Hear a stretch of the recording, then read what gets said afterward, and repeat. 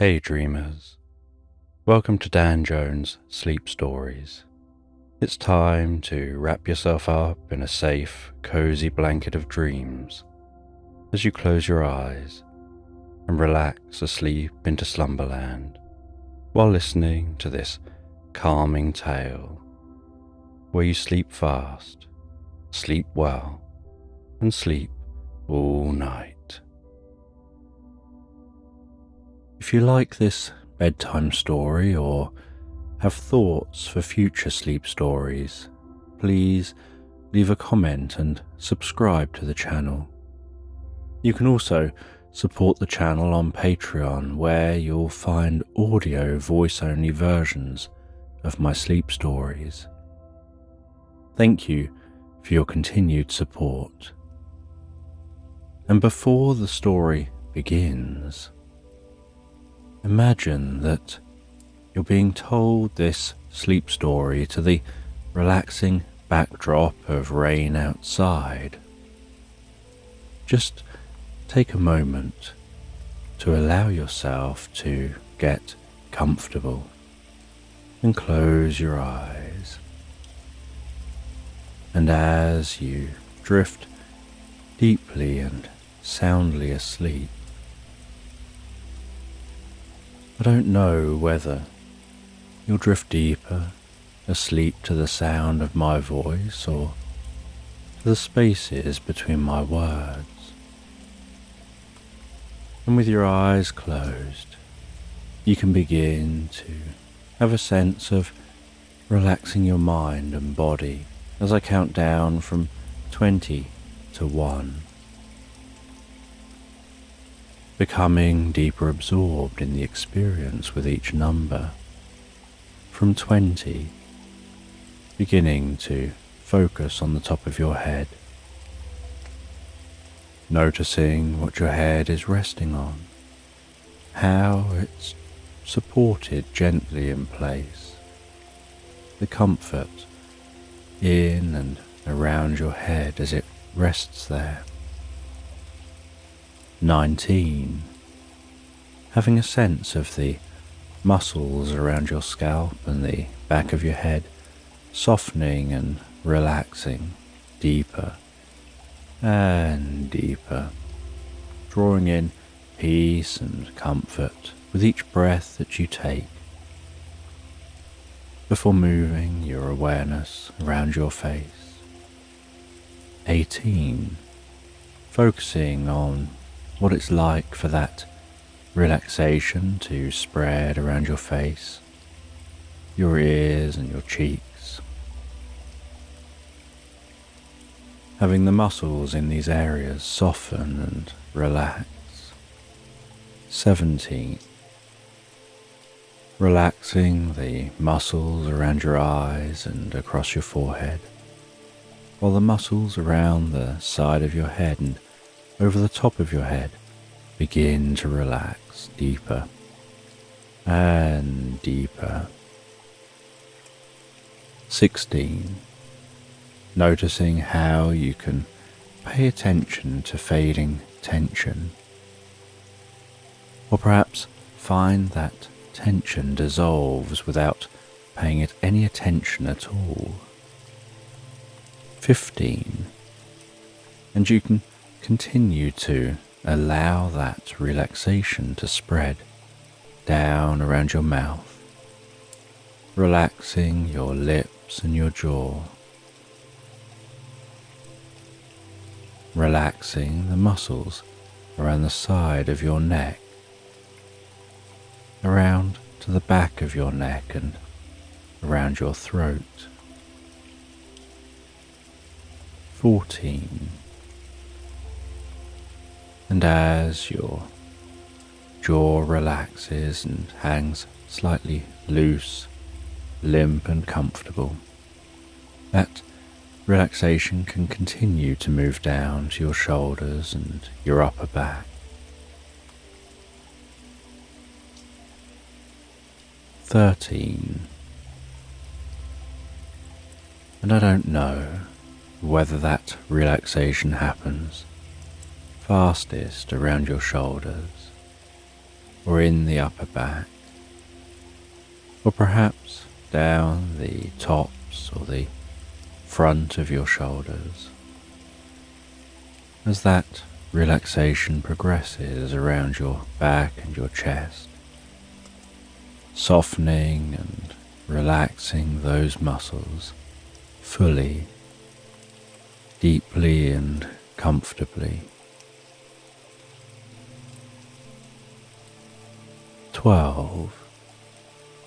And as those muscles soften and relax while you rest there, that relaxation can begin to spread down the arms to the hands, all the way down to the fingertips.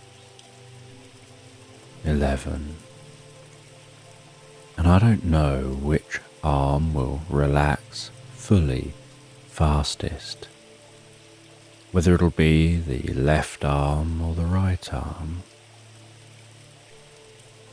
or whether the arms will relax at the same rate and speed as each other. 10.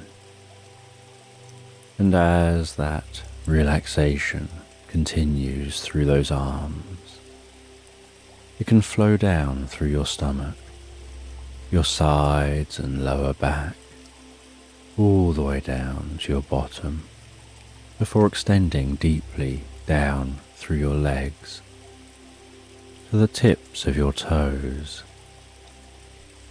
9.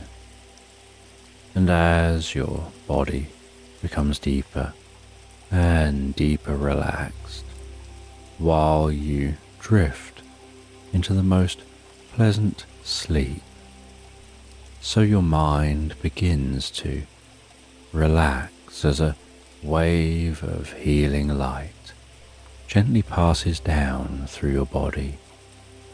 8. You begin to have a sense of that healing light touching your forehead, enveloping your face and head with healing deep relaxation, absorbing comfortably and gently into you with each in-breath that you take. 7. Filling you with peace and calm, spreading that healing, restorative, recuperative light down through your body, calming your mind. 6. Breathing in healing, calm relaxation. And breathing out any stress or tension.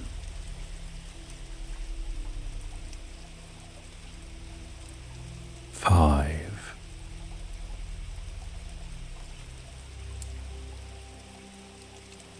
Aware of that healing light passing down your neck, softening and relaxing those muscles, spreading that healing light throughout the neck as it spreads down with the next breath to your shoulders,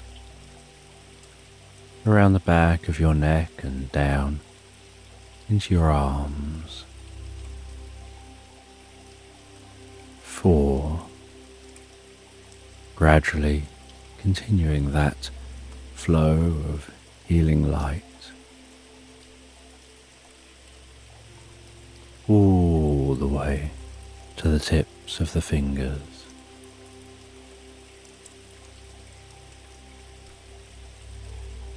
3.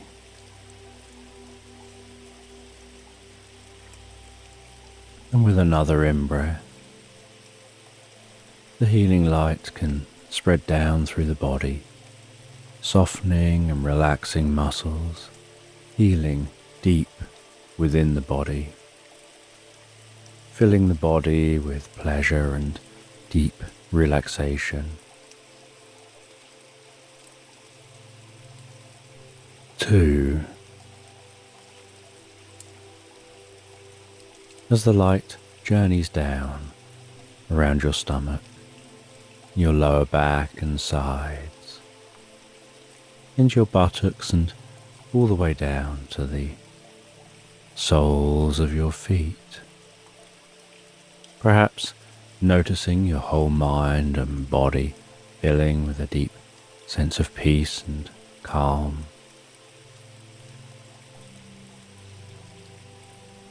1. And as you allow that light to flow with each breath, you can find your mind drifting deeper and deeper asleep as you drift comfortably into this story. And in the land of Winterhold, a place where the air hums with the ancient enchantments and the snow falls so delicately, there's a deep stillness. The world seems to move so slowly here, as if time itself has softened.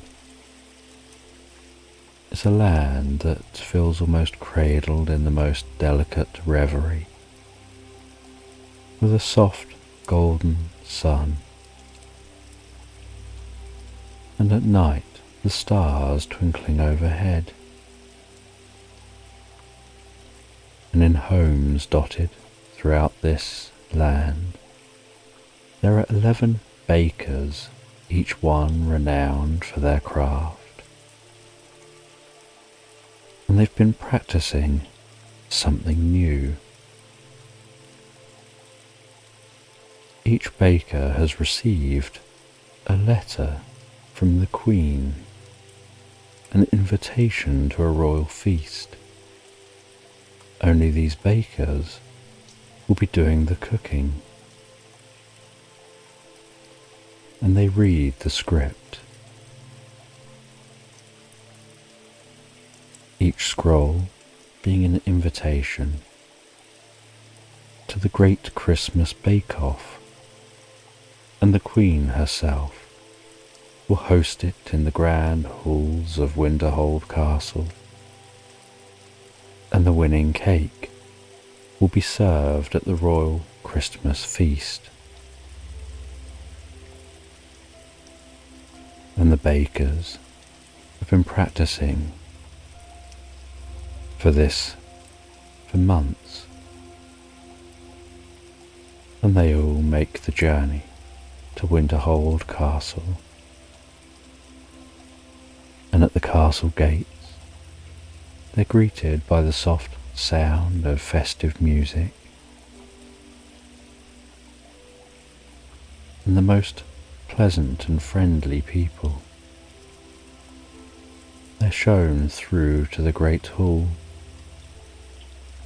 They can smell food already being prepared, spiced cakes, freshly baked bread, different sweets and food. And there's a deep warmth within the castle, a fire crackling in the great hall, decorations up around the walls, lights glowing softly. Each baker is shown to a different room, each offered a chance to rest and sleep, enjoy the night and some time in the castle before tomorrow, engaging in the contest.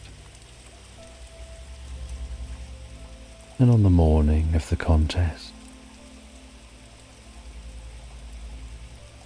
it's snowing outside the castle. The inside was so warm and welcoming. As the first round of the great Christmas bake-off begins, each contestant takes their place at a station, each one meticulously arranging their tools that they need icing bags with glistening tips, bowls of whipped frosting, perfectly crafted gingerbread walls waiting to be adorned. The gingerbread houses stand there like tiny castles themselves, their surfaces smooth and ready for the most intricate designs.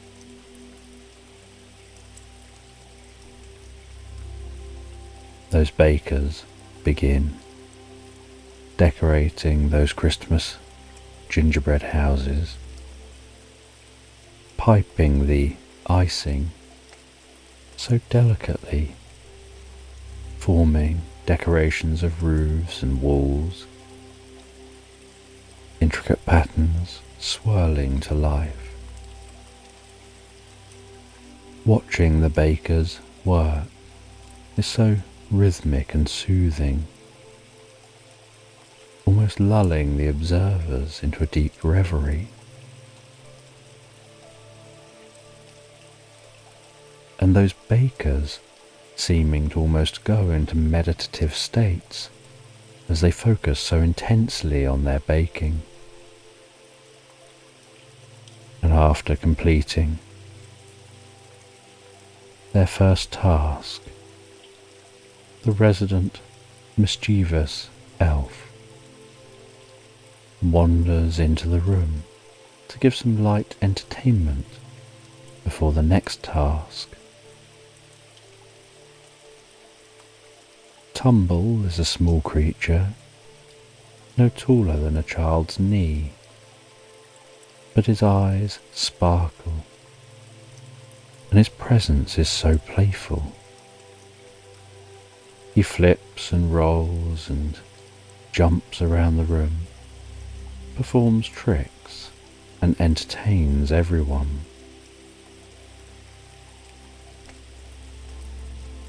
And after being playful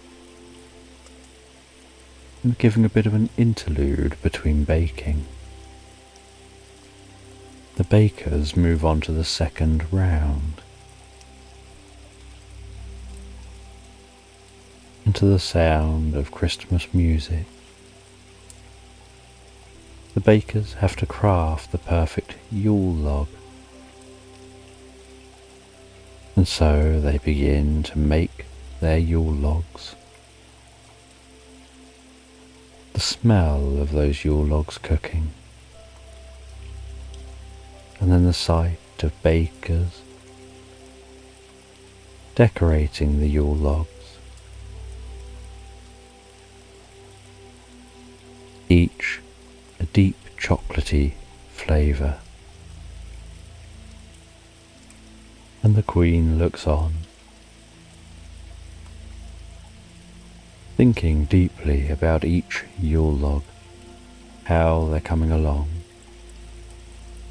which ones she likes, which ones she's not so keen on. And she notes her judgments in her mind before moving on to the final challenge. Each baker has to craft the most grand Christmas cake, and the grandest of the cakes will be served up at the main meal. And so they all begin to mix up the ingredients to form their Christmas cakes. To cook the Christmas cakes, the aroma of cinnamon, nutmeg, and other senses filling the room. The bakers concentrating, doing their work while also having a sense of fun from the experience, and a camaraderie of being here with these other bakers, piping their intricate designs onto their cakes, adding additional decorations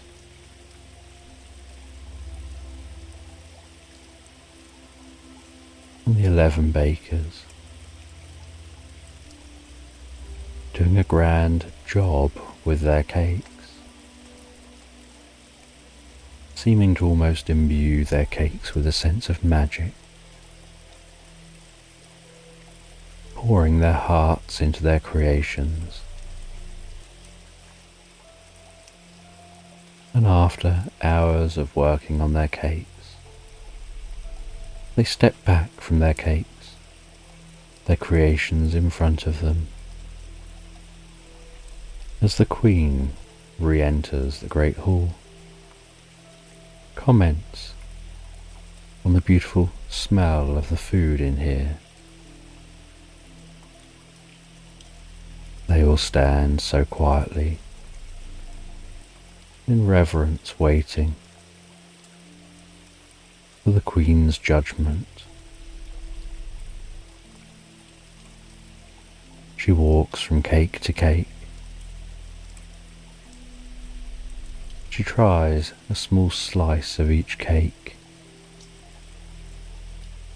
She shows positive responses to each cake, as if enjoying the taste of every one.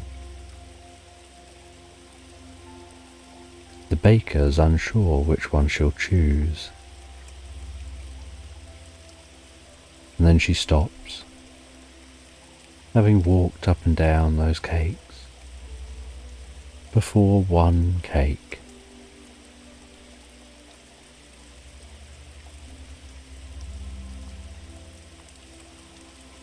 And she says that this cake is the one that best embodies the spirit of Christmas. The humility, the warmth, and the beauty of togetherness. This is the cake that will take centre stage for the feast, and the other cakes will still be eaten. They'll be sliced up and served up and laid around the main cake, and the bakers all get to be congratulated for their hard work, each one given an honorary place at the feast, with the winning baker given a prize position. And they get to go back to their rooms or just wander around and potter around for a while, ready to prepare themselves for the feast later on this evening. And so the bakers head off, wander around the castle, spend some time in their rooms relaxing following their baking, before coming down for the feast. And as they arrive for the feast, so the Queen has made sure the feast is temporarily halted as they're introduced as being the bakers. Before then, having them mix and mingle in the pre-feast gathering, and then taking their seats, enjoying the meal with the other guests, and then the prized baker being called up after the main meal to be presented as being the prized baker, as their cake is shown off before the guests, and the cake is cut and handed out to the guests to have a bit each, and the cakes from the other bakers are shared out as well. And then they continue to mix and mingle with the guests And as the meal ends, the guests continue to sit around, mingling, engaging with each other, having conversation.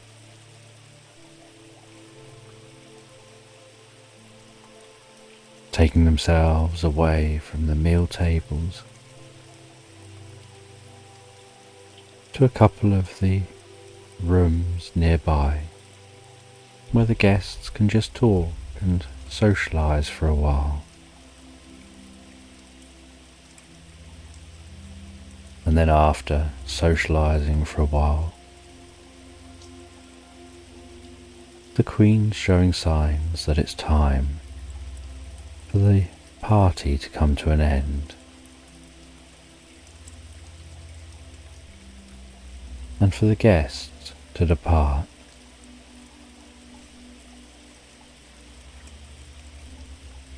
And the guests gradually leave the party.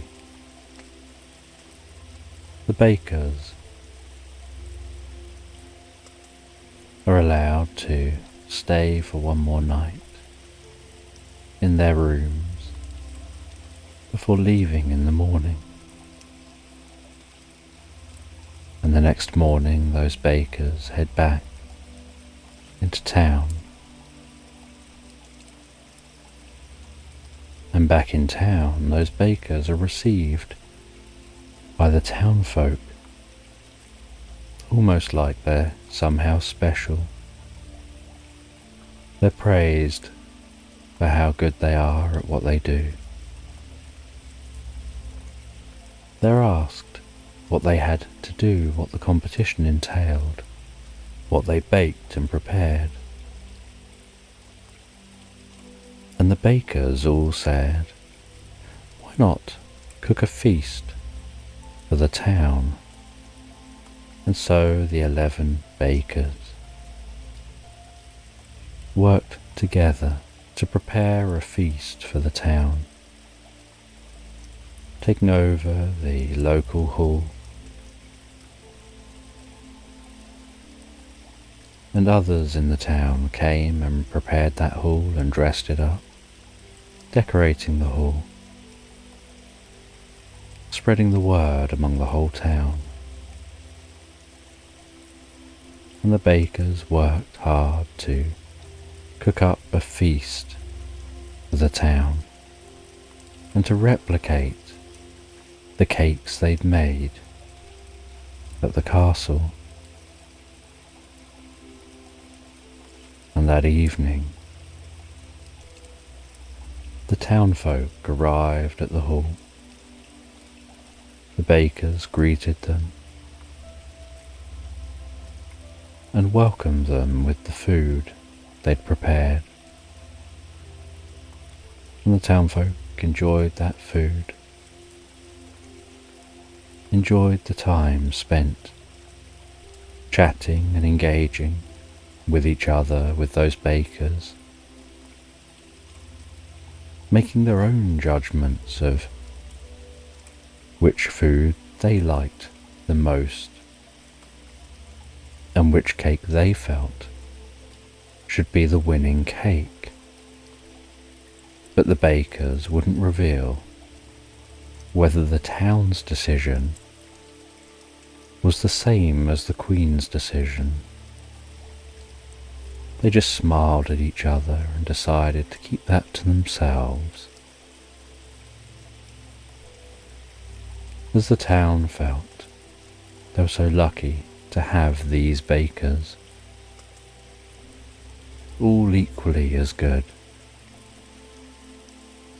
And at the end of the evening, they all worked together to clear away any leftover food. Anyone who wanted it took it away with them. They all said good night to each other, wished each other season's greetings before heading home to bed. Settling down in bed drifting and floating so peacefully, so comfortably into Slumberland. And in this bedtime story, the first light of dawn is spilling gently across the sky, stretching over the vast, frosted expanse of a kingdom. And inside a palace, the ancient stone walls are bathed in the softest gold, each sunbeam seeming to almost trickle through windows dusted with frost. And the air is quiet.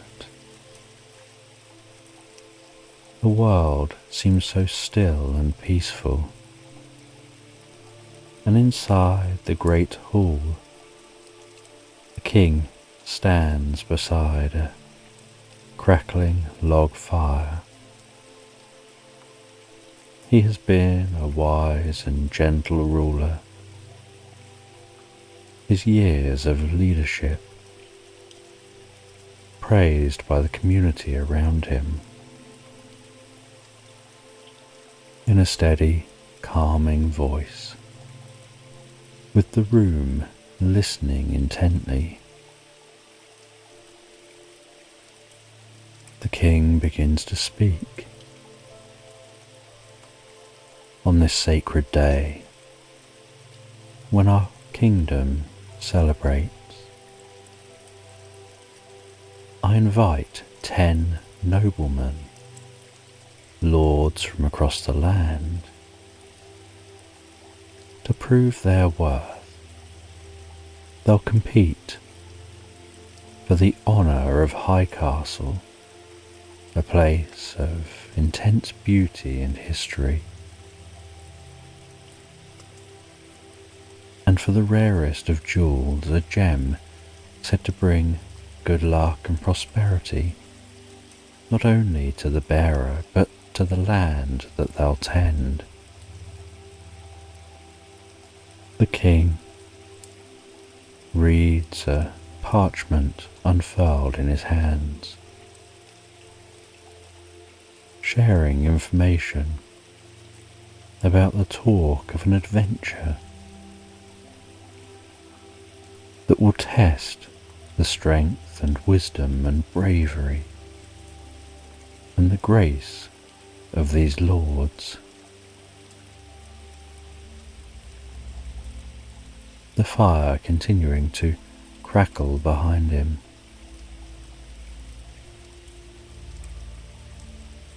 The 10 lords set out on their journey, riding through the landscape, blanketed in the most beautiful, serene winter wonderland. Snow lying thick and soft on the ground, dulling the sounds. Horses moving steadily through that snow, the sounds of their hooves muffled with just the gentle crack of the snow underfoot. The landscape is almost like a dreamscape, looking surreal, devoid of all colour. And as the lords ride, the sun rises. The light is golden and calming, and each lord rides at a calm and steady pace, following paths winding through valleys over hills, travelling towards High Castle, and the sound of flowing water can be heard in the distance. The trees become more dense.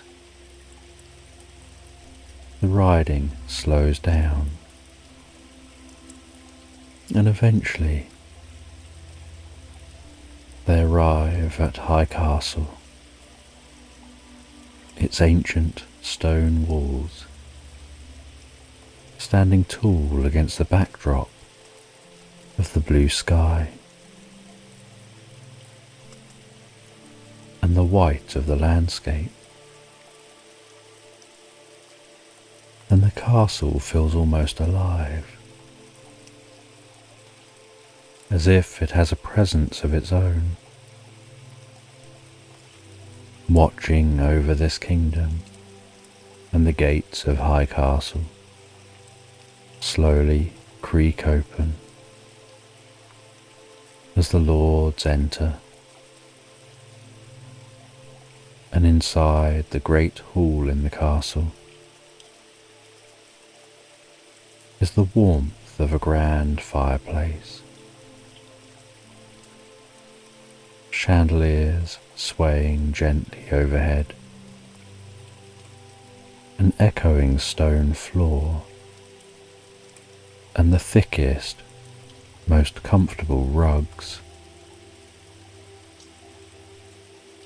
And the lords are told they need to rest in their chambers before the trials begin tomorrow.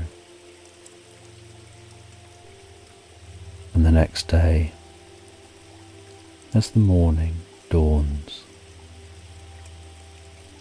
and the air is crisp, the lords gather in the courtyard, and before them is a series of narrow bridges suspended over slow-moving river, and the water below is so calm, so relaxing. And one by one, the lords step forward, and the lords prepare to leap. And the first lord leaps onto the bridge.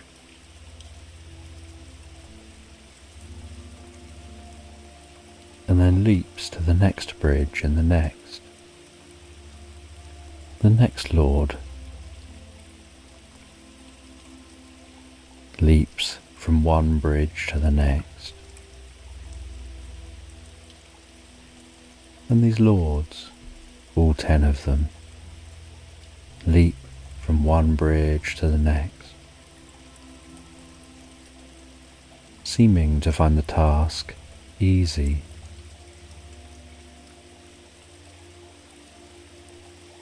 And once they've completed this first task, they're told what the next task will be. In the centre of the courtyard, heavy stone weights rest upon the snow-covered ground.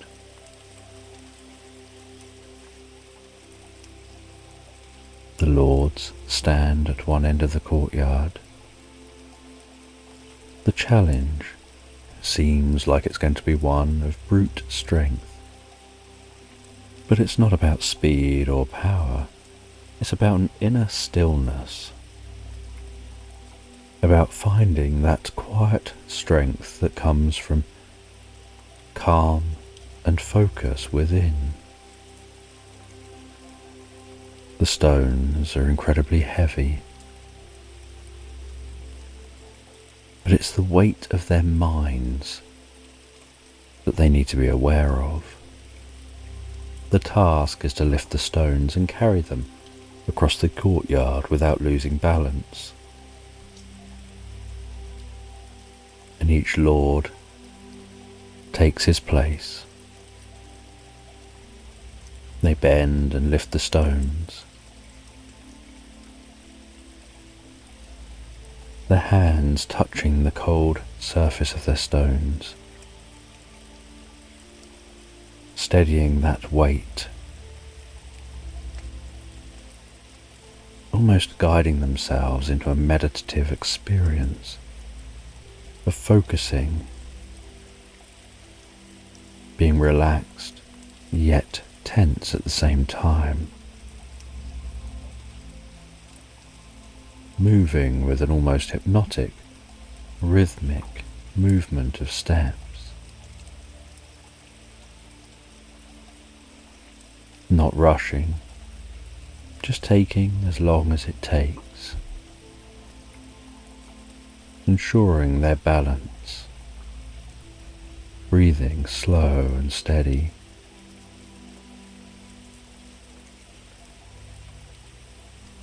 And as each lord reaches the far end of the courtyard and places their stone down with a soft thud,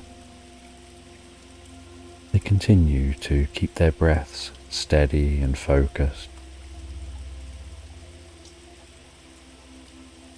standing strong and calm.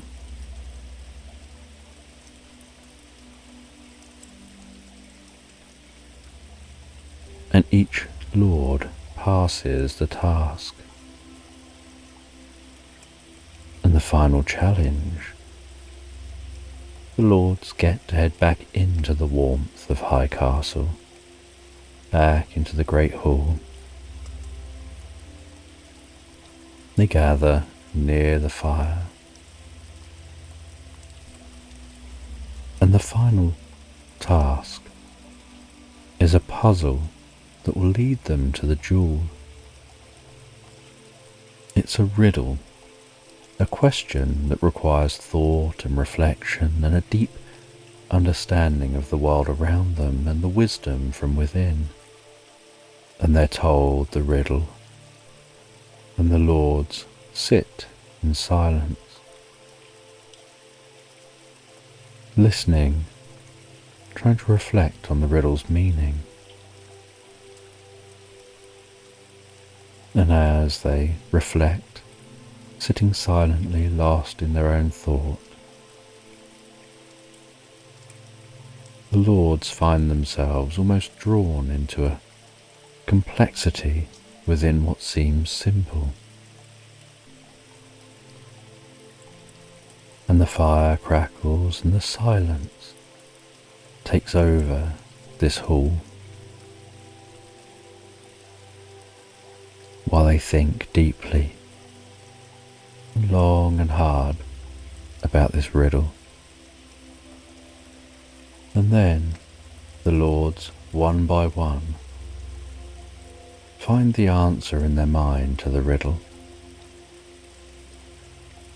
understanding how it relates to the jewel. And because all of the lords have passed all of the tests, they're given a challenge of a great leap. Each lord has to jump a gorge, and so one by one they stand before that gorge, and they have to overcome something within themselves before making that jump. And each lord, one by one, is given the opportunity to make the jump, but only one of them decides to go for the jump and successfully lands on the other side. And none of them are told how the others did. And so none of them know whether anyone else jumped. And as the day comes to an end, the lords are gathered in the great hall of High Castle, and the king has now arrived, and he holds the jewel in his hand. And he says that this jewel is more than a prize. It's something that will help you look after this land. It'll help you to help the people you serve in this land.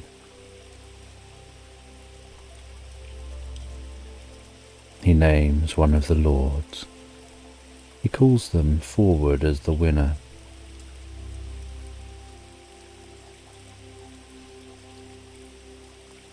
He places the jewel in the winner's hand. The winner can feel the warmth of that jewel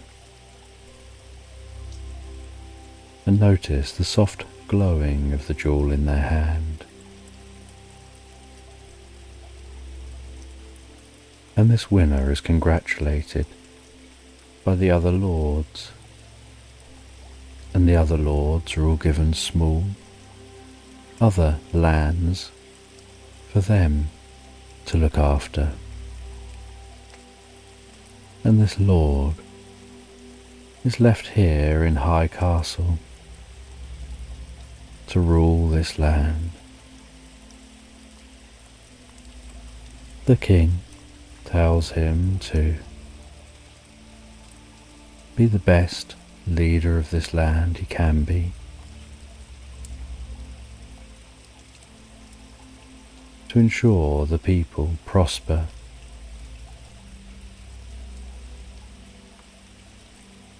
and that the kingdom thrives, before leaving this place and heading back to his castle.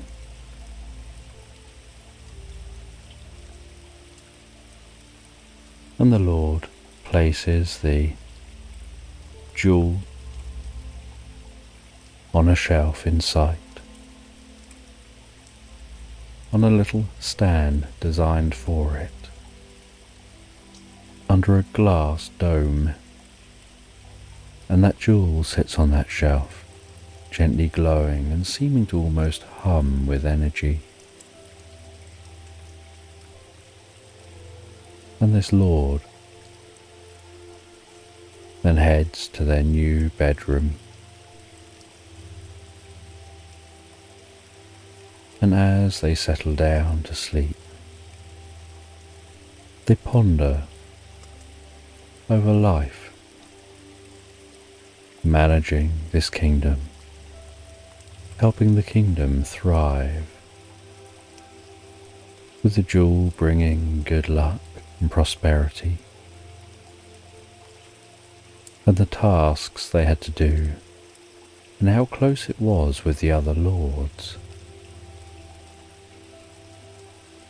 before gradually settling down and drifting and floating so peacefully, so relaxed asleep, into Slumberland. And this is a story about Rachel, and she's in a cafe, humming quietly with life. There's gentle flickering candle lights within this cafe, and the world outside the cafe is cold and still, and she can watch that world through the large cafe windows. But inside the cafe is warm and comforting, with the gentle murmur of voices, the soft clinking of cutlery and crockery, and hissing of brewing coffee, with that aroma of the coffee filling the cafe.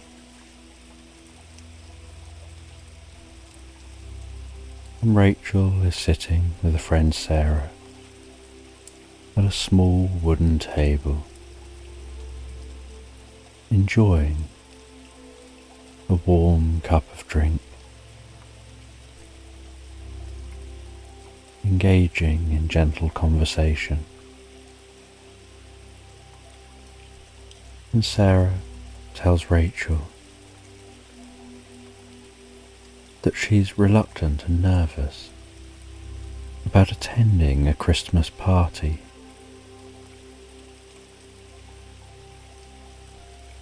She says that it's just too much for her to handle. She's too nervous mixing and mingling with the others that will be there.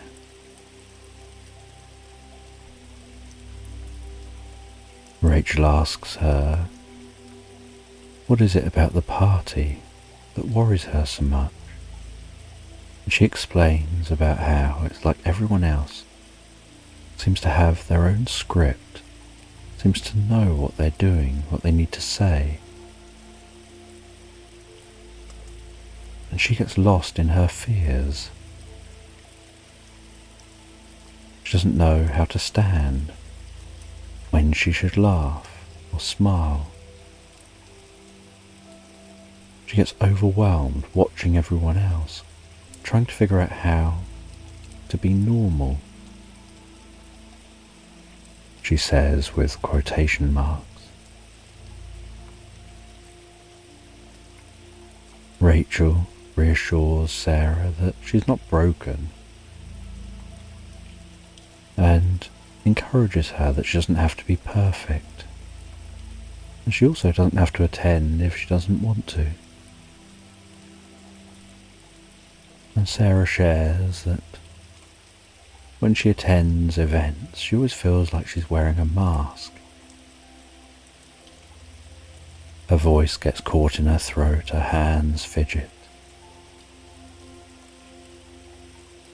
She feels like everyone's going to see through that mask and know that she's just faking it.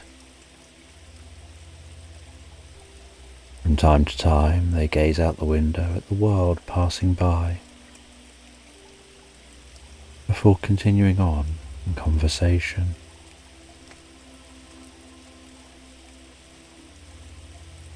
And the cafe encourages a deep sense of relaxation. As they continue talking, and Sarah shares she just wishes she didn't feel like this. She wishes that she could be just like everyone else, so confident and carefree. Everyone else seems to find it so easy. Rachel shares that perhaps everyone else isn't as confident as they seem. It could be that everyone stood around, sharing a mask, worrying that everyone's going to see through their mask.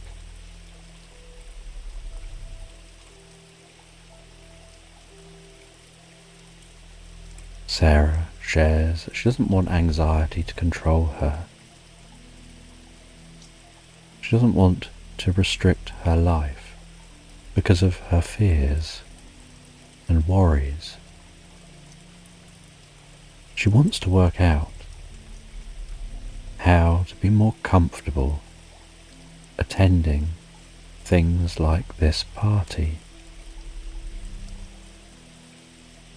And Rachel shares that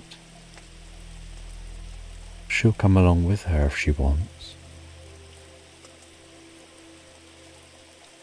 They can do this together. And then there's someone there who she can turn to and engage with and use for an excuse if she needs to leave or just wants to engage in conversation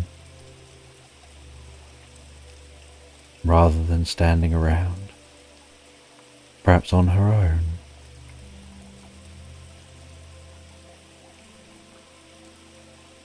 After enjoying their drinks, they wrap up warm and head out of the cafe, walking together steadily through the town outside, heading down to a nearby park,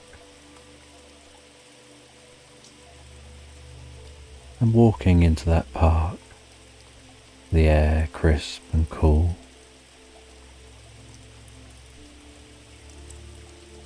Leaves crunching underfoot.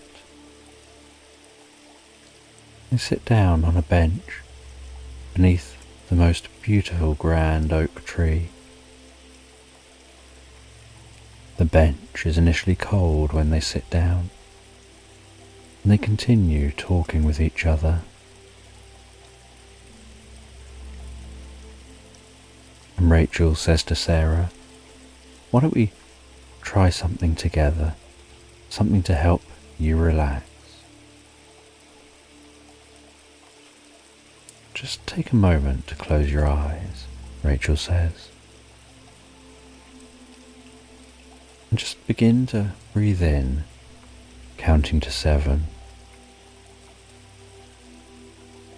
That's it.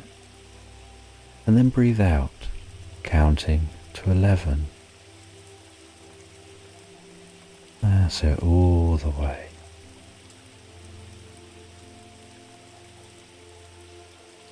And with your eyes closed, you can listen to me as you keep breathing in, counting to 7, and breathing out, counting to 11. And notice how, as you breathe in and out in that way, the muscles in your body begin to relax, your mind begins to relax. And while you continue to relax deeply and comfortably into this experience, noticing the way that the air flows into your nostrils and out through your mouth, the temperature of that air, the ebb and flow of the air.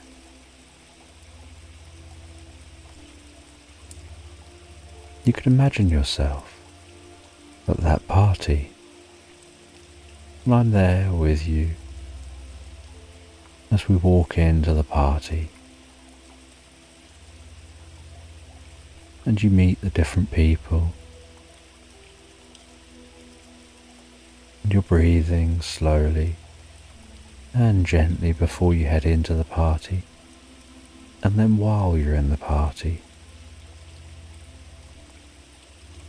keeping your mind slow and calm, hearing the gentle hum of conversations around you, continuing to breathe in this calm way, your body relaxing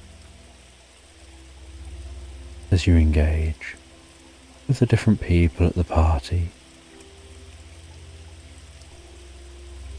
Before getting to the end of the party, still breathing in this way, saying your goodbyes and heading home.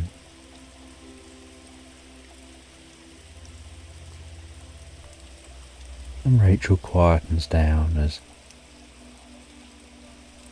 Sarah's aware of the distant sound of the park around her, the rustling leaves, the birds in the trees.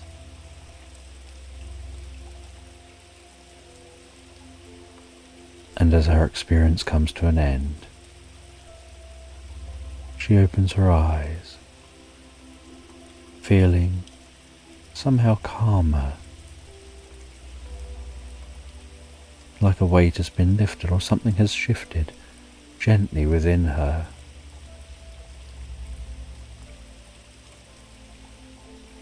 And the two of them stand up and continue walking. Walking along side by side, seeming to match each other's steps. And a few days later, they meet up again. Only this time, Rachel has agreed to help Sarah to learn a few conversation skills. She says, you know, people love to talk about themselves.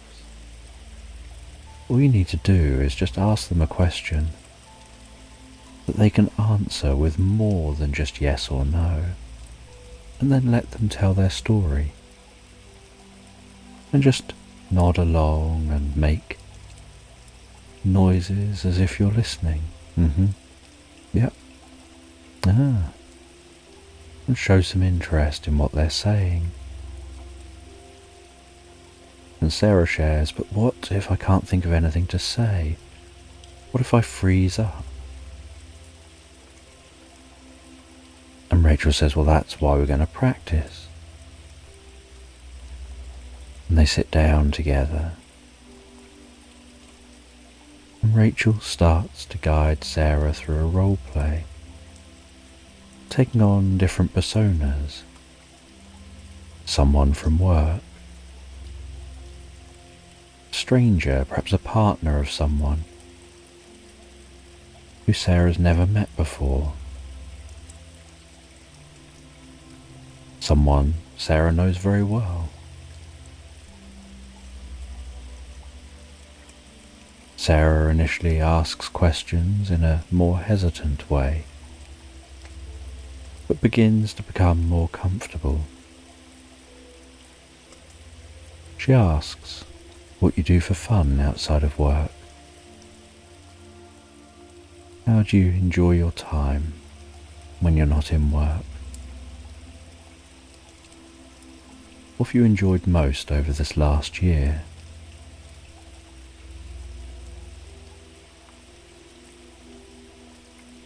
And the more she practices, the easier she finds it to come up with different questions she can ask. And Rachel shares that sometimes someone just won't engage that much, and that's okay. And just say it was great to meet them and say goodbye and move on.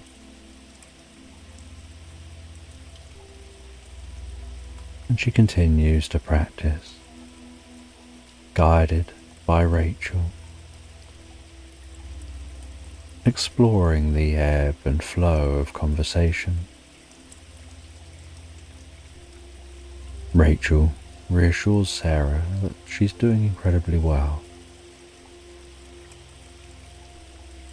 and that you don't have to be perfect. The most important thing is that you are you. And after a while, they head off again and head home.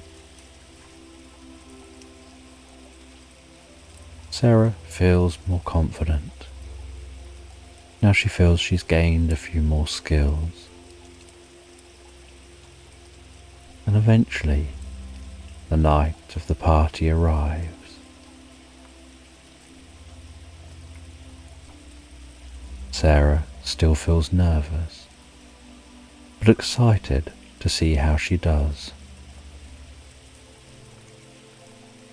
Rachel meets Sarah and they head off for the party together. They stand outside the venue,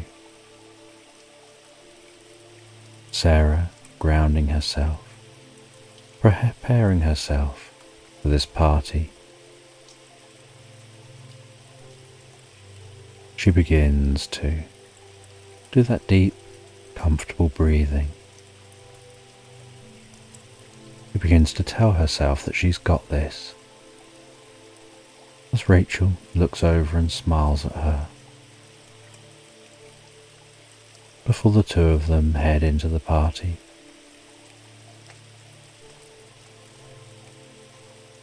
Smelling the scent of the food in here, the drinks, the sound of music,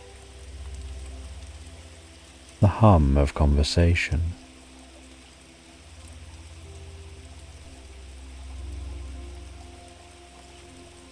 Sarah focusing even deeper on her breathing.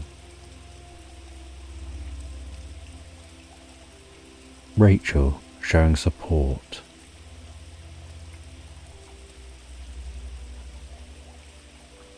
They head over and grabbed some drinks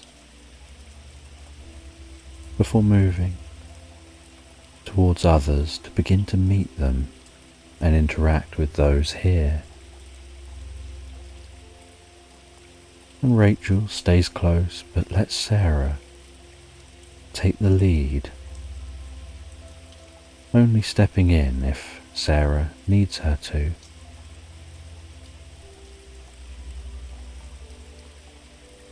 And with a flutter of hesitation, a slight nervousness she might get something wrong. Sarah asks the first person an open-ended question, and seemingly effortlessly, conversation begins to flow without it being forced.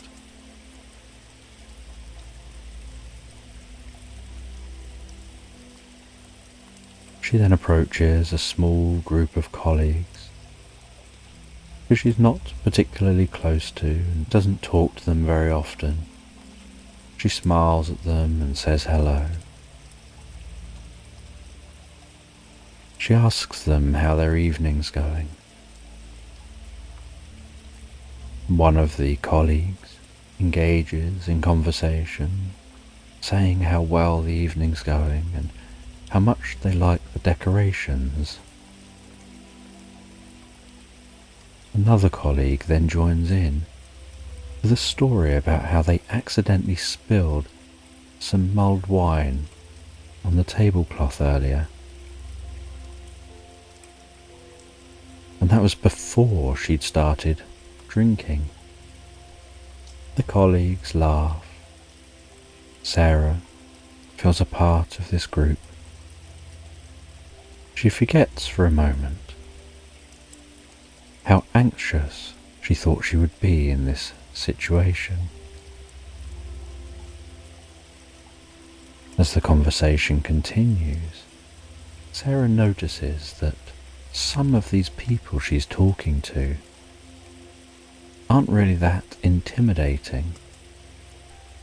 Some seem to laugh and fidget and stumble over words and make errors, just the same as she does. Some seem to be as nervous as she is. She'd just never really been calm enough in her mind to see that, to see the experiences of others. She was always focused on her own experience and her own nerves.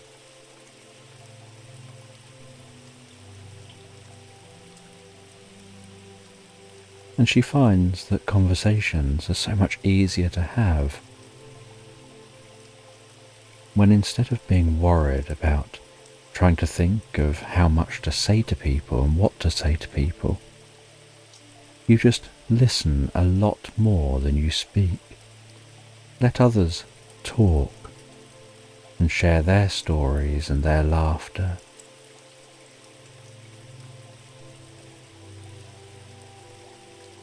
And as the music continues to play through the room,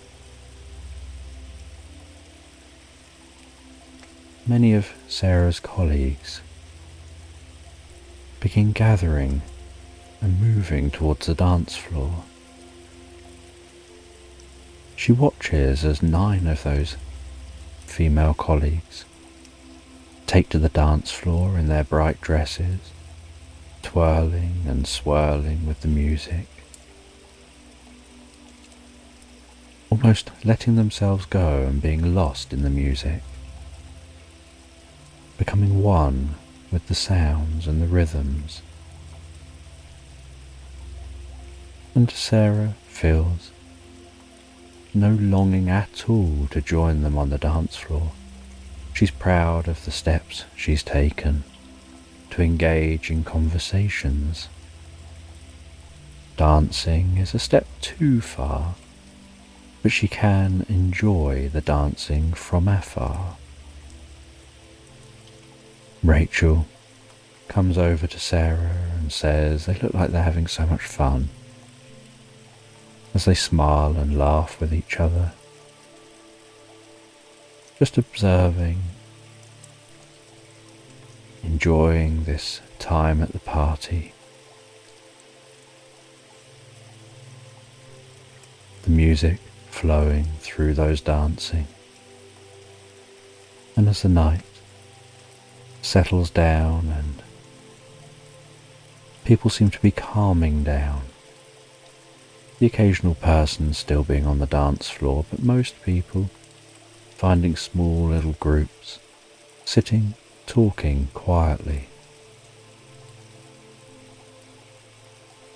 It's evident that the party has been a success, that Sarah has been a success,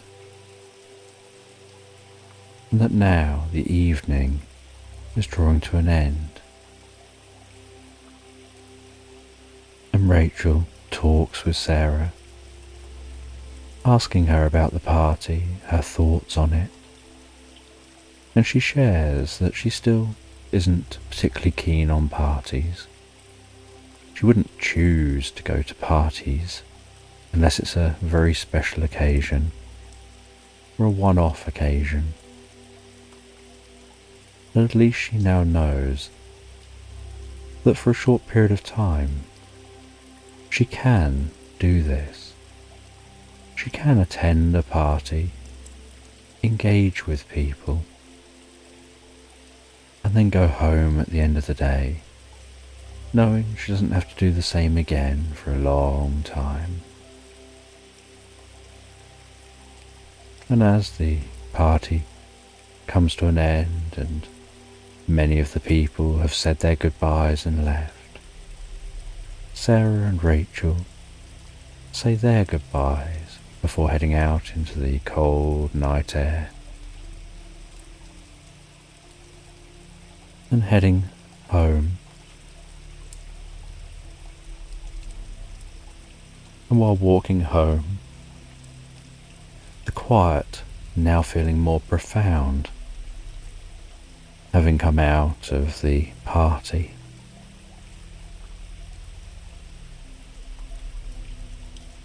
Rachel shares how proud she is of Sarah. Sarah shares how proud she is of herself. They reach Sarah's front door, stand together for a while talking in the cold, sharp air, say good night to each other.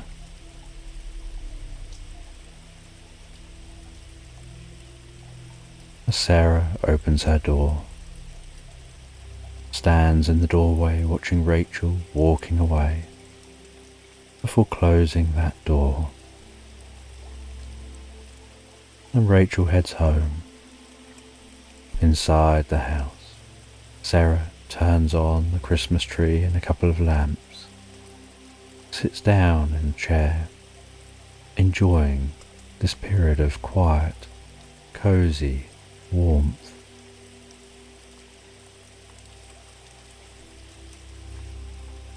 She rests there for a little while before going and changing into pyjamas, grabbing herself a cup of hot chocolate. She receives a message from Rachel to say she's home safely. She responds, thanking her for tonight, before sitting there relaxing, drinking that hot chocolate, feeling the warmth of that hot chocolate spread through her body, sinking deeper and more profoundly into relaxation, and then heading up to bed, enjoying the feeling of resting beneath the covers and relaxing deeply and soundly asleep into Slumberland. And the night is still, and it's the winter solstice, and the stars seem to be hanging so delicately in the sky, and there is frost clinging gently to the branches of trees, to leaves, to blades of grass. The cold air hangs so heavily and peaceful in the night sky. There's a stillness to this environment, And in the heart of this stillness is a lantern, but it's no ordinary lantern. This lantern was created with starlight. The lantern flickers with that starlight, almost like evoking a lullaby within. And this lantern rises from the ground, almost as if carried on an invisible current of air.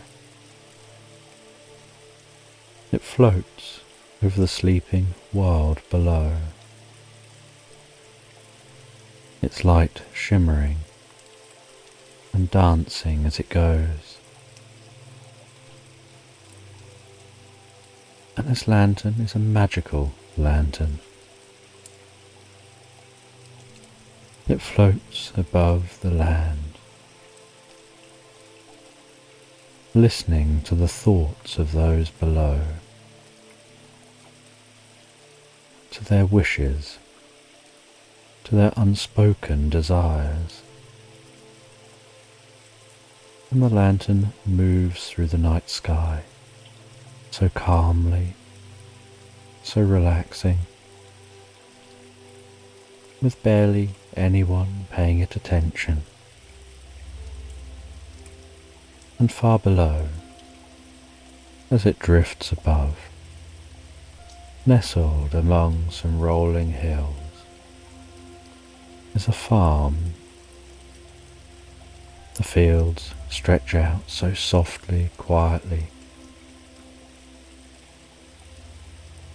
The sounds of cows breathing, and the sight of 8 maids milking. And among those maids is a young woman, and her hands are moving automatically as her mind drifts far away. And while lost in her thoughts, occasionally gazing up at the sky, she has a wish. She isn't speaking. And it's only a few days to Christmas. And every year, she finds herself here, tending to the cows, while her family gathers without her. And she has just one simple wish: to spend Christmas with her family, to have just a single day where she can laugh and share in the warmth of the gathering, rather than working out here on the farm. And as that lantern continues to drift by silently,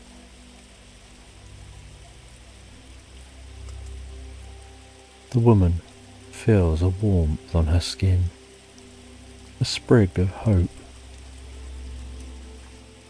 a light enveloping her. She feels that there's something different now, but is unsure what. And that lantern continues to pass over, continuing to gather up more wishes. It floats so effortlessly through the night sky, listening to the whispers of people's minds. Below, noticing children running across snow-covered streets, boots crunching with each step, cheeks flushed from the cold, eyes shining with happiness. Snowballs flying through the air, exploding in powdery clouds as they strike their targets.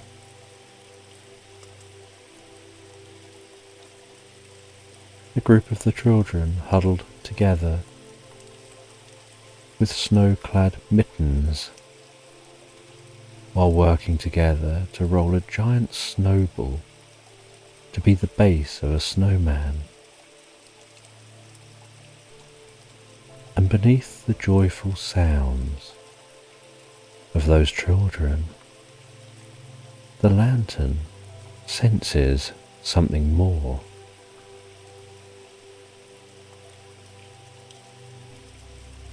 One of the boys, with a crooked hat and a scarf trailing behind him, is lost in thought, gazing at the sky. The other children around him, playing, laughing, conversing, all talking of Christmas and presents and stockings, of sweets and biscuits.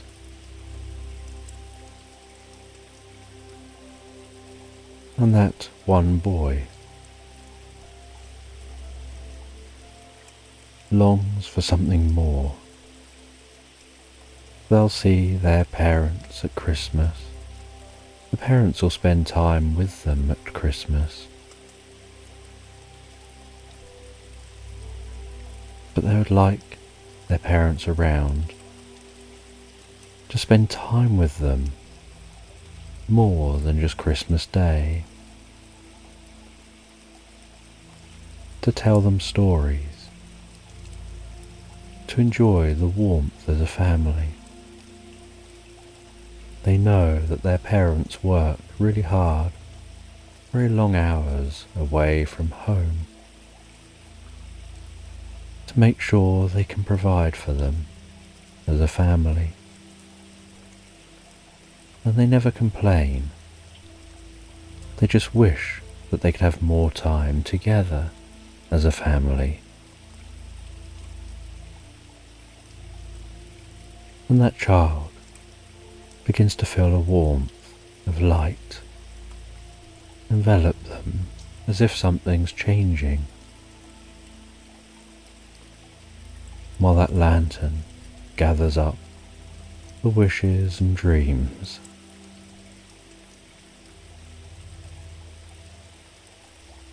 It continues its journey, heading away from a village, heading deeper into the night. The sounds of the children laughing and playing, drifting into the background, and beyond the village, where the cottages grow sparse and the land stretches out into the most pleasant undulating fields, there's a small solitary cottage nestled gently at the edge of some woodland, its roof covered in a blanket of snow, a stream of smoke lazily curling from the chimney. The cottage feels so still, as if time itself has slowed to match the steady crackling of logs burning on the fire within the main room of that cottage. And there's an elderly woman sitting by that fire in her old chair, that chair creaking softly as she rests back, her hands folded over her lap, her eyes tired, but almost mesmerized by the dancing fire. the way it flickers, the shadows and light.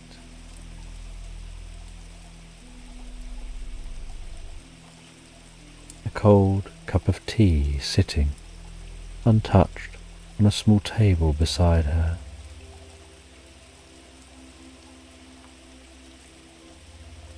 The lamp detects a peacefulness here, but it's a silence of absence, of loneliness. The lamp is drawn in by that quiet longing, lingering gently in the air.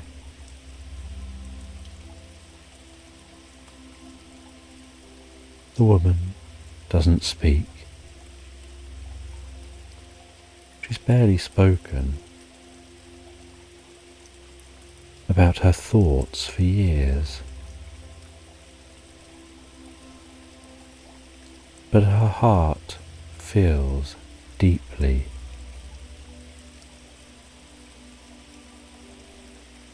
She longs for company, for someone to share quiet nights with, someone to sit by the fire with, to fill the silence with stories, with laughter, with the comfort of the presence of others.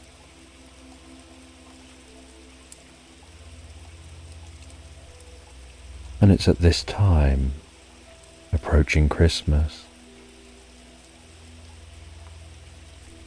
where she's really reminded of her longings.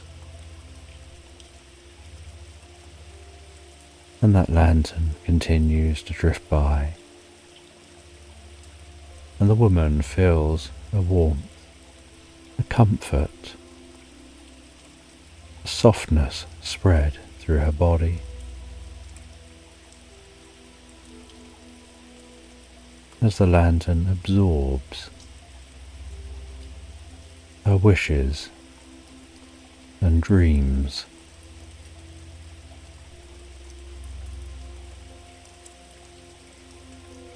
And continues its journey, heading deeper and deeper into the expanse of the countryside.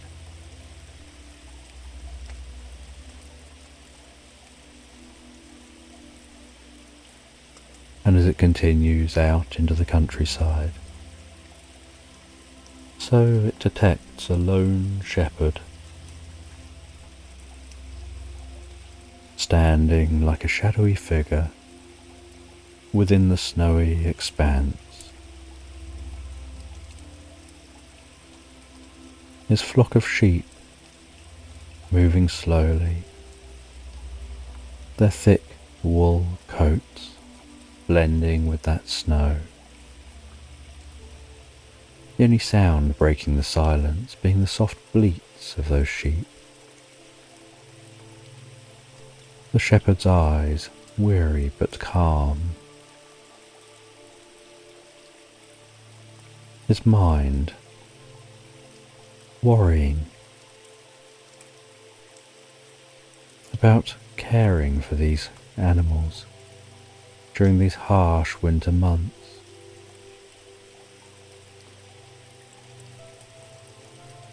The lantern passing overhead,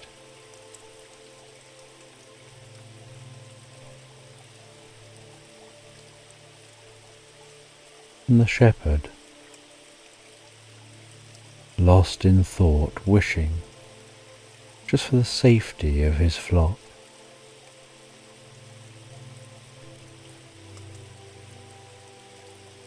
As that lantern continues passing by, absorbing wishes and dreams,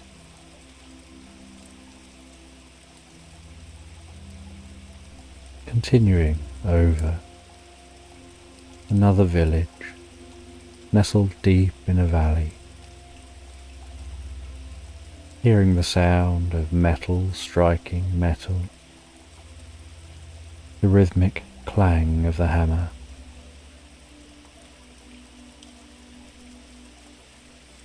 inside a small forge,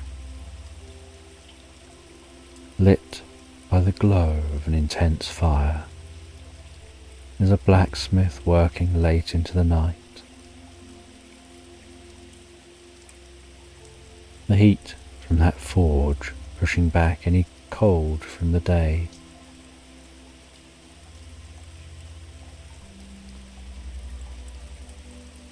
And this blacksmith is a man of deep strength and skill, an expert at crafting tools and weapons.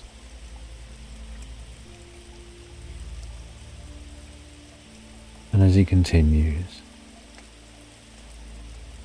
to work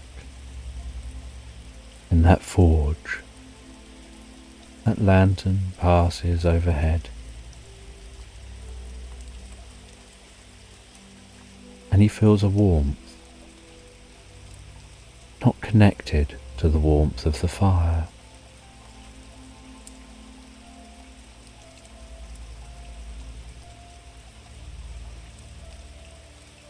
And this blacksmith wishes deep within his heart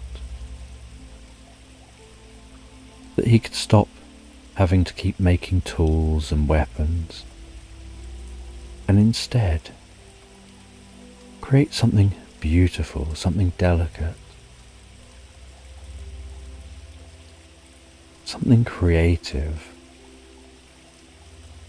something that shares a part of himself, that will perhaps live on long after he does.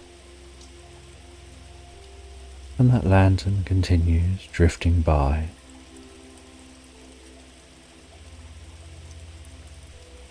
and that lantern drifts deeper and deeper through the night before heading over to some ancient woodland. And it lowers down into that woodland, begins to pass through the tall trees, its light reflecting off the trunks of those trees, the leaves overhead, the rustling branches.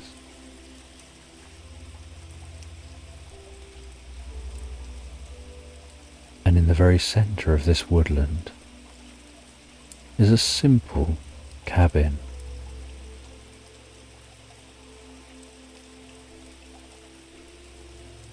The lantern hovers at the cabin.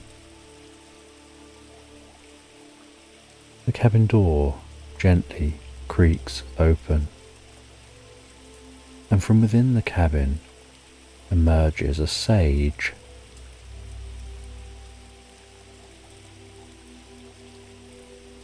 And this old man with silver hair and long flowing robes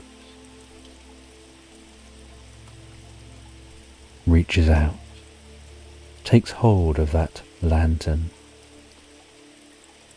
takes it into the cabin.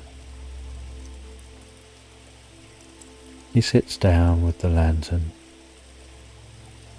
closes his eyes, holding that lantern, feeling the warmth of the light passing from the lantern down both his hands, deep within his body.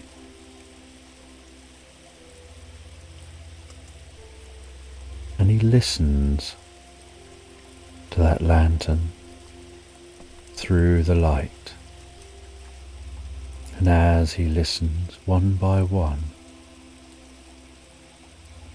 he receives the wishes from within the lantern, each one like a soft melody playing in his mind. He sees the wish of the maid's desire to spend Christmas with her family. Such a simple and heartfelt wish.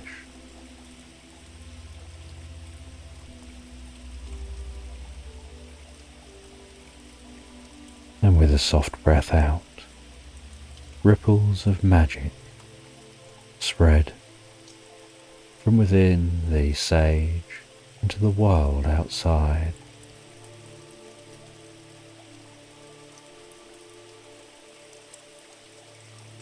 and far away on that farm, a neighbouring family wakes up with a sudden urge to help, to offer assistance, to offer to take over her chores for that day, to give the farmer's daughter a chance to spend Christmas with her family. He perceives the wish of the child, longing for more time with their parents, and time together with family. But the parents, worrying about having to work long hours to provide for their family, and with an out-breath, magic spreads out around the land, and the parents' bosses awaken with a thought of giving a slight raise and offering for the parents to work fewer hours while still earning enough to provide for their families, allowing the parents to spend more time with their children. And the sage picks up on the wishes of the elderly lady, relaxing by her fire,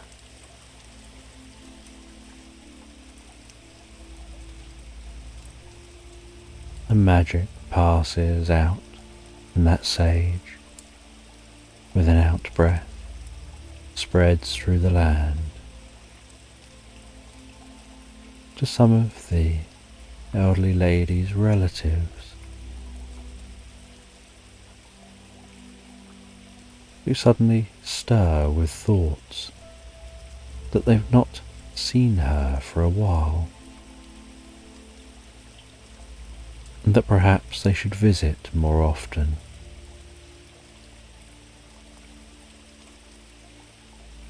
And spend time together. And then the sage picks up on the wishes of the blacksmith and spreads magic out with an out-breath to a nearby manor where a husband awakens with this thought of an idea,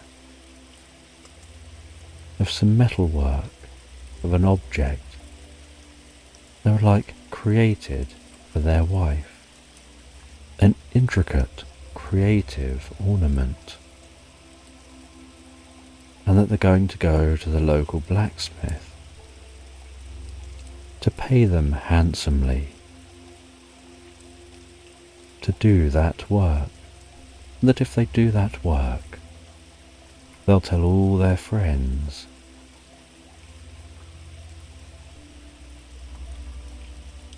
And they'll show their friends, and their wife will show their friends.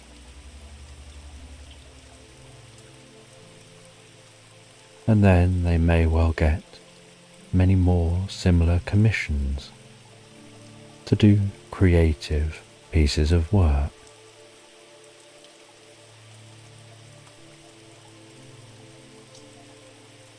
And the sage rests back, having gone through helping to grant the wishes of those around them. And they let go and release the lantern, which drifts back off towards the door.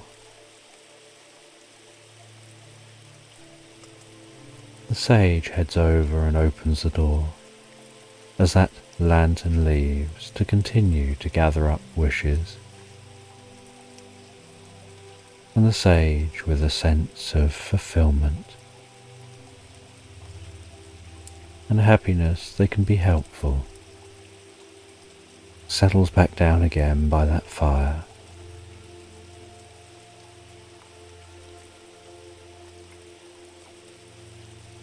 The maid, enjoying time with her family. The child, enjoying having their parents around more.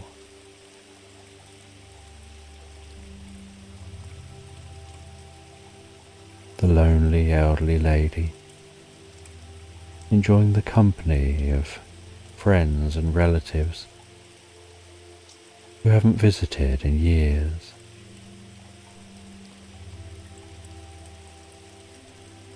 The blacksmith, enjoying crafting new items,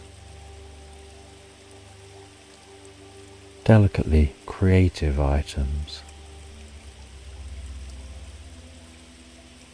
And as days pass on, so the lantern continues through the year, observing, listening, preparing to gather up dreams and wishes to be granted by the sage in the future.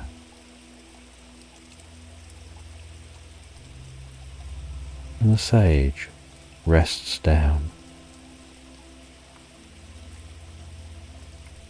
and as the fire burns down to embers in the sage's cabin, the sage heads to bed, settles down so comfortable and calmly,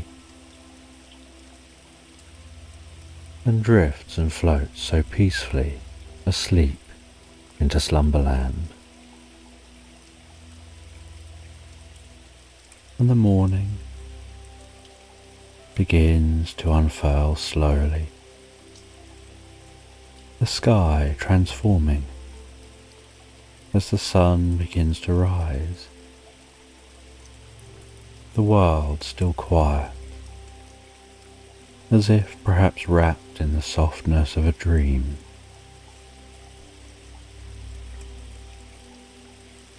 The only movement is the serene glide of two adult swans across a river,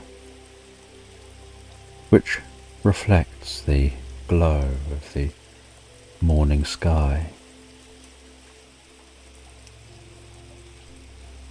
Their long necks curve with such grace, so gentle, each movement sending the laziest ripples across the still water. And behind those two adult swans are 5 small cygnets following along, their fluffy grey forms bobbing delicately on the water's surface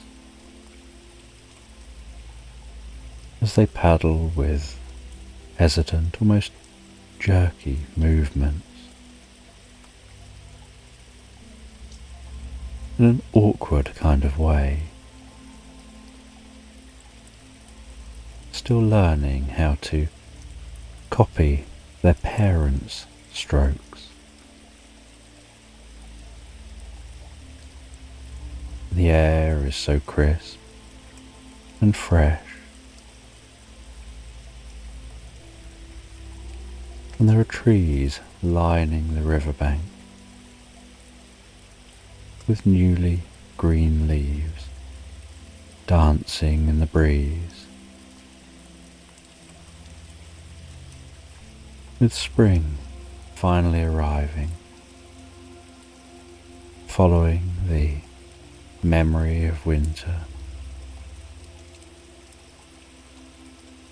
with daisies and buttercups and wildflowers spread through the meadow around the river. And the scent of those flowers, the sight of those flowers, the movement of the grasses as the wind gently tickles the surface of the land. And as the sun continues to climb higher into the sky, the swans continue swimming. And as those swans swim, so the sounds of nature envelop them. The rustling leaves of trees, the hum of bees, the soft lapping of water. Eventually, as those cygnets continue to grow up, summer arrives, warming the water, filling the landscape with the most beautiful light, and life stretched everywhere.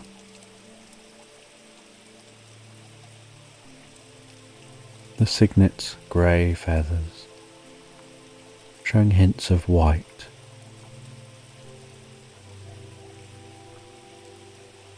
as they change towards the swans they'll soon become. Bees busily visiting different wildflowers, birds darting between trees,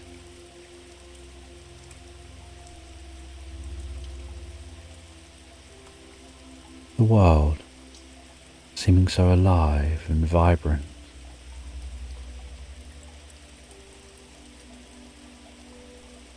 Each day stretching so long, feeling almost like a day will last forever.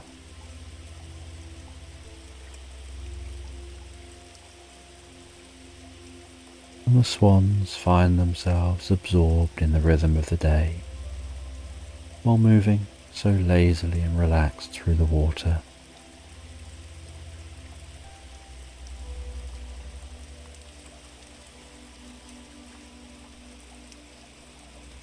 Finding that water so refreshing under the summer sun.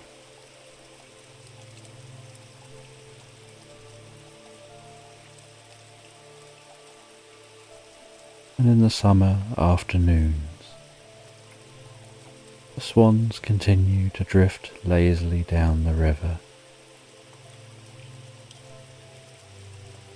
enjoying the tall grasses, the soft breeze,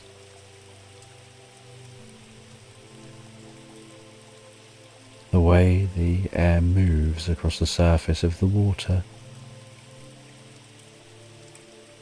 And while swimming by the bank of the river, their feathers brush against the grasses,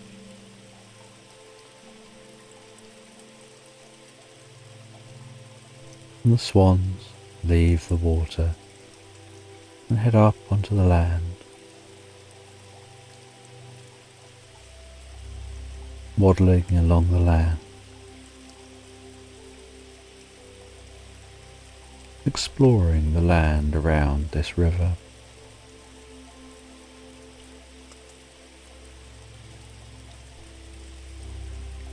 And taking some time to rest on the side of the river, almost drifting pleasantly into dreams.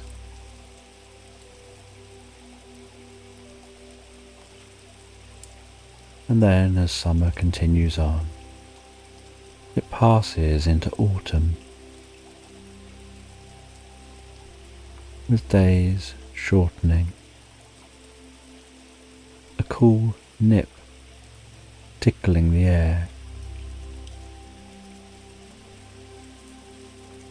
leaves darkening and browning, and turning more rustly as they hang in the trees, before finding their way from the branches to the ground, the water cooling, the days shortening.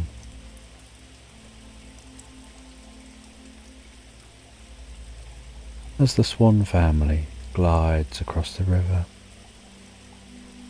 with deliberate, delicate movements.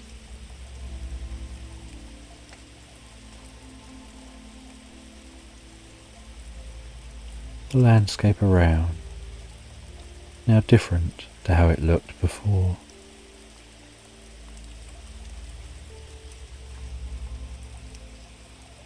Leaves surrounding the riverbank that crunch underfoot.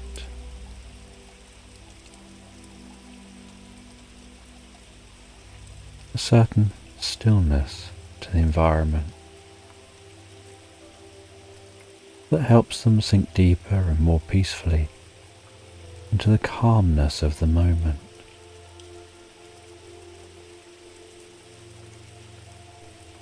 The air becoming more crisp.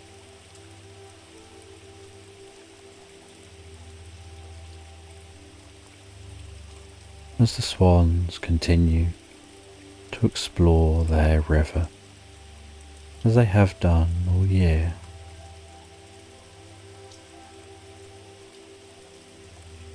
Aware of how, as they glide along the river, the landscape has changed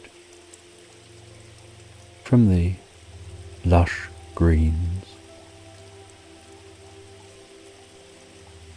to the golden colours and the browns that inhabit the landscape now. From the long, warm days to the cool softness of the current days. And there's something they find magical about journeying downstream, about noticing the way the world around them shifts and changes with time.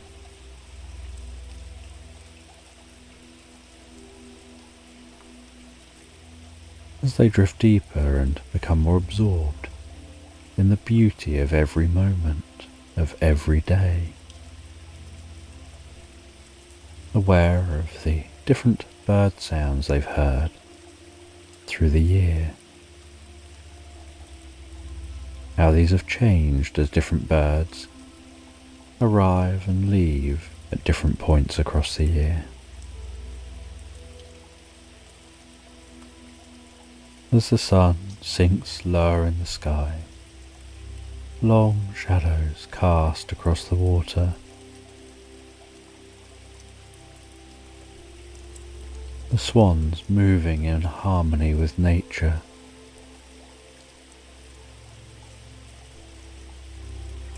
Drifting deeper and deeper into the quiet of the environment. As autumn transitions softly to winter,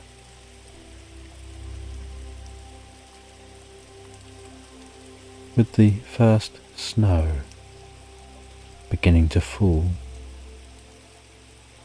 so gracefully and delicately, with soft wisps of snowflakes gliding down to the ground. Each flake suspended in a spiral of time,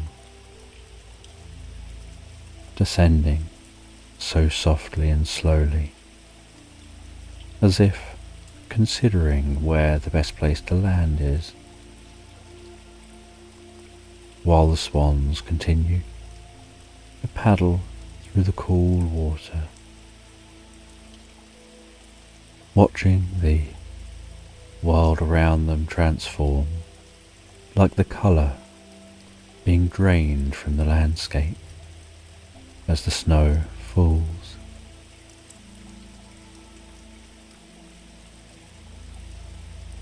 Each snowflake like a tiny star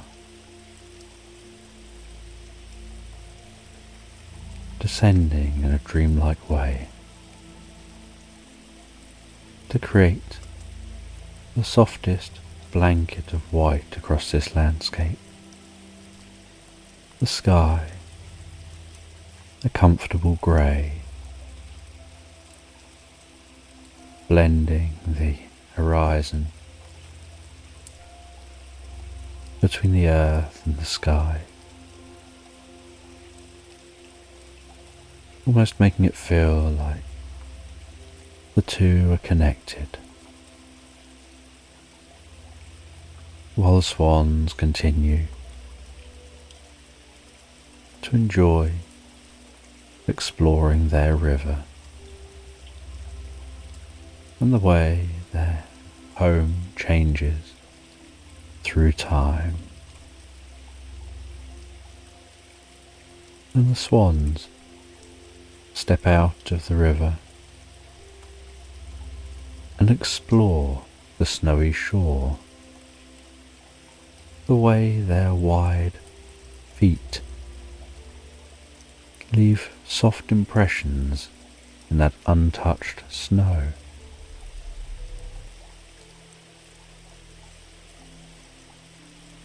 Their steps not sinking in quite as deep as they imagined they would.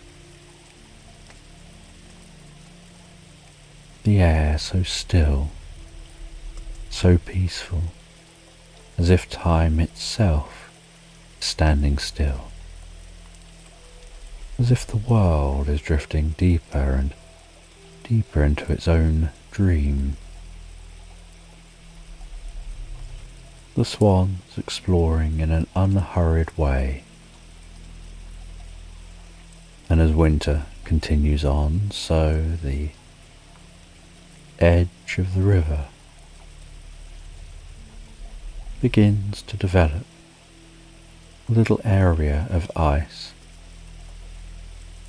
and the swans are large enough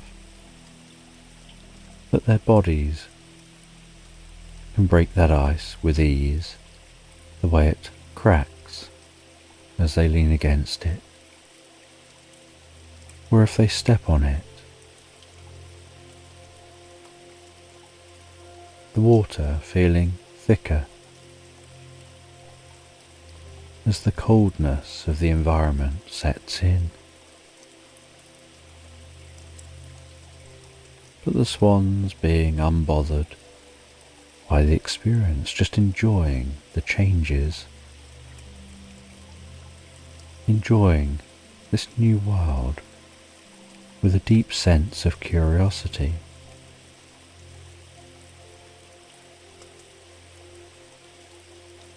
And as night unfolds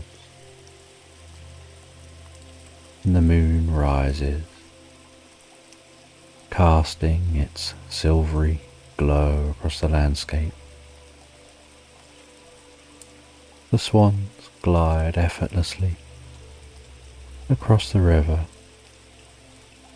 each stroke continuing to send gentle ripples out across this river to the shore.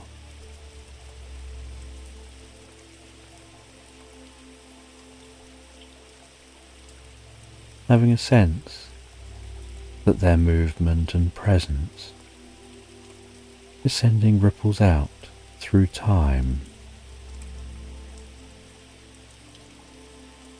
and they glide through the water with such harmony and ease, feeling a sense of peace and tranquility and stillness around them. And then the swans find the perfect place to settle down. They leave the river, find that sheltered spot, tuck themselves in, tuck their heads under their wing,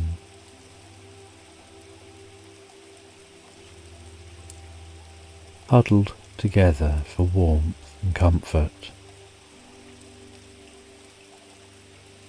before closing their eyes, considering how the next stage is another spring, and they'll all probably go their separate ways and find new families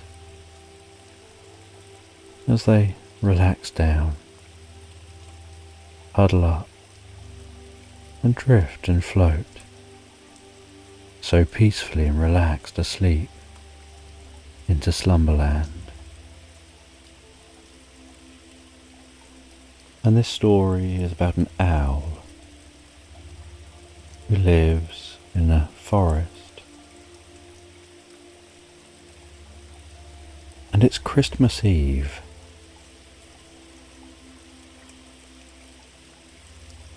And there's a layer of snow glistening under the fading twilight. And the sky is a deep, beautiful blue.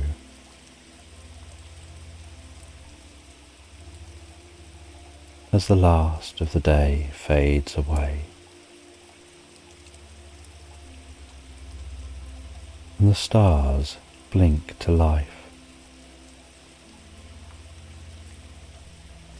and high in the branches of an ancient oak tree sits an owl, silent and motionless,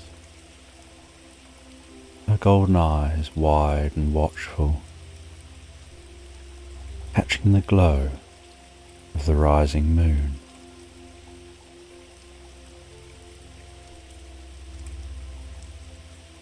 And the owl surveys the sleeping world beneath her, the air so crisp and sharp,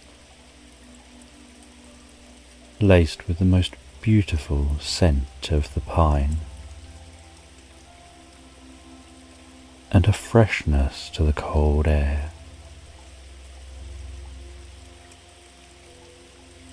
And as the occasional breeze catches the trees, so some of the snow gently floats to the ground, like dusting settling lazily through the air. And the owl blends so well with the bark of the tree,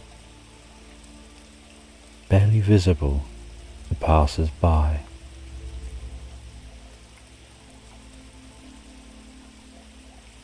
And the landscape looks so gentle and calm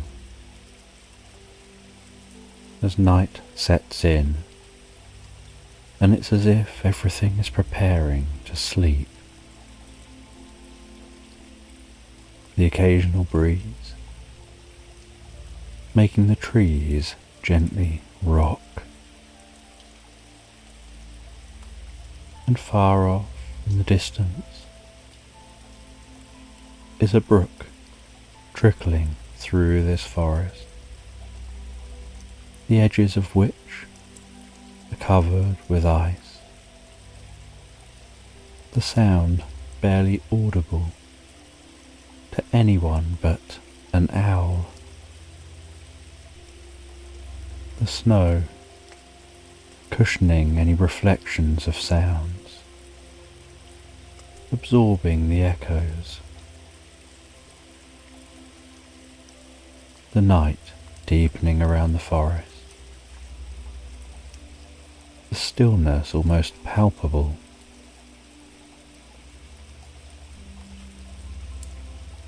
A deep sense of peace and calm. The occasional distant sound of birds as they settle into the trees for the night, and other sounds of other creatures, and some sounds of creatures waking for the night.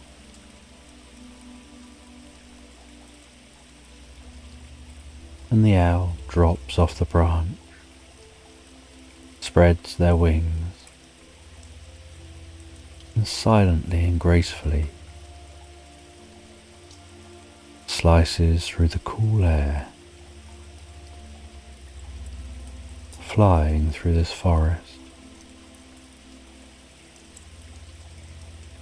looking down upon the landscape. The silvery light of the moon, reflecting like diamonds across the snow. Shadows under the trees dancing, and the very slight occasional breeze. The landscape giving a serene beauty. The owl flying so effortlessly, barely moving their wings. As she flies, she sees a den with a fox coming out of that den, and she can sense that there are other foxes still wrapped up warm and comfy within the den.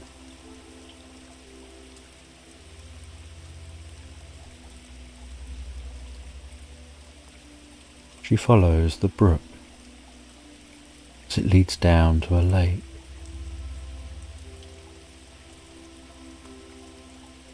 And as she flies over the lake, its stillness makes it reflect almost like a mirror.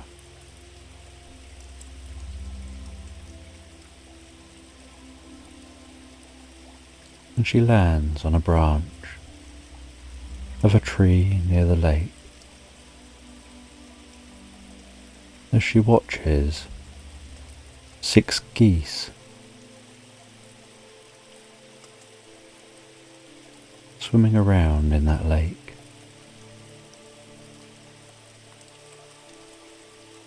And then she notices those geese leaving the lake, heading to their nests. And she watches on with intrigue, curious about what's happening with those geese. And then she sees that there are other animals heading over towards those geese. The badger, the fox she saw earlier, a deer, a squirrel. These various animals from within the forest are all heading to those geese. And then they stand around the geese. And as she watches on, and those geese are resting there on those nests, and the owl notices that each one is laying an egg. And the circle of animals seem to have bought different items from throughout the forest, moss and twigs, to help pad out each nest, to help support those newly laid eggs in surviving through the winter.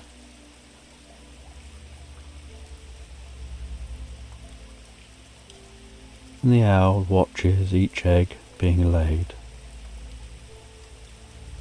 and those 6 geese lay those eggs, and rest on those eggs, keeping them warm, looking after those eggs until they're ready to hatch. And as the days pass on,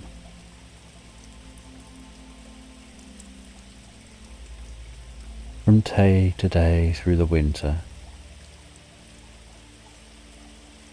so those geese remain on those eggs, and the animals of the forest come and go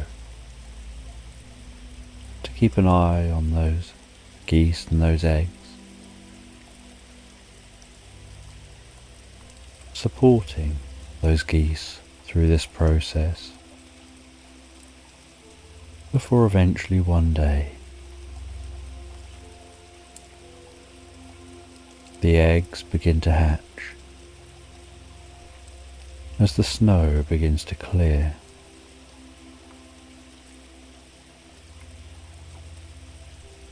And once all of the eggs have hatched, so the owl can see all those geese on that lake, the animals watching on, praising this new life in the forest. And after a night of relaxing and watching the goings on of these geese, the owl settles down and drifts and floats so peacefully, so relaxed asleep into Slumberland. And Vera steps outside, the cold air tickling her cheeks, a scarf pulled snugly around her neck.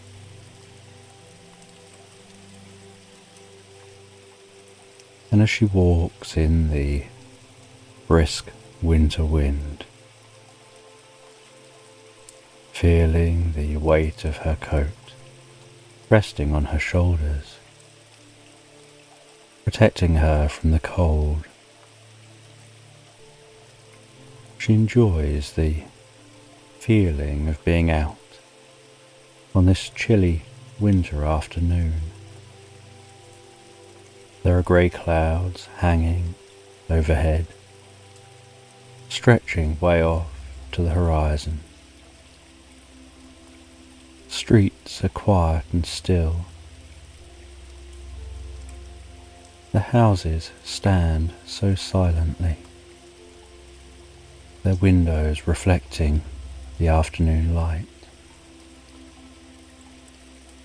And smoke rises from the various chimneys,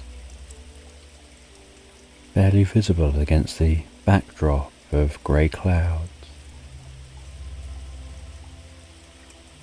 And Vera inhales deeply and comfortably, feeling the sensation of the cold air. As she breathes that in, it passes in through her nose, down into her body, and then breathes out, a cloud of air warmer than the surrounding air.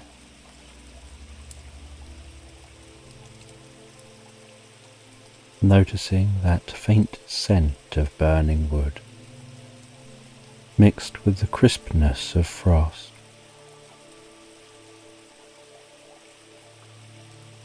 As the smell from the various fires within the houses mingles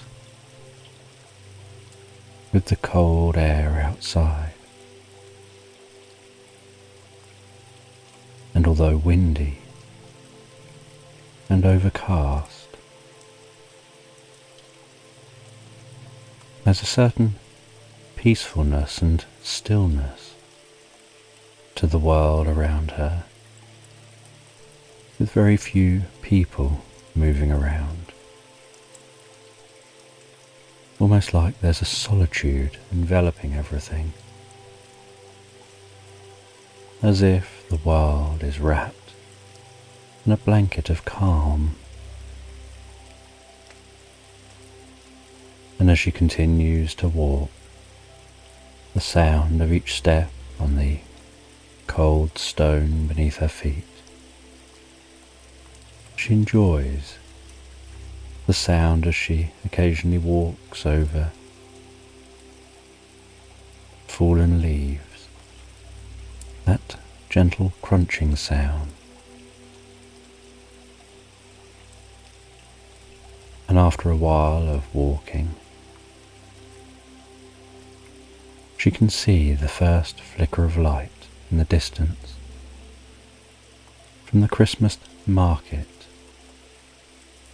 down in the town, and she enjoys each year coming along to this Christmas market. The various stalls, the soft glow of fairy lights strung between those stalls, the decorations, the music, giving the town such a cosy, calming feel. And Vera feels that this sight just brings her such joy. And there's a bit more warmth here in the market. The chestnuts roasting, with some outdoor seating spaces, with fires for warmth. And she begins to explore the market, to the backdrop of the murmur of the voices around her, the sounds of the different traders trying to get customers' attention. Some of the stalls have lanterns hanging delicately within them, creating flickering shadows, dancing around the inside of marquees and small tents, and across the cobblestoned path. And as she walks, she passes a stall containing cakes, smells that scent of the different cakes, the spiced wintry cakes. Another stall with mulled wine. Continuing walking, she can smell the scent of cinnamon, orange zest, and other sweet smells. And while walking around this market, she hears singing and sees a small choir singing familiar carols.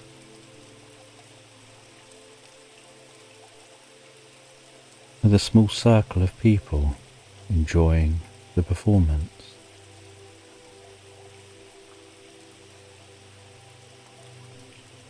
And Vera always enjoys the way that the market transforms the dullness of winter into something so beautiful, with the soft glow of the lights, the way everyone seems so friendly and happy to see each other, and the joy of the festive decorations. And she continues looking around these stalls,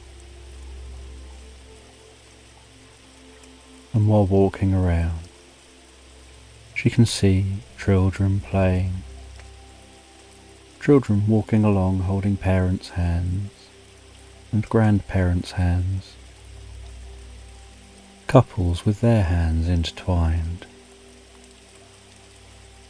and some wrapping each other up into their arms for warmth as they explore the market, pointing at different items, making purchases, admiring the different stalls.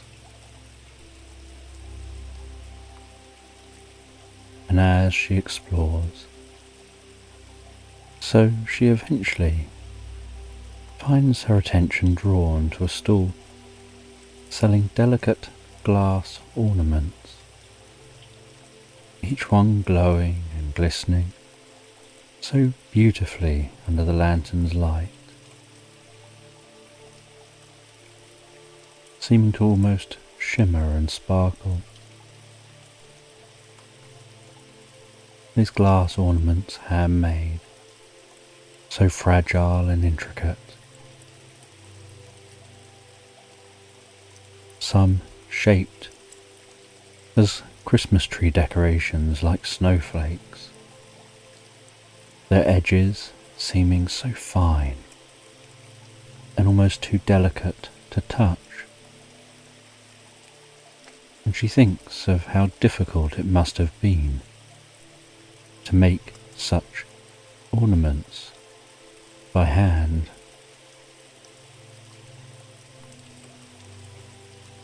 And while exploring, now with a bag with a well wrapped up glass ornament within it, she can smell the scent of pine needles and the other scents around her as she approaches the centre of the market, where there's a tall Christmas tree wrapped in decorations and baubles and Christmas lights, gently pulsing and changing. And people stood around taking photographs of this Christmas tree, and others doing their best to walk around those who are taking photographs. And the scene seems so magical, so calming, as the light continues to dim around her, as the afternoon draws on and the sky is still overcast, and so she can't actually see the sun passing across the sky, but she can notice that the light around her is dimming. And Vera heads over to a small cafe tucked delicately between two stools. She sits on the cold wooden bench at a wooden table as she's served a cup of tea and a cake.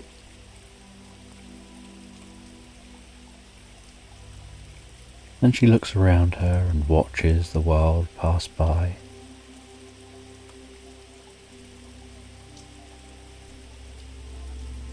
While gently holding that cup between her hands, feeling its warmth spread gently through her fingers.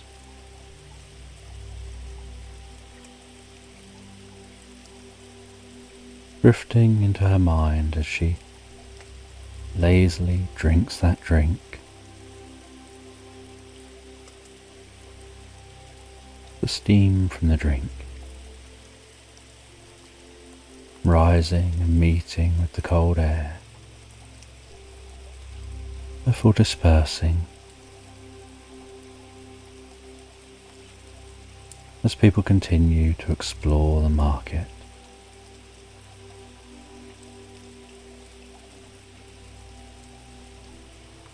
And as she rests there, drinking that drink,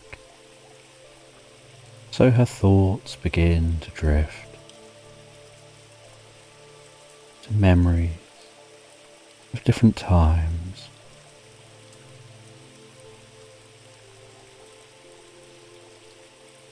to recalling family home life growing up, a small, cozy home filled with warmth.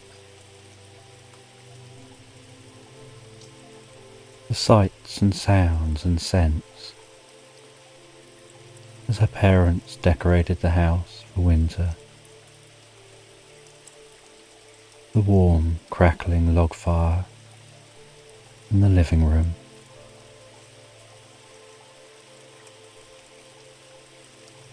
The twinkling lights hung around the room, the decorations on the tree.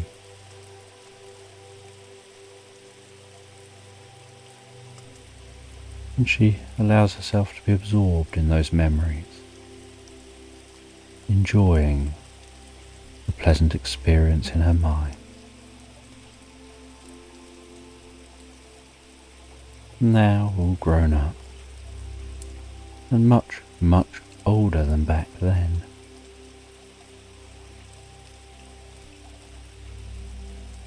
Her family are spread all over the place. But on Christmas Day, they all come together to enjoy time with each other, enjoy the cosy roast dinner. And she gets to enjoy her grandchildren running through the rooms, playing, watching them open their presents.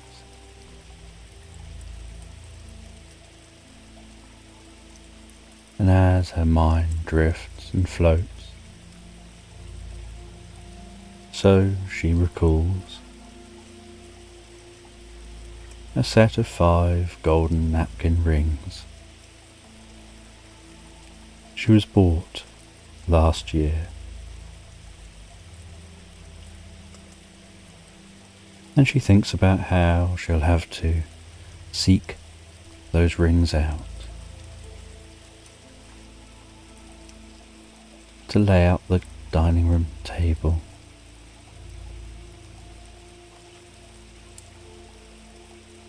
and she looks forward to seeing her family, having them all coming together at the same place at the same time. And after finishing her drink,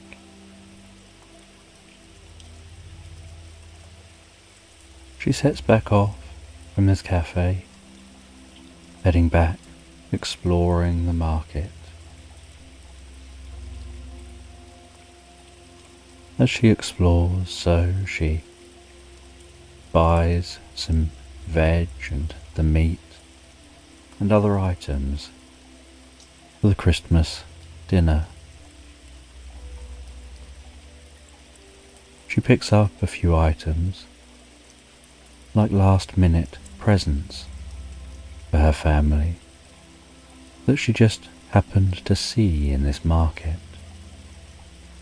Handmade goods she knows they won't be able to get anywhere else.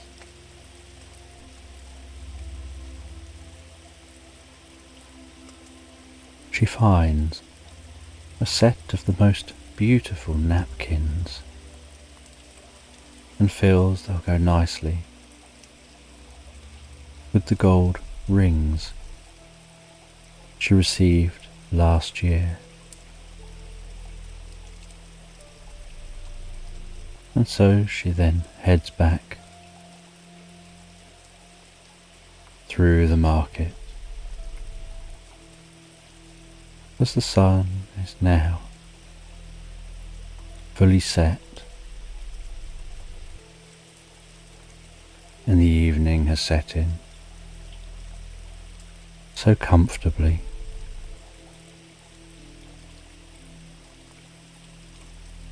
And she heads home with her goods. She does some of the preparation for Christmas Day's dinner. She relaxes in front of the fire for a while before heading to bed, drifting and floating so peacefully asleep.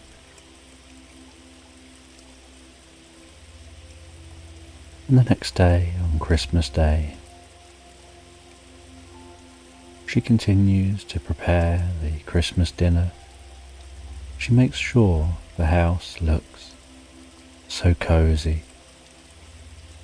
so calming and festive.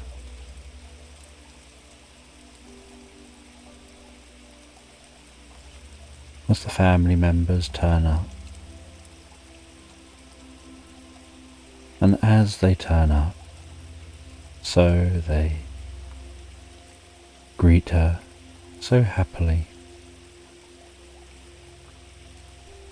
sometimes with gifts, sometimes with just an item or two to eat or drink through the day. And Vera mixes and mingles with her family, while at times being in the kitchen, preparing the food. But having done some preparation beforehand, this helps her to be able to spend more time with her family. Then she pops up to the bedroom to get the presents that she has wrapped for her family, and takes them downstairs and places them under the tree. And other family members with presents place what they've brought along under the tree too. And then late afternoon, they all sit around the table, enjoying the meal. And after the first course, they pull the crackers, wear the crowns, tell each other ridiculous jokes, look at the different items found within the crackers, enjoying each other's company.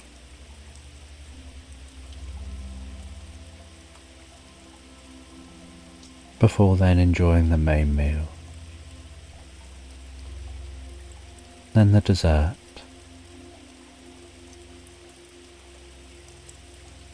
And then by late afternoon,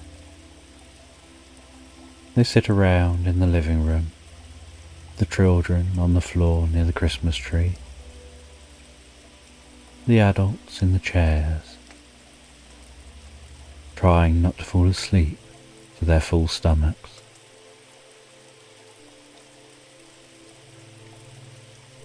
And they go around asking the children to take one present at a time and pass them from under the Christmas tree to the relevant person. And they enjoy taking it in turns to watch each other open their presents and watch the children open their presents. And by the early evening, the children are playing with their presents. The adults are all talking, catching up with each other, sharing stories, occasionally reminiscing, laughing, and sometimes just sitting there relaxing with a drink.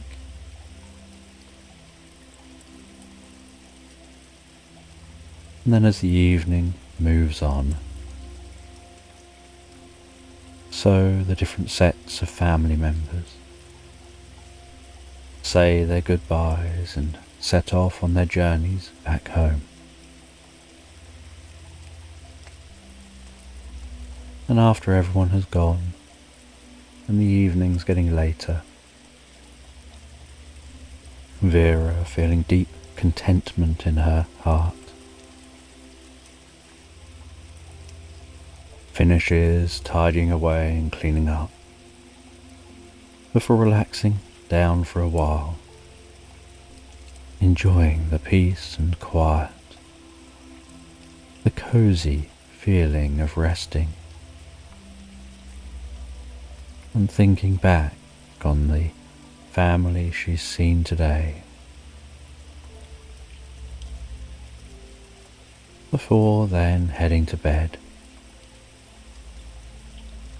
where she drifts and floats so peacefully, so comfortably asleep into Slumberland. And it's Christmas Eve and a girl is in a car, and the world outside the car is quiet. wrapped in the crispness of winter. The air is cold, turning any breath into delicate clouds that float upwards before disappearing softly into the night. Snowflakes are tumbling lazily through the sky, each flake drifting and dancing in the beams of street lamps, and they settle soundlessly on rooftops and tree branches, turning the world into the most magical scene. And inside the car, the girl is nestled warmly in her coat and scarf, her cheeks still slightly pink from the cold outside. The hum of the engine feeling so comforting, like the gentle purring of a cat. And her parents are in the front, their voices low and soft, adding to that deeper sense of calm. And she leans her head gently against the window, where her breath creates a fine mist, and she peers out at the world. And Christmas lights glow from every house that they pass, wrapped around trees and rooftops, twinkling like stars caught in the branches. There's a quiet rhythm to it all, as if the lights themselves are breathing softly, pulsing with the rhythm of the night. And the girl smiles and turns to her parents, her voice breaking the peaceful hum of the car. I spy with my little eye something green. Her parents, warm with the joy of the evening, play along. A Christmas tree, her mother guesses, her voice light and playful. The girl shakes her head, giggling a little. Nope. It's the reindeer, the one in the garden over there, she exclaims, pointing at a glowing reindeer decoration that stands proudly in front of a house, its soft green light glowing warmly under the snow, as though it too is part of the magic of the night. They continue the game as the car weaves through the snowy streets. She spots candles flickering in windows, wreaths adorned with ribbons, trees standing tall. Her father guesses wrong deliberately, his overdramatic disappointment making her giggle even more. Soon her thoughts begin to wander. The night feels magical and her mind drifts to one of her favourite questions. She gazes out at the passing houses, her eyes wide with curiosity, and asks, what happens to the toys when the shop closes? Her father catches her eyes in the rearview mirror and smiles. He takes his time before answering, as if he's considering something very important. Well, he says, after the doors are locked and the lights go out, the toys come to life. They've been waiting all day for that moment. The girl's eyes widen with delight.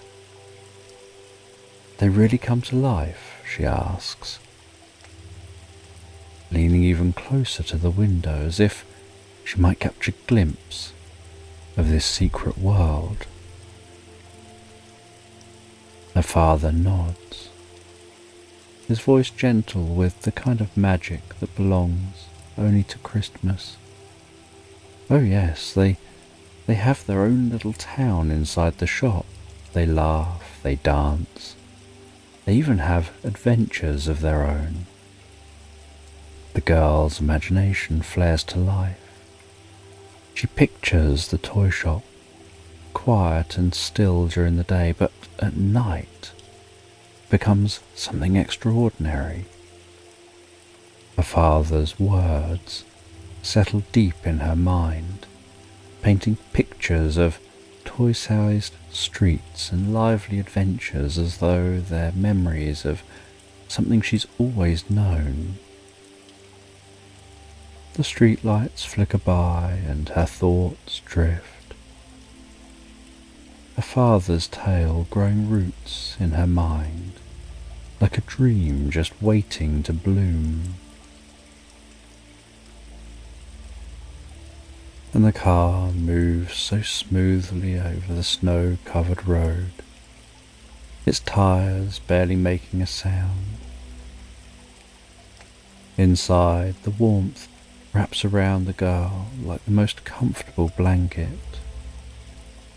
The steady hum of the engine, low, soothing, as though the world outside is slowing down and inviting her to relax even deeper. And the streetlights continue to flicker past, casting their light across the windscreen, the glow moving across the glass in slow, rhythmic waves, as if time is stretching and melting, elongating the moments between each wave. Each light sweeping over the car guides the girl deeper and deeper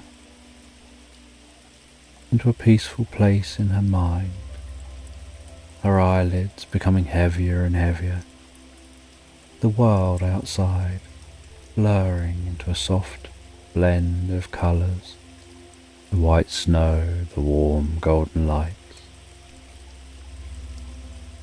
the deep blue of the night sky, the snowflakes falling and drifting softly and lazily through the air.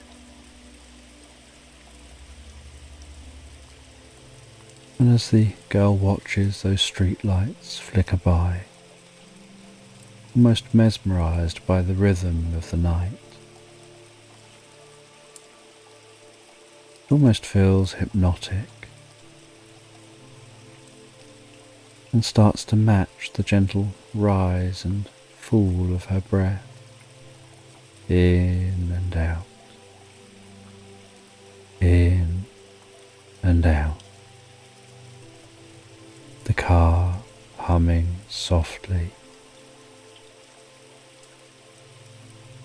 guiding her deeper and deeper into relaxation.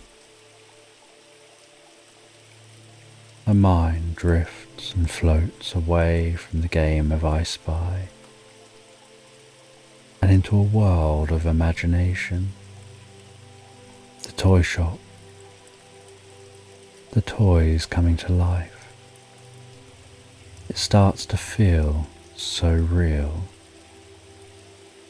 She can almost see them, hear the soft murmur of their laughter, feel the anticipation as they wait to wake for the night. Her breathing slowing, her eyelids fluttering closed. Gently, softly, drifting to sleep. And in her dream, she's standing in front of a toy shop, its windows glowing with the last flickers of holiday light, the glass gleams warmly, casting the most pleasant golden light on the snow-covered pavement.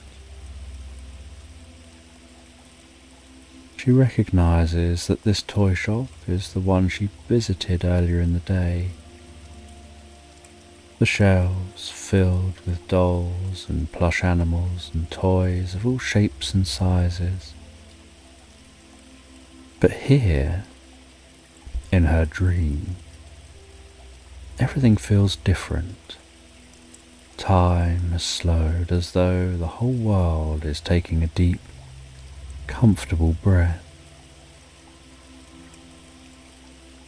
The wooden sign above the door swings gently in the breeze.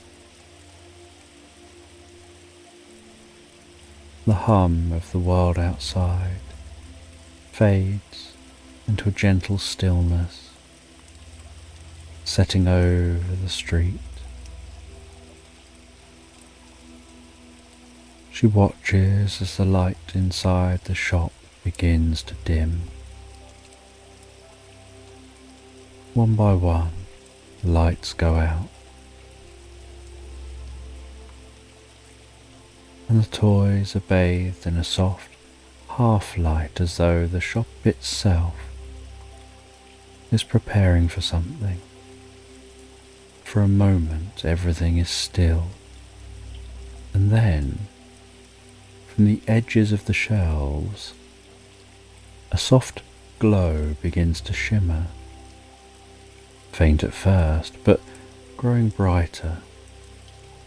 The toys, which have been still and quiet all day, now begin to stir. It's a slow, gentle awakening. Plush animals stretch their limbs, as if shaking off a long sleep. Dolls blink their eyes. Soldiers standing tall on shelves adjust the uniforms with precision. The aisles between the shelves begin to shift, the walls gently pulling back, expanding into something new. What was once a simple row of toys transforms into streets lined with tiny houses made from blocks, puzzle pieces and toy boxes. The shelves stretch higher, and the shop itself seems to breathe, expanding and shifting into a whole world of its own. It's no longer just a shop. It's now a magical town glowing softly with life. The girl feels a deep sense of wonder. Everything feels slow, gentle, as if the toys are moving to the rhythm of a quiet melody that only they can hear. Laughter rises softly, full of joy as toys of every kind come together in the streets, greeting one another after a long day of waiting. Plush animals bounce along the streets, their fur warm and soft, their eyes gleaming with happiness. Dolls in dresses twirl, their skirts swirling around them in gentle arcs, while soldiers march in graceful steps. Everything moves in slow motion. The girl's never seen anything quite like this, and yet something about it feels so familiar, as though this magical world was always meant to exist, hidden just beneath the surface of the everyday. Among the bustling toy streets, the girl notices a soft, fluffy teddy bear standing at the edge of the street. The teddy's golden fur glows warmly in the light, and its round, kind eyes shine with a sparkle of quiet adventure. It looks out over the magical town with a thoughtful expression, as if thinking about something important. Its soft paws rest at its sides, but its stance holds a gentle, determined energy. The teddy glances around as if searching for something, and soon spots a small group of toys nearby, a jack-in-the-box, a graceful ballerina, and a sturdy, wind-up soldier. The jack-in-the-box bounces over gently, the lid creaking softly as it moves with excitement. The ballerina stands poised, her delicate arms arched above her head, a tutu fluttering slightly in the dreamlike air. The soldier, standing tall, watches over them with a steady, protective gaze. The teddy steps forward, gathering the toys into a small circle. The girl watches, her heart quiet with curiosity, as the teddy speaks in a soft, gentle voice. There's a sense of purpose in its words, not rushed, but filled with a quiet urgency. Something important must be done tonight. There's a place far beyond these streets, the teddy says. Pixie Dell, it's where the magic is hidden, the fairy dust that can give us life, real life beyond this night. The toys listen, their eyes wide and excited. If we find the fairy dust tonight, we'll never have to wait in the future. We'll be able to live and play with children. We'll be able to be awake always. This is their one chance, their one night to find the magic that will change everything.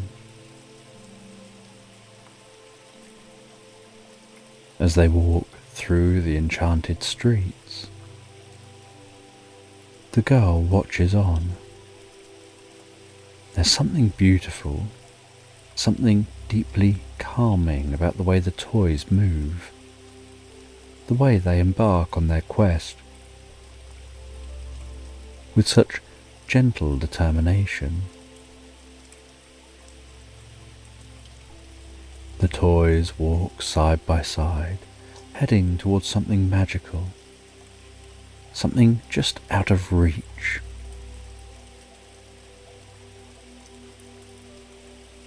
They come upon an old wooden door, tucked away at the edge of the town. Unlike the other doors, which are painted brightly and neatly, this one is older, half covered in ivy and mistletoe. The wood is worn smooth, but it feels so inviting.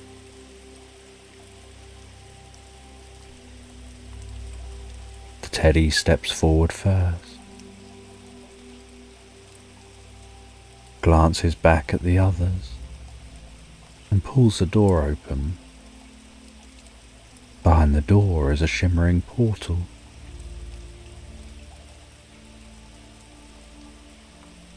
Its silvery light moving gently, glistening and glowing, like moonlight on a pond. One by one, the toys step through that portal. As they pass through, the world changes. They find themselves in a new land, even more magical than the toy town they've left behind. Snow falls slowly and silently from the sky, each flake seeming to hang in the air longer than it should, twinkling softly in the dim light.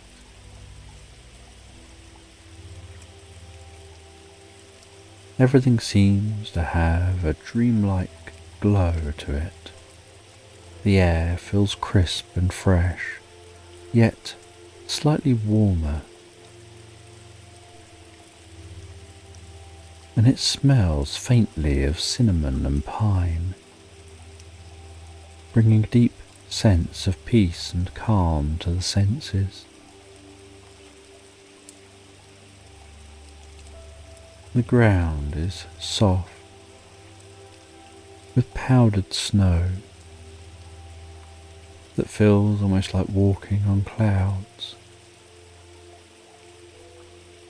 Every movement they make is slow and deliberate. The trees that line this magical land seem to tower higher above them, branches draped with twinkling lights glowing from within, and the toys gaze around in wonder, their eyes wide with the beauty of this world. There's something deeply peaceful here, something that makes each step feel lighter and more relaxed. In the distance, the teddy spots something shimmering at the far end of the path. They move together towards that, and as they continue to journey deeper into this land, they eventually discover a glimmering, shining, sparkling river. Its surface as smooth and still as glass. The water seems to glow faintly. The toys gaze into the river, and on the banks of that river they notice glowing creatures. Their bodies twinkling like fireflies, drifting lazily along the water's edge. And they seem to be watching the toys with gentle curiosity.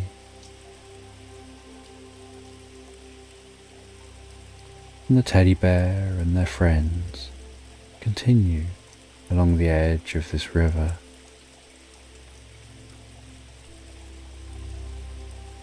Each step like walking deeper into the heart of magic.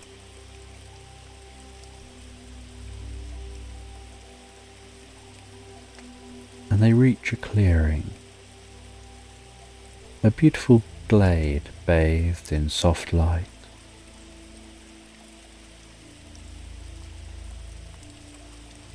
And at the heart of this glade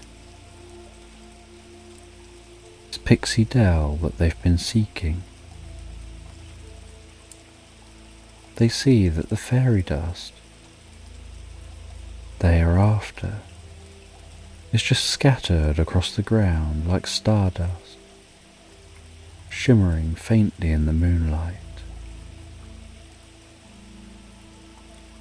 The teddy kneels down, its paws sifting through the fairy dust, feeling its delicate, almost weightless texture.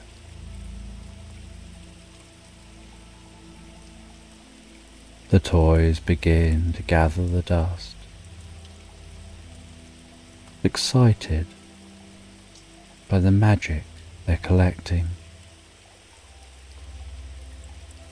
And the dust begins to twinkle and shine and sparkle. And once they've gathered all that dust, they start to head back the way they came. They head all the way back to that portal, through the portal, back into that magical town. The streets are quiet, with the townfolk waiting for them. The teddy bear, holding the dust carefully, leads the way.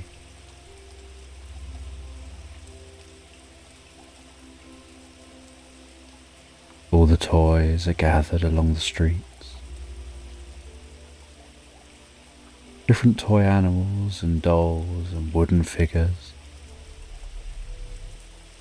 all moving along the streets and gathering in the town centre. And as the group arrive at the town centre, the air seems so still,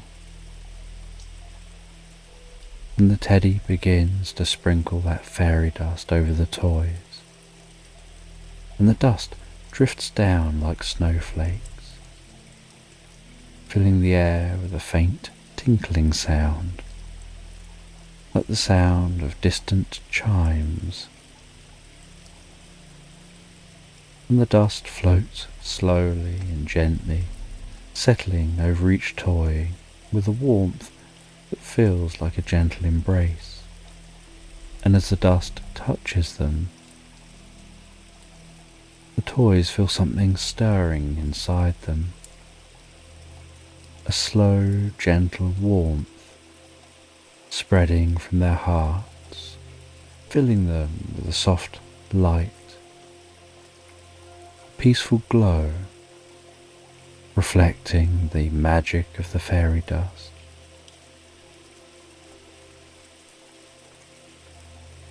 And they discover they're no longer bound by the limits of their world. They'll be able to wake, to play, to live beyond this night. The thought fills them with joy and contentment. And as the last of the fairy dust settles, the air grows softer and warmer. The golden glow begins to blur. The entire town seems to be melting into a dream. The girl, still part of the dream, feels herself floating gently, as though the magic is carrying her deeper and deeper into the heart of sleep.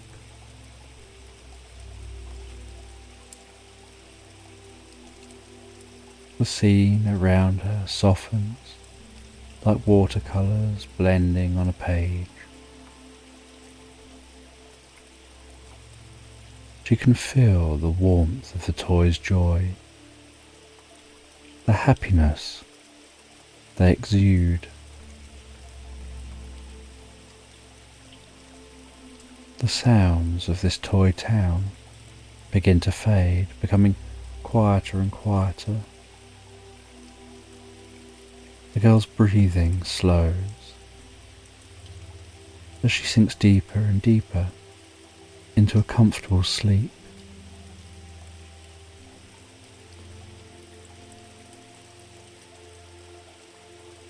And the glow of the toy town fades into the background until all that's left is a warm golden comfort, and she feels herself drifting pleasantly into a more peaceful sleep, and the world outside is so calm and gentle, and the girl wakes wrapped in the warmth of her blankets to the sound of 4 cawing blackbirds perched outside her bedroom window. Their song is soft, mingling gently with the quiet of the morning, the first light of day. Aware she must have been asleep in the car and carried in by a parent to bed, and managed to sleep through the experience. And curious about that toy shop, the sense of that dream lingering in her mind. She feels that she can almost hear the soft hum of that toy shop. She can almost see the streets glowing with life, the toys on their mission.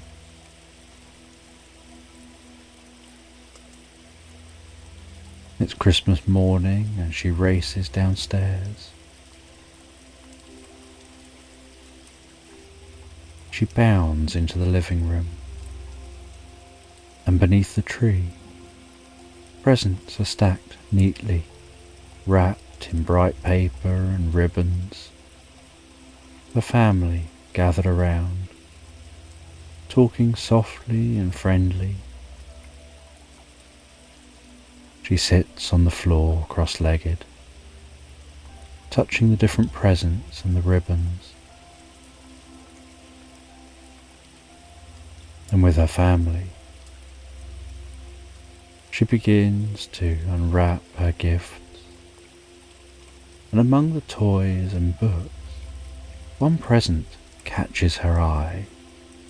A small, neatly wrapped box with a simple red ribbon. And she pulls it onto her lap, carefully unties the bow, and as she peels away the paper, she gives a gentle gasp. It's a teddy bear, golden and soft, with round, twinkling eyes that seem to hold a secret just for her. She feels her heart skip a beat as she recognizes it's the teddy from her dream, the one who led the toys through the portal, who sprinkled that fairy dust and brought the magic to life.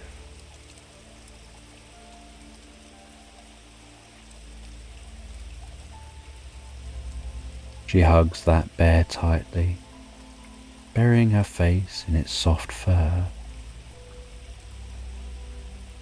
holding on to its warmth, its magic, feeling a deep and instant connection as she squeezes it close, feeling happiness settle over her,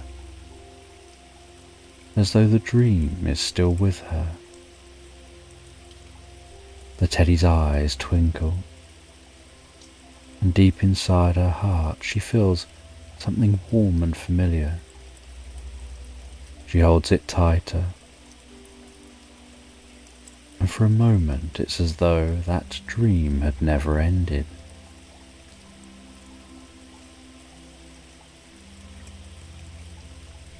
And Christmas Day passes with warmth and joy. The house filled with laughter, the sense of festive meals, the family sharing stories, unwrapping gifts, and the teddy bear stays by her side all day, tucked gently under her arm as she moves from room to room.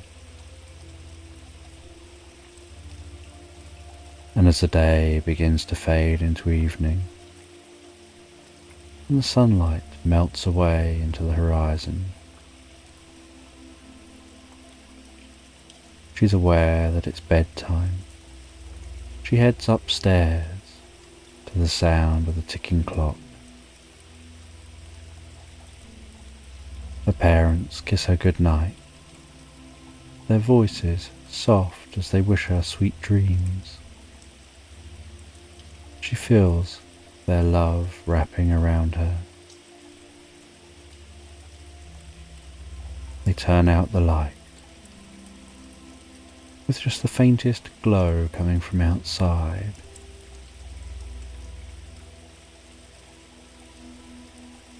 And she begins to drift and float asleep. And the teddy bear, once still, blinks softly, its eyes twinkling with magic. It looks around the room, carefully pulls the covers up around itself, tucks them snugly under its chin, before glancing over lovingly at the girl sleeping beside it. And she's already in a deep sleep, breathing slow and steady. And the teddy smiles,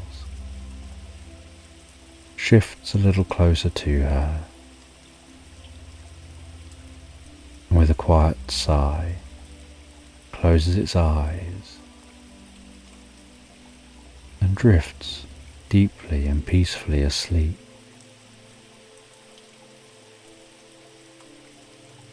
And as they drift and float asleep, so they sleep soundly to the magic of Christmas lingering in the air, drifting peacefully asleep into Slumberland. And Reg wakes slowly as if the gentle tug of morning pulls him from a deep, tranquil dream. His eyes open to the dim light of a winter dawn, filtering through the small window of his stone cottage. For a moment, he lingers in the warm cocoon of his blankets, savouring the quiet. The air is cool and crisp, a reminder that outside the world is dressed in frost and silence. He breathes deeply, feeling the subtle ache of age in his bones, the familiar stiffness that comes with years spent working the land.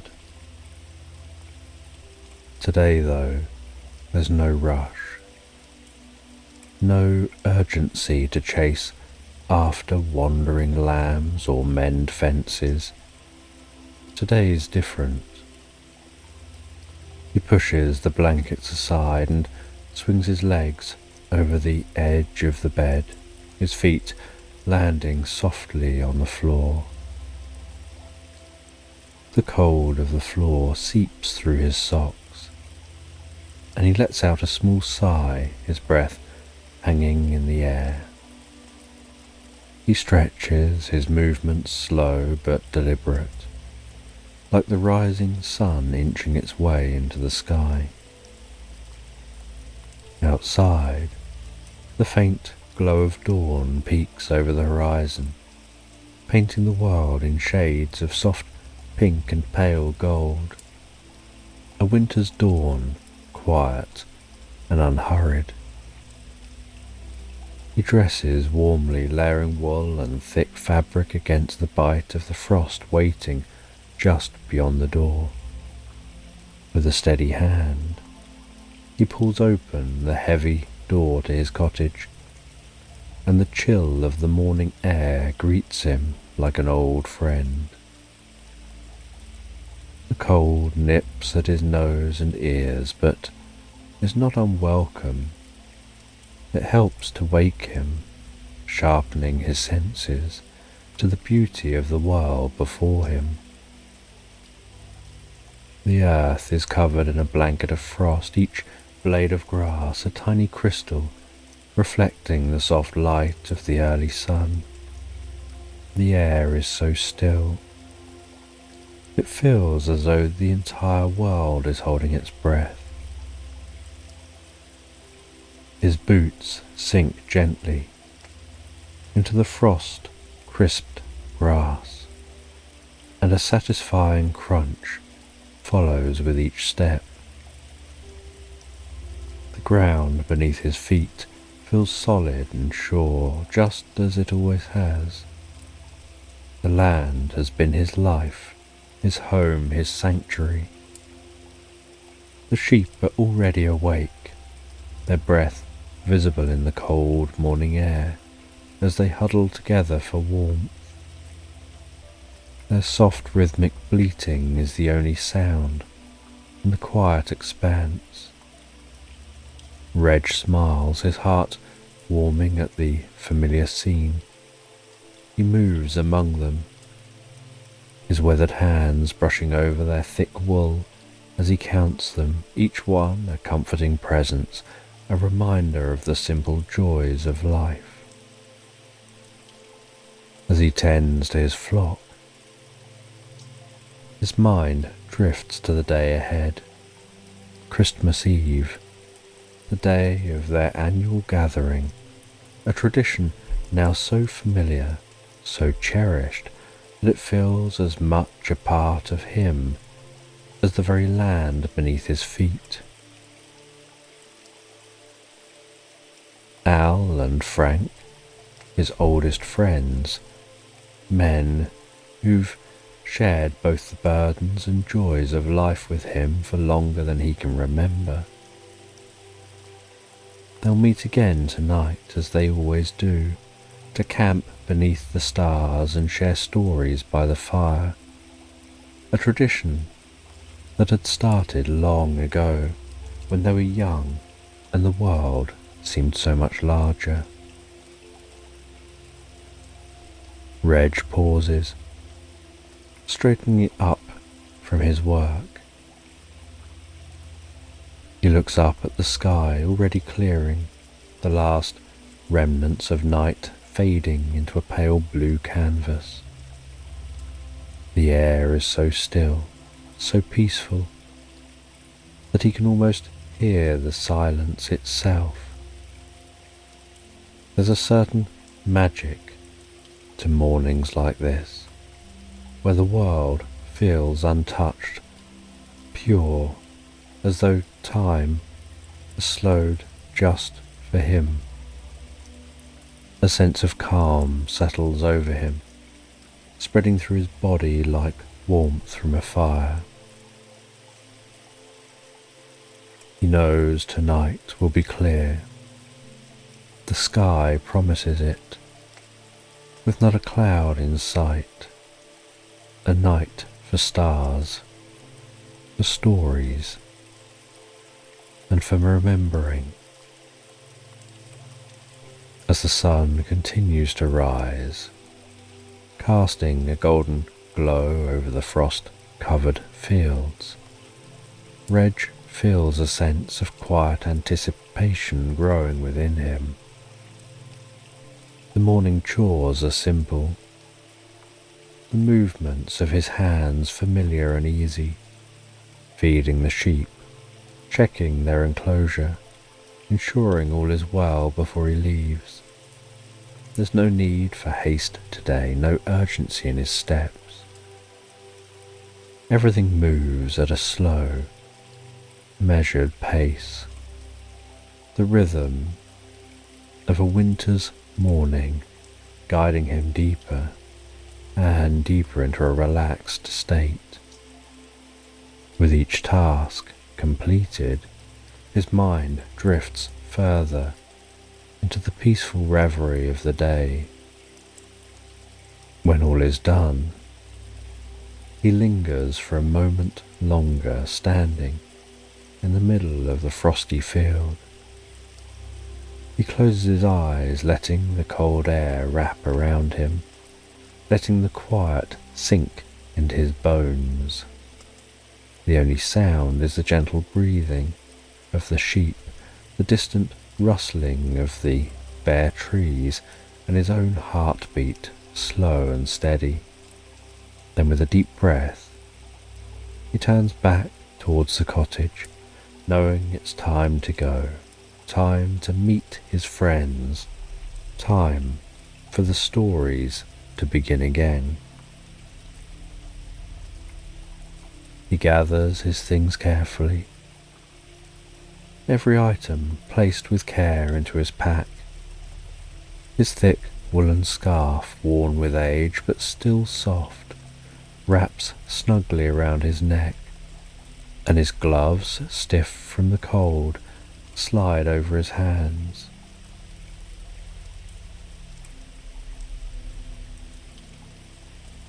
The fields stretch out before him as he sets off, blanketed in frost, the landscape painted in shades of white and silver. The air, so still, feels like the world itself is resting. As he walks, his boots crunch through the frozen grass. Cold brushes his cheeks.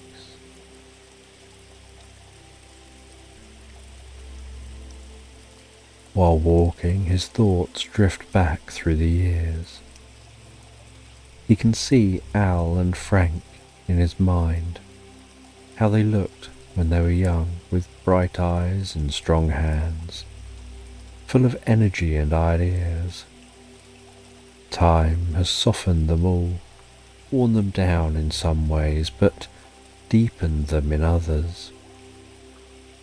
Their friendship has aged like fine wine, richer, fuller, more meaningful with each passing year. The landscape continues to open up before him. He feels a deep sense of peace wash over him. The last traces of the sun begin melting away. In the distance, Reg spots a small flock of 3 French hens, their feathers bright against the wintry landscape. They move gracefully through a patch of the fading sunlight, pecking at the frost-covered earth. He smiles while watching the birds. They seem almost out of place in the stark winter landscape. He feels that there's something symbolic about them, something that speaks to the harmony that he feels with Al and Frank. The 3 of them, like these hens, have weathered many winters, yet they continue to return to this place to share in the quiet beauty of the land and the stories it holds.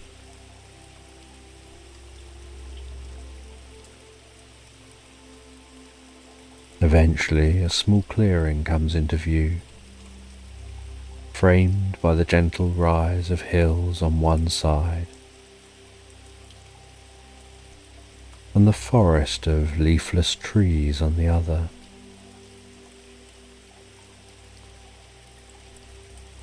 The sun almost fully set now, as he sees Al and Frank waiting for him to arrive.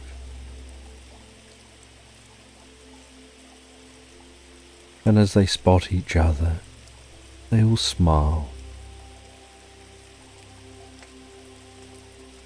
And as they all meet, they stand there for a moment, just looking at each other, how they've aged.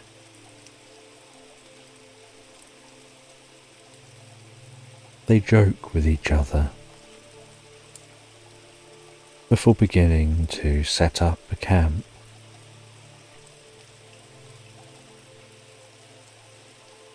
They talk to each other about small and simple things, of the sheep they tend to, of the weather, of the stars overhead. They collect up dry branches and they begin to make a campfire.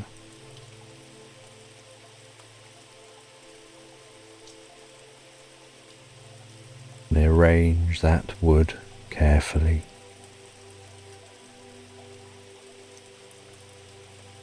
They place some tinder among the wood.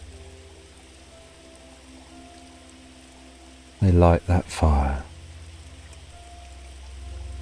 as it sparks to life with warmth and comfort,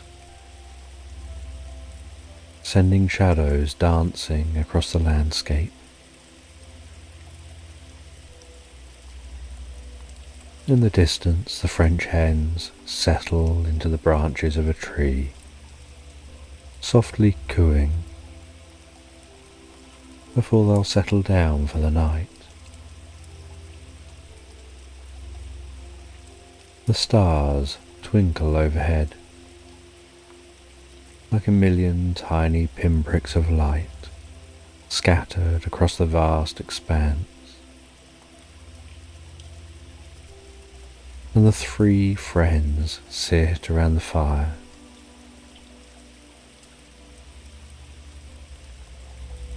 initially in comfortable silence, enjoying the atmosphere around them. And as the evening gets darker and darker, and cooler, they wrap blankets around themselves while they chat and tell stories to one another. And then Al, the eldest of the group, asks a question. In all these years, apart from that night we first felt the spirit of this place, what's been the most profound moment of your life? His question lingers for a while in the air. Reg and Frank gaze at each other, their expressions thoughtful, each mulling the question over in their mind. Al leans back, his eyes moving from one friend to the other as he waits for a reply. The fire crackling softly, the light dancing lazily.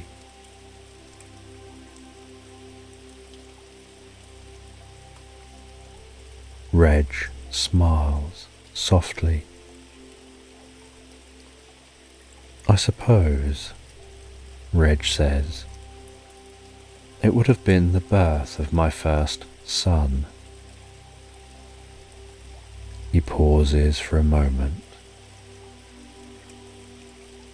allowing himself to become deeper absorbed in his thoughts. He was born on a day much like this. The air was cold. The stars were bright overhead. But there was a warmth in the room, a kind of warmth I'd never felt before. It wasn't just from the fire in the room. It was from him, from the moment I held him. It was like holding a tiny piece of the sun. I remember looking at him, and it felt like the whole world had shifted. Everything was brighter, sharper, more alive. I could hear every sound, feel every breath, as though the very air around us had slowed down to watch this moment unfold. The first time he laughed, Reg says, his voice catching slightly, it was like hearing music for the first time. And when he took his first steps, it was as if the ground itself was cheering him on. Frank and Al continue listening in silence. And now, Reg continues, when I see him grown into a man, there's still that same light in him. It's a quiet glow, but it's there, and every time I look at him, I feel it again, that same warmth, that same awe, as though the world is still shifting around him, making space for all the moments yet to come. Reg falls silent, gazing off into space, while his mind drifts elsewhere, to a place where he's standing in a field watching his son run ahead of him, the sun setting behind them, casting long shadows across the earth. It's a memory that holds him gently, like the soft glow of a candle in the dark, and he lets it linger for a moment longer before drifting back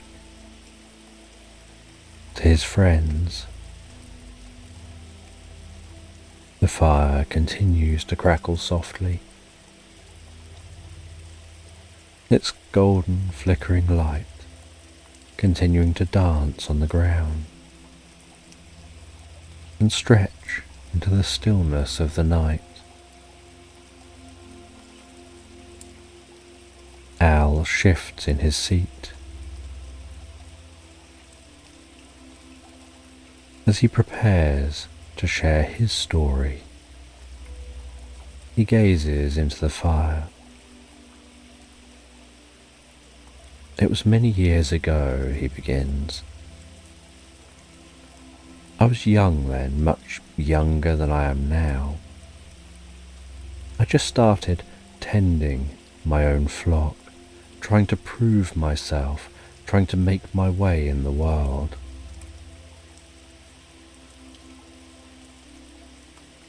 A storm came faster than I expected. The clouds gathered overhead, thick and dark, like great ships sailing across the sky. Before I knew it, the wind was howling through the trees and the rain began to fall in great sheets so thick I could barely see my hand in front of my face. I was lost. The storm had swept me up. I had no idea which way to go. The trees creaked and groaned all around me. The wind pushed against me. And the rain, it was like the world itself was trying to wash me away. Al gazed off as he absorbed himself deeper in his story. And then, out of nowhere, he appeared. I couldn't see his face clearly, but there was something about him. Something calm, something certain. He didn't speak much, just gestured for me to follow, and I did. I followed him through the storm, through the wind and the rain. He moved with such ease, like the storm didn't touch him at all. He led me back to the edge of the woods, back to safety, and just as suddenly as he appeared, he was gone. I turned to thank him, but there was no one there. The storm had calmed, the rain had stopped, and the air was still. But he was gone. To this day, I don't know who he was or where he came from, but I'll never forget the feeling he left behind. It was like the warmth of the fire spreading through me, a sense of calm, of safety, like I was held in something greater than myself.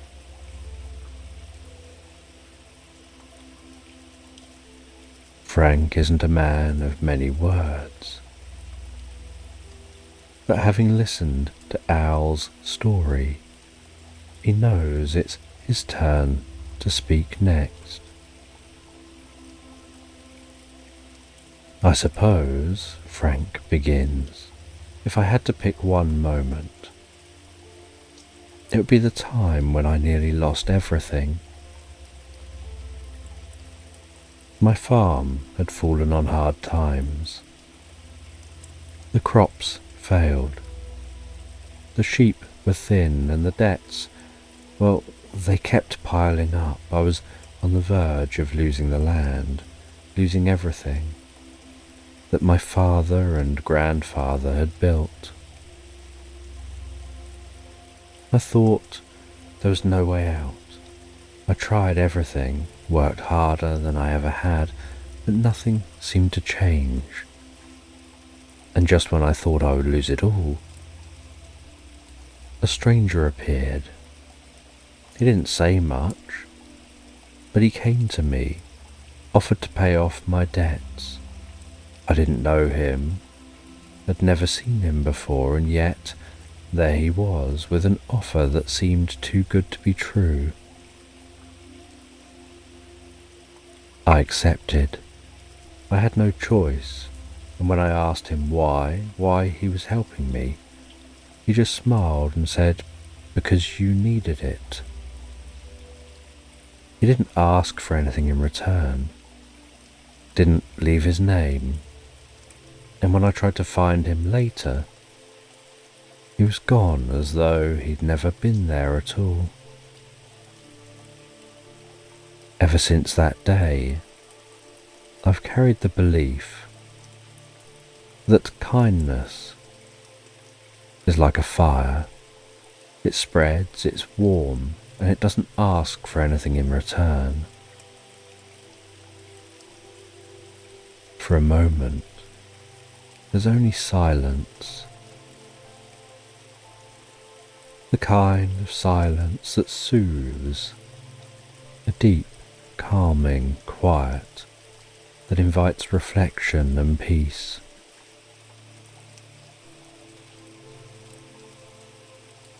The three friends have shared their stories, each one a gift shared around the fire. Their words now a part of the air, the land, and the night.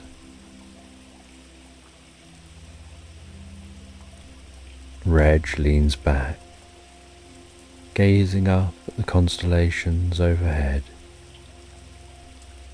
the stars twinkling so softly, as though winking at the earth. Al and Frank sit beside him, breathing slow and even, feeling a deep sense of comfort and peace. They watch as a shooting star streaks across the sky. It feels almost like time is standing still.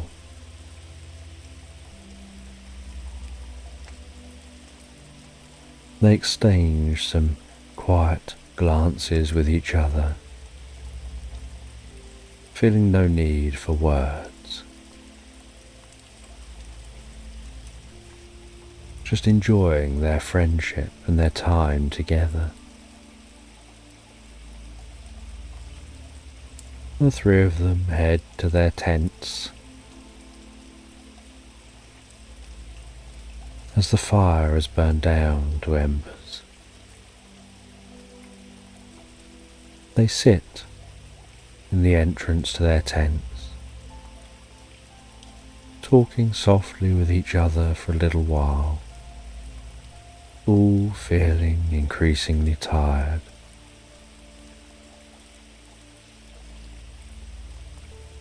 Talking as they wait for the fire to fully burn out.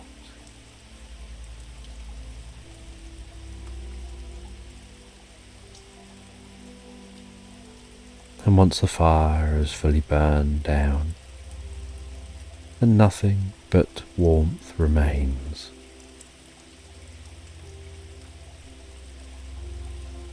they say good night to each other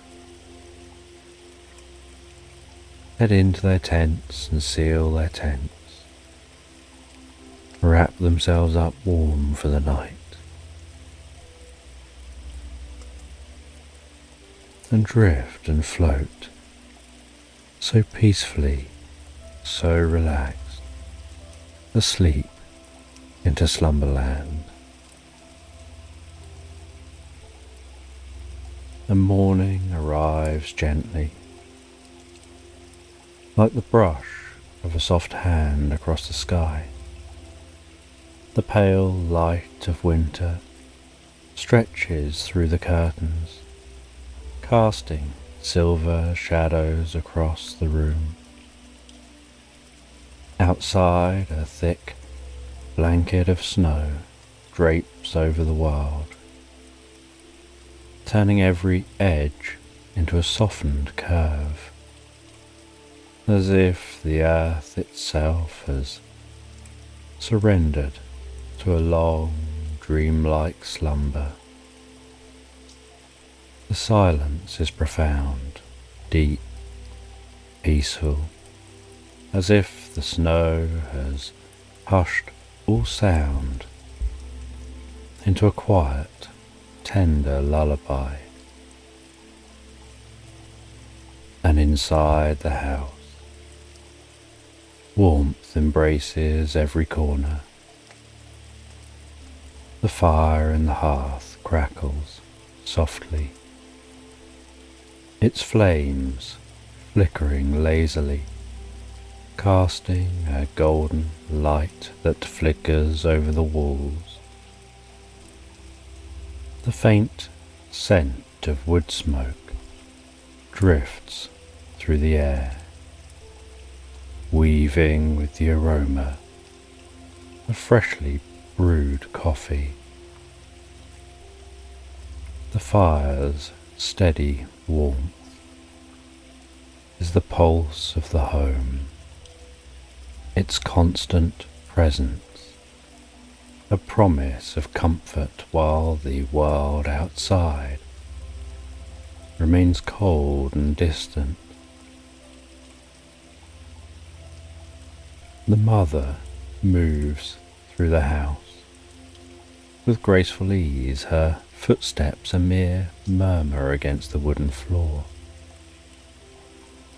She pauses at the window, watching the snowflakes fall in snow, so gently, so slowly, in deliberate spirals, each one unique, as it delicately descends.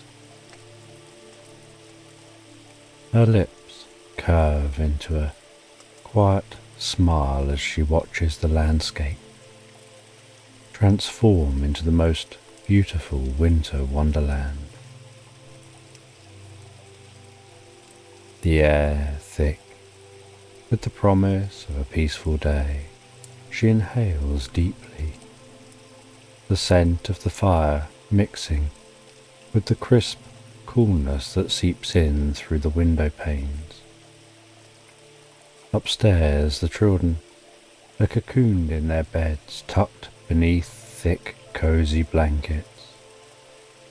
The youngest is a small bundle of warmth nestled deep within his covers, resisting the pull of the morning. His face is half hidden in his pillow, his breath slow and steady. When his mother enters the room, her gentle voice guiding him towards wakefulness as he burrows himself deeper into the warmth of his bed, trying to resist her coaxing. Her voice guiding him in the land of dreams. And downstairs, the father sits in his favourite chair near the fireplace, his hands wrapped around a steaming mug of coffee. The rhythmic crackle of the fire and the steady warmth of the flames have become part of his morning ritual. Gazes into the fire, his thoughts drifting as the golden light reflects off his face. Outside, the snow continues to fall, but inside, there's only the comforting hum of the house gradually awakening. The older children eventually tumble down the stairs, laughter filling the quiet with a bright, joyful energy. Their excitement is as fresh as the new snow outside. Their laughter mingles with the sounds of the home, bringing it to life. The father smiles over the rim of his coffee cup, his eyes lighting up at the sight of them. The happiness is contagious, filling the house with warmth that rivals even the fire. The mother gathers the children at the front door, wrapping them in thick coats, scarves and gloves, their breath rising in soft clouds, fogging the cool air that slips in through the cracks. The youngest tugs at his mittens, still half asleep, while the older two bounce on their toes, eager to race into the snow.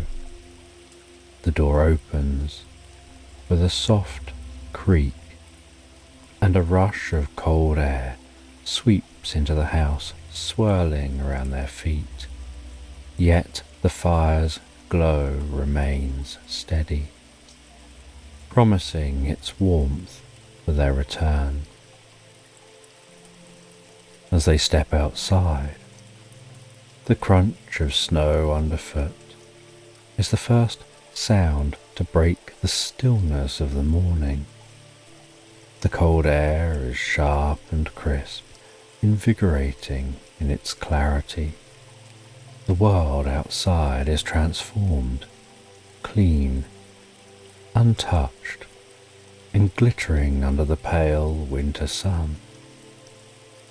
The mother breathes out, her breath visible in the cold as the children's laughter fills the frosty air. Behind them, the house remains, its windows glowing faintly with the warmth of the fire, a beacon of comfort awaiting their return.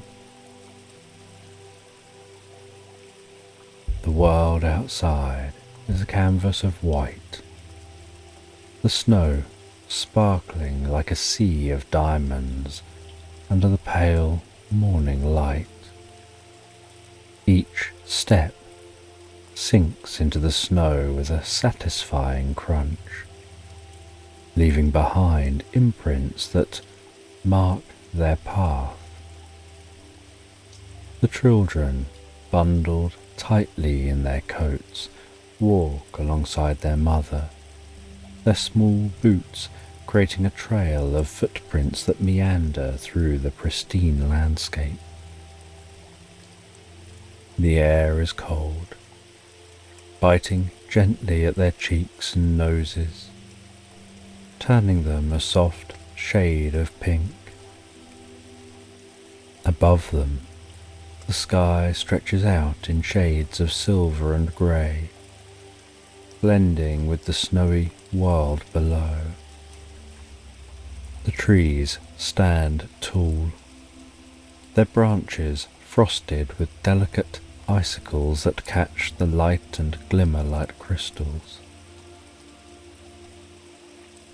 Icicles hang from the rooftops, each one a winter jewel, sharp and glittering in the soft sunlight. The youngest child lags behind for a moment, his mittened hand outstretched to catch a snowflake. He marvels at its intricate pattern, watching as it melts almost immediately upon touching the warmth of his glove. His breath forms soft puffs in the air, each exhale mingling with the falling snowflakes, as if he's adding his own breath to the quiet stillness of the morning. His mother watches with a smile, her heart warmed by the sight of his wonder. The streets are quiet, the snow muffling every sound, creating a serene stillness that feels almost otherworldly. Only the occasional bird calls out, its voice a bright contrast against the muted tones of the snowy morning. As they near the school, the sounds of children begin to rise, laughter, shouts, and the scuffle of boots against the snow as they play in the schoolyard, their scarves fluttering in the cold breeze like colourful flags. The mother watches as her children join the fray, their faces bright and full of life. The youngest hesitates at the gate, turning to wave, his small hand raised in a gesture of farewell. She waves back, her heart full with the sight of her children, so at ease in the world, their joy as pure as the snow itself. She stands for a moment longer, watching the schoolyard fill with the busy energy of the day, before turning back towards home. As she walks, the quiet returns, wrapping itself around her like a comforting blanket. The snow beneath her feet is soft, absorbing her footsteps, and the air is filled with the sharp, clean scent of pine and coal. Her thoughts drift, carried along by the rhythm of her steps, and the peacefulness of the morning settles deep into her bones. The world feels hushed, as though it's waiting, wrapped in the soft promise of a day full of quiet, unhurried moments. Back at the house, time seems to slow. The gentle, rhythmic fall of snow outside matches the quiet stillness within. Inside, the warmth from the fire embraces the entire room, its golden light flickering across the walls in a lazy dance.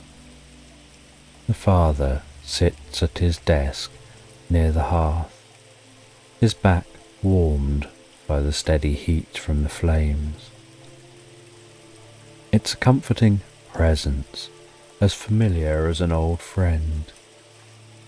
His pencil moves steadily across the paper, sketching the lines of a new design. Each stroke is careful, deliberate, the soft scrape of graphite on paper blending with the crackle of the fire. His eyes are focused on the intricate details of his drawing, but his mind drifts in the calm of the moment, absorbed by the peaceful rhythm that surrounds him. The room is filled with the faint scent of wood smoke, interwoven with the cool freshness that slips in from the snowy world beyond the windows. Occasionally, he pauses, stretching his arms above his head, feeling the warmth of the fire seep into his muscles loosening the tightness in his back. There is something deeply satisfying about the quiet. The only interruptions are the occasional pop of the wood in the fire, or the soft ticking of the clock on the wall. It's a moment suspended in time, where the rest of the world feels far away, and all that matters is the present, the warmth, the fire, and the quiet space he inhabits. And as the day stretches into the afternoon, the fire continues its steady crackle, a low and constant murmur. The room remains wrapped in the golden light, and the father continues his work in peaceful silence, absorbed in the quiet rhythm of his day. But eventually, the soft chime of the clock stirs him from his reverie. He closes his sketchbook with a quiet thud, satisfied with his progress, though knowing there'll be time later to finish. He rises from his chair, shrugging on his thick winter coat and wrapping a scarf around his neck. The house holds a cold at bay, but as he steps through the door, the air is sharp and crisp, biting at his skin with its clarity. Snowflakes drift lazily from the sky, catching in his hair and resting momentarily on his coat before they melt.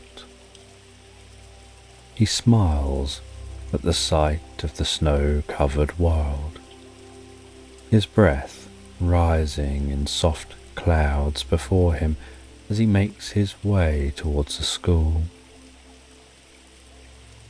The walk is brief, but it feels almost magical, as though he's journeying through a winter dream.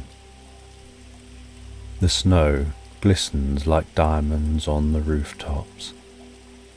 The trees stand tall and bare, their branches dusted with silver frost. The world is quiet, peaceful, as though nature itself has settled into a gentle meditation, inviting him to slow down, to breathe, to be fully present. And at the school gate, his youngest child is waiting. The child's face lights up at the sight of him, their wide smile full of excitement and warmth. The child rushes forward, slipping their small hand into his, and together they begin the walk back home.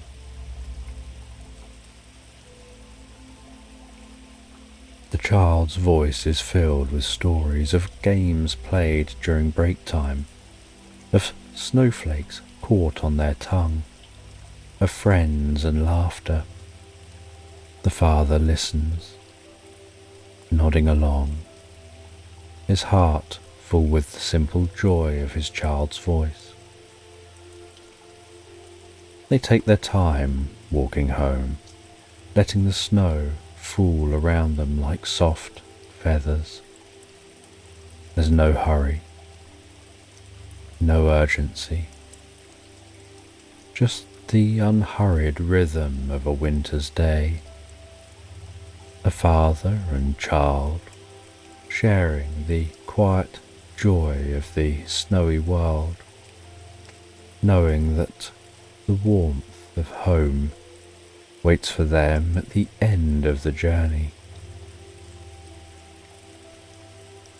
And later in the afternoon, as the sun begins its slow descent towards the horizon, casting the sky in soft shades of pink and gold. The older two children make their way home. Their breath rises in puffs of mist. Their footsteps are slow, sinking into the thick layer of snow with each step. The biting cold gives them a feeling of invigoration, as though the air is alive and humming against their senses. As they near the house, the untouched snow in the garden beckons to them, its perfect surface inviting them to play. Without a word, they exchange a glance, and with a shared smile they veer off the path and begin rolling snow into large, solid balls, the foundation for their snowman. The air is filled with their laughter, bright and clear against the quiet of the winter afternoon. Their gloves grow thick with snow as they work, their cheeks flushed from the cold. They press the snow together with careful hands, building their snowman higher and higher, until it stands proudly in the garden, complete with stick arms and a crooked grin made of stones. The children stand back admiring their handiwork, their breath coming in little puffs of steam as they add the finishing touches, a scarf borrowed from one of their necks and a pair of old buttons they found in the snow. Something magical happens. From the bare branches of a tree nearby, 2 turtle doves descend. Their soft grey feathers are fluffed up against the cold, and they perch delicately on the snowman's stick arm, their gentle cooing adding a soft melody to the quiet. The children freeze, their eyes wide with wonder, watching the doves as if they stumbled upon something from a fairy tale. There's a stillness in the air now, a kind of enchantment, as though time has paused to let them fully absorb the magic of the moment. The soft light of the afternoon, the snowman, the doves. It all feels like part of a story, a winter tale where the world holds its secrets close, waiting to be discovered. For a long moment, the children stand quietly, watching the doves as they fluff their feathers, as they gaze back with dark, thoughtful eyes. The children stop noticing the cold, lost in their quiet wonder. Finally the doves take flight, their wings beating softly as they soar into the pale sky, disappearing into the distance. The children look at each other and smile, as if they've just shared a secret, something precious, a fleeting moment only known to them. With their fingers tingling from the cold, they head back towards the front door of the house. Their boots crunch through the snow. The warmth of the home glowing ahead like a beacon in the twilight. The snowman remains standing in the garden, a silent sentinel watching over the house, its crooked grin a reminder of the simple joy of the afternoon.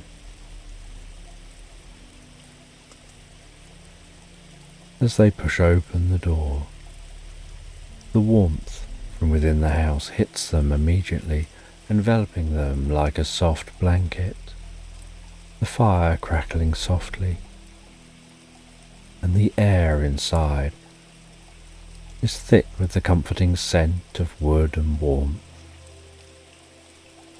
They remove their coats and scarves, shaking the snow from their gloves, their faces glowing from the cold and from the joy of the day. The house welcomes them back, the door closing softly behind them. They embrace the warmth of the cozy, glowing house.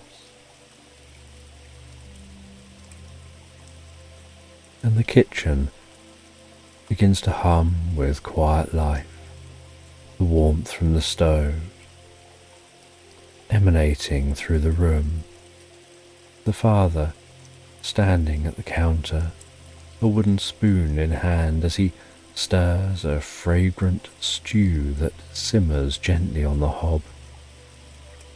The air is rich with the aroma of herbs and vegetables, the scent curling through the house, mingling with the ever-present warmth from the fire in the next room. Outside, the sun has begun to sink lower, painting the snowy rooftops in shades of lavender and gold. The kitchen windows are fogged slightly from the warmth inside, a soft contrast to the frost-kissed scene beyond. Icicles hang from the eaves, catching the last light of day, sparkling like the winter jewels they are. The snow outside, freshly fallen and untouched, lies still and serene, a blanket of quiet over the world. The children bustle about, their cheeks still a little rosy from the cold. They move and dance and play around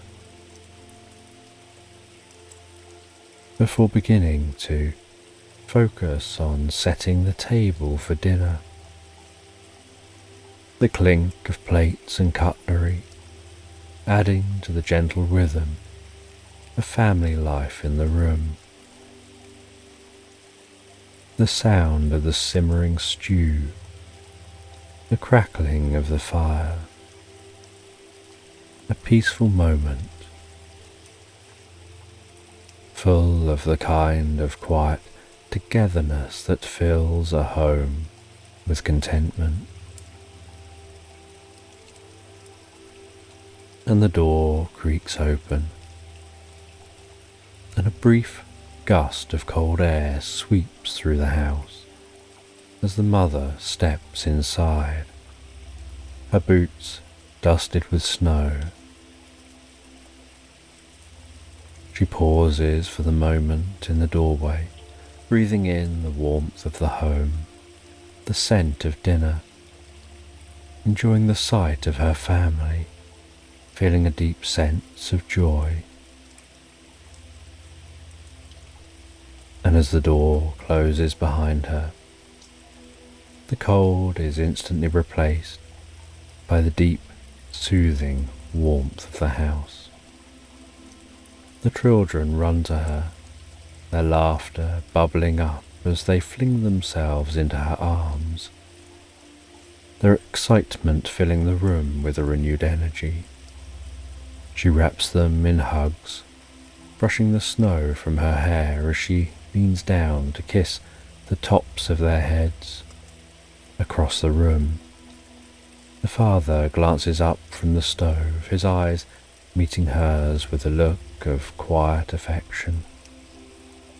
There's a wordless greeting shared between them, a warmth that fills the space between them like a second hearth. With dinner being finished, the father brings the steaming pot to the table, its rich aromas filling the air as bowls are passed around. The family sits down together, the clinking of cutlery blending with the gentle murmur of conversation.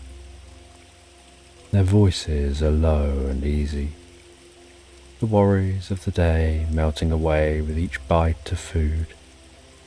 Laughter flickers lightly across the table, and the warmth of the meal, the home, the fire, it all wraps around them a comforting cocoon of contentment.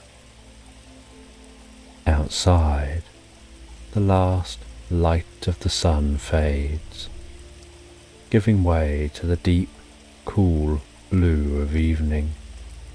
Inside, the glow from the fire spills into the kitchen, casting everything in a soft, golden light.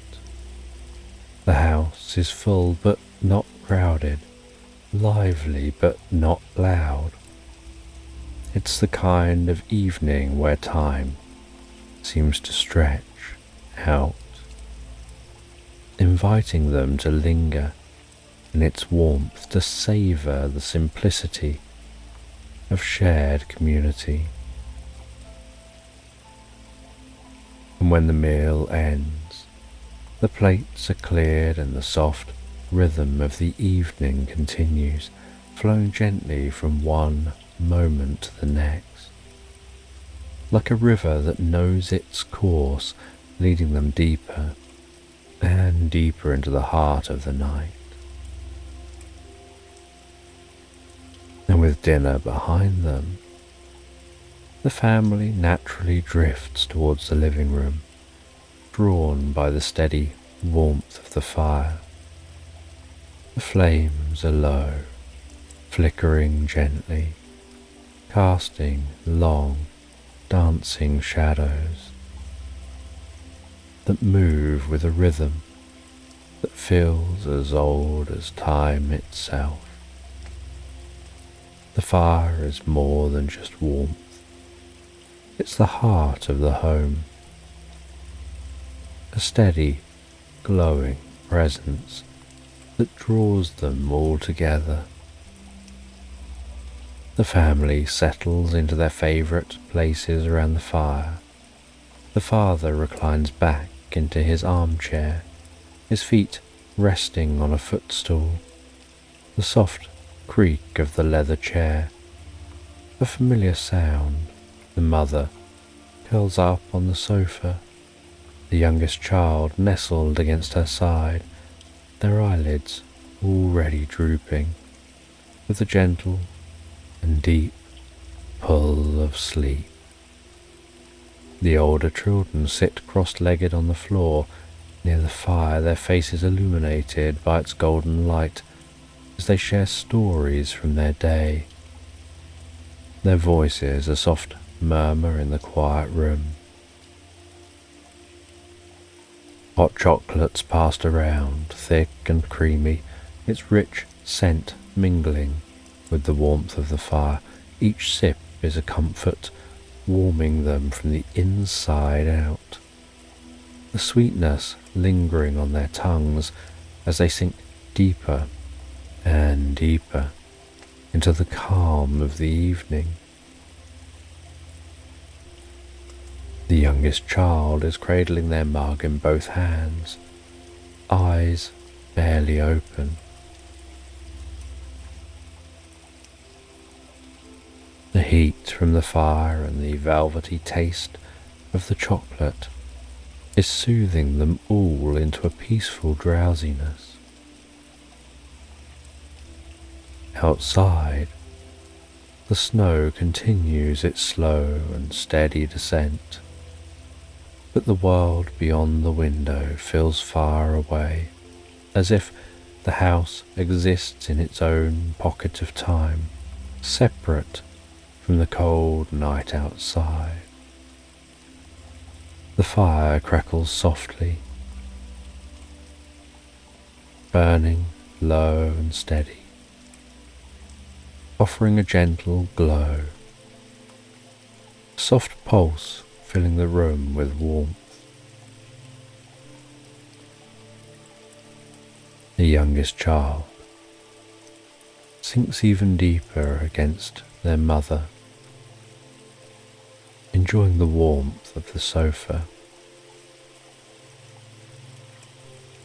The desire to sleep growing stronger with each passing minute, and their eyes flutter closed and then open again briefly, with the child fighting the inevitable.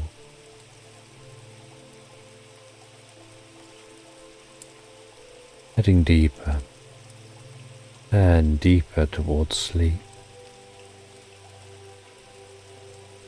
The mother brushes a stray strand of hair away from the child's forehead. The older children still chatting quietly, occasionally pausing to enjoy the fire, with thoughts drifting in the soft glow. Their voices growing slower, their words fewer, as the calm of the room pulls them into its peaceful embrace. The evening continues to settle over the house, like a thick, soft blanket, filling every corner with warmth and the steady rhythm of nightfall. The youngest child is ready for bed. The mother rises slowly, careful not to disturb their child, before gathering them up in her arms, feeling the comfortable weight of their body, the warmth of their skin, and carries them in their half-awake, half-asleep state, as they drift even more asleep, carrying them up stairs to bed.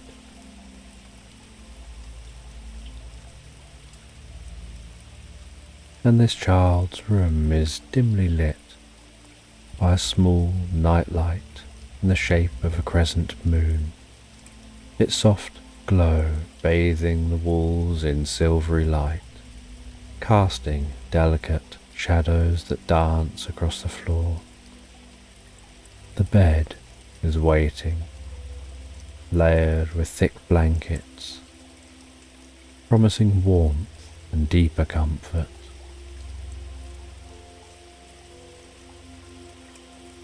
The mother tucks in the child, smooths down the blankets up to their chin,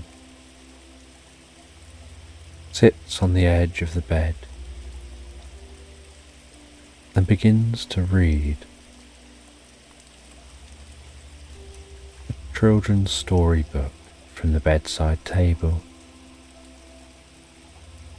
Her voice is calm and rhythmic as it fills the room, the child barely awake, each word flowing so softly, so gently, the story familiar to the child like an old friend, guiding the child's mind deeper and deeper asleep. The pages being turned quietly, the sound blending with the slow, steady rise and fall of the child's breathing, each breath a little slower and deeper. The child's eyes finally close fully as they sink deeper and deeper into their dreams. And as the child drifts and sleeps deeply, Their face looks so soft and peaceful. The room is still, bathed in the soft glow of the nightlight. The mother lingers for a moment longer, watching the peaceful rise and fall of the child's chest. She bends down, pressing a soft kiss to their forehead, then quietly, ever so quietly, stands, leaves the room, and pulls the door closed, leaving the child to the deep, peaceful rhythm of sleep. And back downstairs, the older children remain by the fire, their bodies stretched out on the rug, their eyes half focused on the simple card game they're playing. The air is warm and still. The fire now just glowing embers.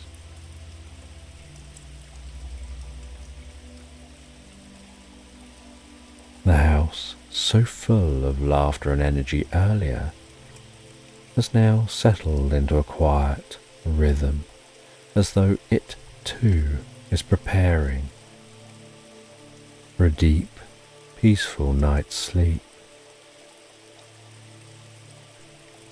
The children talk in soft, unhurried voices, their movements slow and relaxed. Every now and then one of them yawns, the sound blending into the soft crackle of the last few embers. The warmth of the room, the softness of the light, everything seems to lull them deeper and deeper into a sense of drowsiness, like leaves slowly drifting down to rest on a still pond. The father watches them from his armchair. He knows they're going to be transitioning from wakefulness to sleep, and they're trying to stay up and not be the first to go to bed. With each child wanting to outdo the other.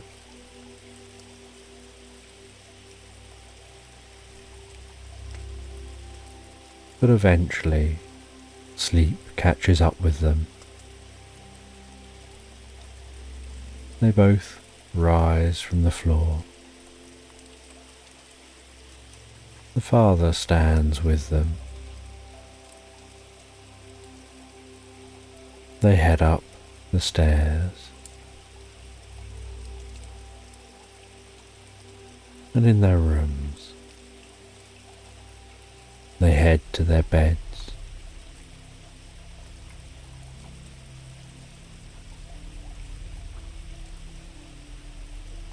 And the father says good night to the children, and the mother comes and says good night to the children. And now the house is still, wrapped in the deep quiet that only comes when the day is done and everyone is finally tucked up in bed. The fire still just embers. The parents head down to the sofa.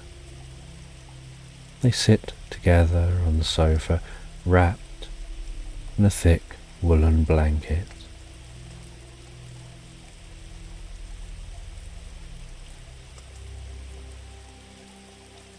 They feel the stillness in the room, the comfort in the room, how cozy this room feels.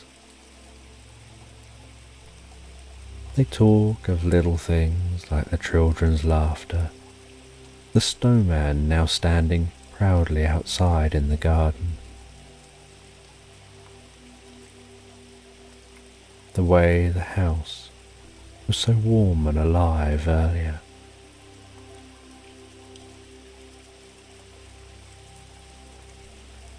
And every now and then they fall into a comfortable silence, the kind that doesn't need to be filled.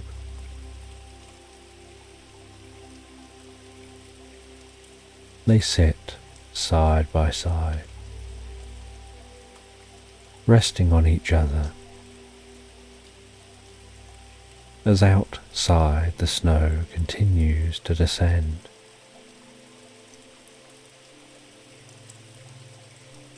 The mother pulls the blanket tighter around her, resting her head on her husband's shoulders, just enjoying relaxing together.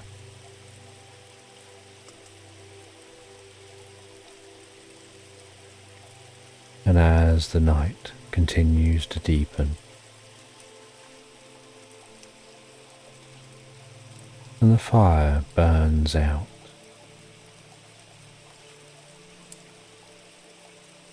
the parents begin to drift asleep.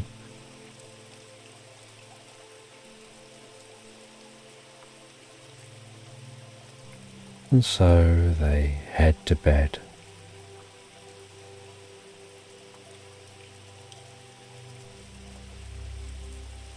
They let go of the last traces of wakefulness.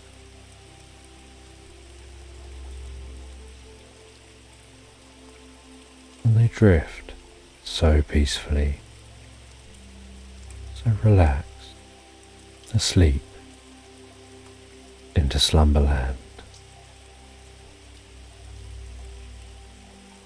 And in the far northern reaches of the world lies Santa's workshop, a hidden sanctuary of quiet magic, nestled deep in an enchanted forest.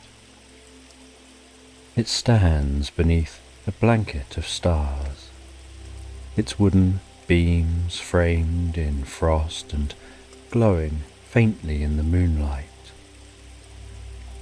Inside, the glow of the hearth spills warmth across the polished floors, casting flickering shadows that dance like playful sprites along the walls. Everything here feels alive, but it's not a place of noise or bustle. It hums with quiet joy, a serenity woven into the very fabric of Christmas. The elves are hard at work, but there's no rush, no frantic movements. Their tasks are performed in rhythmic calm, as if the entire workshop moves to the cadence of a lullaby. Small hands glide over delicate ribbons, tying bows in rich shades of gold and emerald. The wrapping paper rustles softly, like the gentle rustling of leaves in a dream, as tiny silver bells, each as delicate as a snowflake, are placed atop each parcel. The bells chime quietly as they're added, a soft and reassuring sound, filling the air with the warmth of anticipation.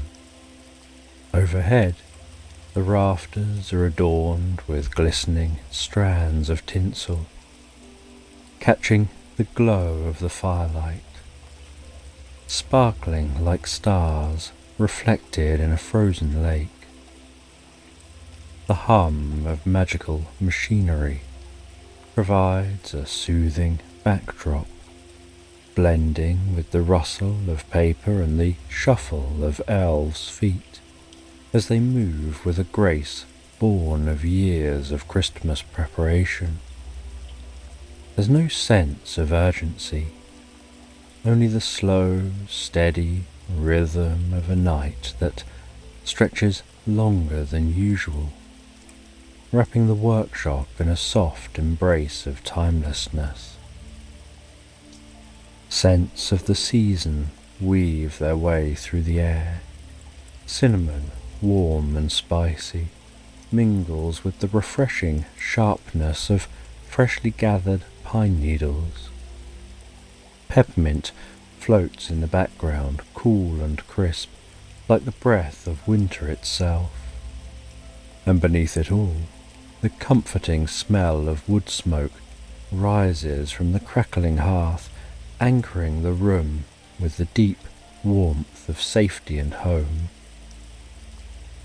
Each elf moves with delicate precision, their focus steady, yet their movements are slow, unhurried, as though they know that time itself has softened to accommodate them. There's a quiet expectation here, so peaceful, deepening with every moment. Christmas Eve is on the horizon, but for now, the workshop is a sanctuary of stillness, a place where time stretches out, inviting everyone within to slow down, to breathe in the calm. In this peaceful rhythm, every element of the scene, the light, the sounds, the scents, work together to lull anyone who enters into a deeper state of peace and relaxation. The workshop feels not just like a place of work, but a place of rest, where the heart slows and the mind begins to drift, becoming absorbed in the soft rhythms of preparation. Time here is a gentle companion, moving quietly alongside the elves as they work. But amidst the tranquility, something shifts. It's subtle, like the faintest ripple disturbing the surface of a calm pool, yet noticeable to those who know the workshop well. The quantum superposition generator, usually glowing with a soft golden light, flickers briefly, its once steady hum faltering. The light dims as if the machine is growing tired, and the elves, ever attuned to the magic that surrounds them, pause in their tasks, their eyes turning towards the heart of the workshop. This machine, nestled in the very centre of the room, is no ordinary device. It holds the key to Christmas itself. The generator's magic is what allows Santa to be everywhere at once, leaping through time and space, delivering joy to every child on earth in a single night. Without it, the wonder of Christmas morning would be impossible, and stockings would hang empty by the fireplace. The elves gather around the generator, their steps soft but filled with concern. The light, once bright and steady like the first golden rays of dawn, now flickers weakly, like a candle fighting against a breeze, casts long, trembling shadows across the room. Its comforting glow, now uncertain, its hum reduced to a faint murmur. The head elf, a figure known for his calm authority, steps forward, his brow furrowed in quiet concentration as he approaches the machine, his small hands brushing gently over its surface, his fingers tracing the worn, familiar patterns of its intricate workings. The elves watch him in silence, their breaths held, not out of fear but out of reverence for the delicate magic at work. The generator splutters once, twice, and then its glow fades entirely, leaving the room dimmer as though a bit of its magic has slipped away. Yet there's no panic. Even now the workshop remains a place of quiet calm. The head elf straightens, his expression thoughtful but not troubled. "It seems," he says, his voice steady and sure, "that we will need help." And they all know who he means. The wise partridge who lives in the pear tree just outside the workshop is the only one with the knowledge and magic to repair such a delicate machine. The partridge, with its ancient wisdom, has seen countless Christmases come and go. It understands the inner workings of the generator better than anyone else. The decision to call for help is made quietly, as though even the act of asking for assistance must be handled with care. Finn, a young elf, volunteers to fetch the partridge. His steps are soft as the snow falling outside. The workshop, though quieter now without the hum of the generator, remains peaceful, its stillness deepened by the knowledge that help is on the way. Finn, small but brave, steps forward, his heart beating a little faster at the honour of being chosen. His face remains calm, a smile playing at the corners of his lips as he nods to the head elf and steps outside the workshop.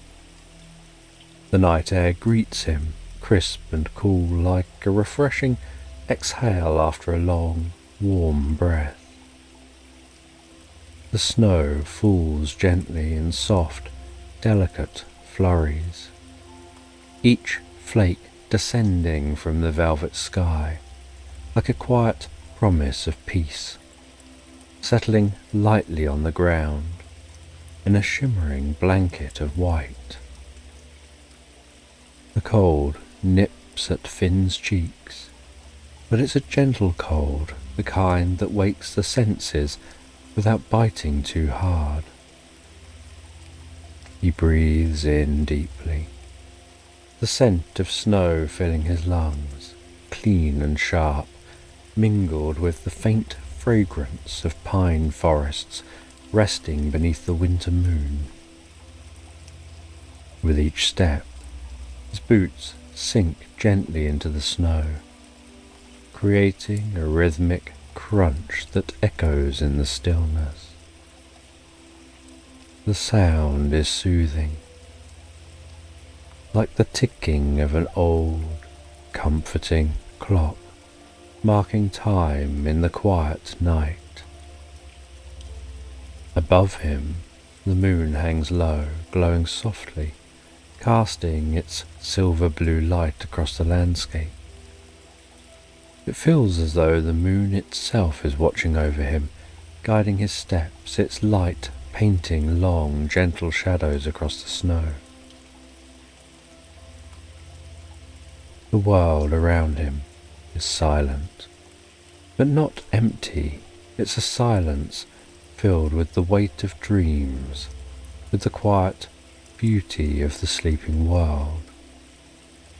The trees stand tall and still, their branches draped in snow, their outlines softened in the moonlight. A soft breeze stirs the air, but it's not a howl, more like a long, deep exhale, as though the earth itself is resting. Finn feels the quiet pressing in around him, like a soft hand on his shoulder, gently guiding him deeper and deeper into the calm of the night. Each step slows his thoughts, and with every footfall his mind becomes quieter, like the snowflakes that drift slowly down to the ground. The pear tree is not far, but the journey feels timeless, as though Finn could walk forever through this snow-covered dreamscape. Each step a lull, each breath a soft rhythm that draws him deeper and deeper into the night. At last he reaches the pear tree. It stands at the edge of a clearing, a silhouette against the dark sky. Its branches are thick and gnarled, reaching outward in wide arcs, draped in shimmering ice. The tree seems to hum with an ancient magic, as though it has stood here for centuries, quietly observing the world as it changes around it. Snow covers its branches, and in the moonlight the tree glows faintly, casting soft reflections across the snowy ground. Finn gazes up at the tree, a sense of reverence swelling in his chest. The partridge is there perched on a low branch, its feathers shimmering faintly in the moonlight. It's a small bird, but there's something timeless about it, a quiet presence that suggests it knows far more than it ever reveals. Its eyes are bright, filled with the kind of wisdom that sees beyond the moment into the long stretch of time. The partridge sits serenely in the branches of the pear tree. There's an air of quiet certainty about it, as though it's been waiting for this moment all along. It tilts its head slightly, studying Finn with its ancient, knowing eyes. The faintest smile in its gaze. Finn, though a little nervous, steps forward, his boots making a soft crunch in the snow. The air around the pear tree feels different. The tree sways gently, though the night is still. The branches moving in slow, graceful movements, like gently rocking a cradle. The leaves shimmering under the moonlight. It feels like a place outside of time, where the rules of the world soften, and magic flows as naturally as the falling snow. "Good evening," the partridge says, its voice soft and melodic, like the first notes of a lullaby carried on the wind. The sound wraps around Finn, making him feel instantly at ease. The partridge hops down from the branch, landing lightly in the snow, its feathers glistening like stardust scattered across the ground. "Evening," Finn replies, bowing his head slightly out of respect. "I've come to ask for your help. The quantum superposition generator in the workshop has stopped working, and without it, Santa won't be able to deliver presents to all the children." The partridge listens quietly as Finn speaks. The bird's eyes seem to take in not just the words, but the meaning behind them. The weight of what he's saying When Finn finishes, the partridge nods slowly, thoughtfully, as though considering all the possibilities of time and space within that single movement. The partridge says that the generator is a delicate thing. It bends the fabric of time in such a way that all moments converge, allowing Santa to visit every home in a single night. Without it, Christmas would be much quieter.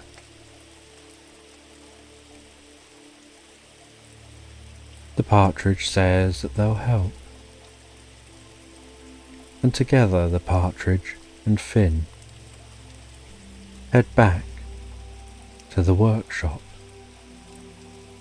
The partridge decides to walk with Finn rather than fly, and the snow crunches delicately beneath their feet. With Finn's boots making a deeper sound and the partridge's steps barely a whisper against the snow, they walk in silence, enjoying the nature, the stars above twinkling softly, watching their journey like distant guardians, high and still. Each step is steady, each breath calm, carrying them deeper and deeper into the gentle rhythm of the night. Together they move through the snow-covered landscape,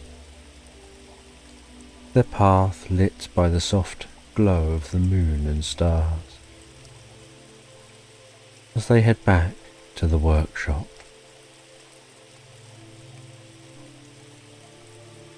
and back inside the workshop, the warmth of the fire and the soft glow of the twinkling lights envelop Finn and the partridge as they step through the door. The gentle hum of the elves' work surrounds them like the soft murmur of a gentle song. Santa stands near the hearth, his hands folded behind his back, his eyes calm but watchful. His presence is steady, comforting, like the glow of a lighthouse guiding ships through the night.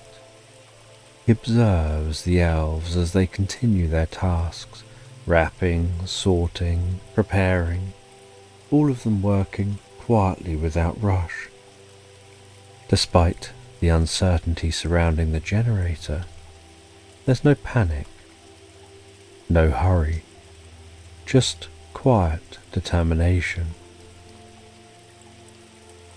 As if everyone knows deep down that everything will be okay. The partridge approaches the quantum superposition generator, the machine sitting silent and still.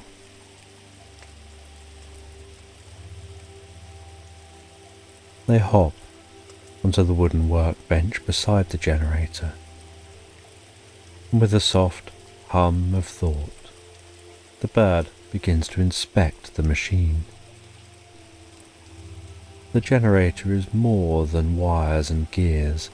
It's a living thing imbued with ancient magic that flows through time itself.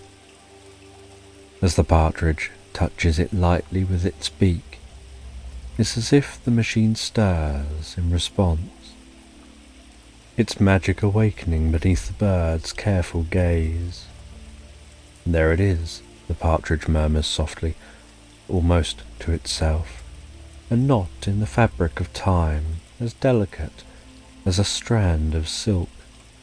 Its eyes gleam with quiet understanding as it peers closer, its head tilting thoughtfully. It's not broken, just a little tangled, a wrinkle in the tapestry of time. With slow, careful movements, the partridge begins to explore the intricacies of the generator, Its wings flutter softly with each motion, like the pages of an ancient book being turned one by one. The bird moves like a master weaver examining a delicate piece of cloth, its feathers brushing against the threads of the machine with quiet reverence, each movement slow and deliberate, as though time itself has slowed to match the partridge's gentle pace. The elves continue working in the background, quietly, diligently, with some of their attention drawn to the partridge and their inspection of the machine.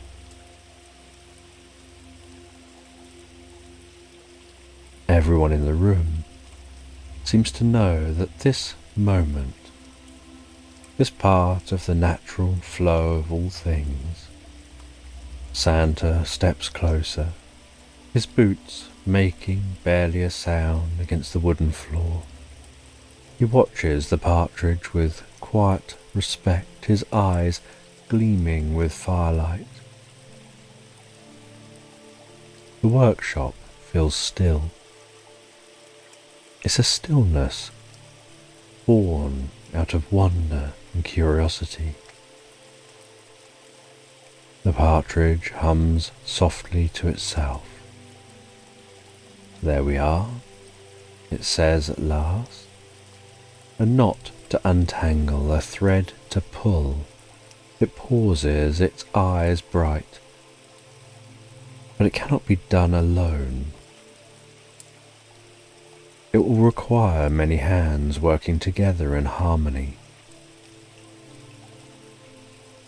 The elves gather round, their eyes wide with curiosity and readiness. Though small, their nimble hands are quick and deft, and they understand the delicacies of magic just as well as they understand the craftsmanship of toys. The partridge nods at them, its gaze warm and knowing, as though it recognizes the talents in each of them. We must work together, the partridge explains, its voice carrying through the room like the soft notes of a distant melody. This machine, this generator, it's like a song. Each piece is a note, each action a rhythm. Alone, the notes are lovely, but together they create the harmony we need to bring it back to life. The elves nod. They move fluidly, taking their place around the generator. There's no rush, no urgency, just the slow, measured actions of those who know that magic, like music, requires patience and care. Finn touches the generator,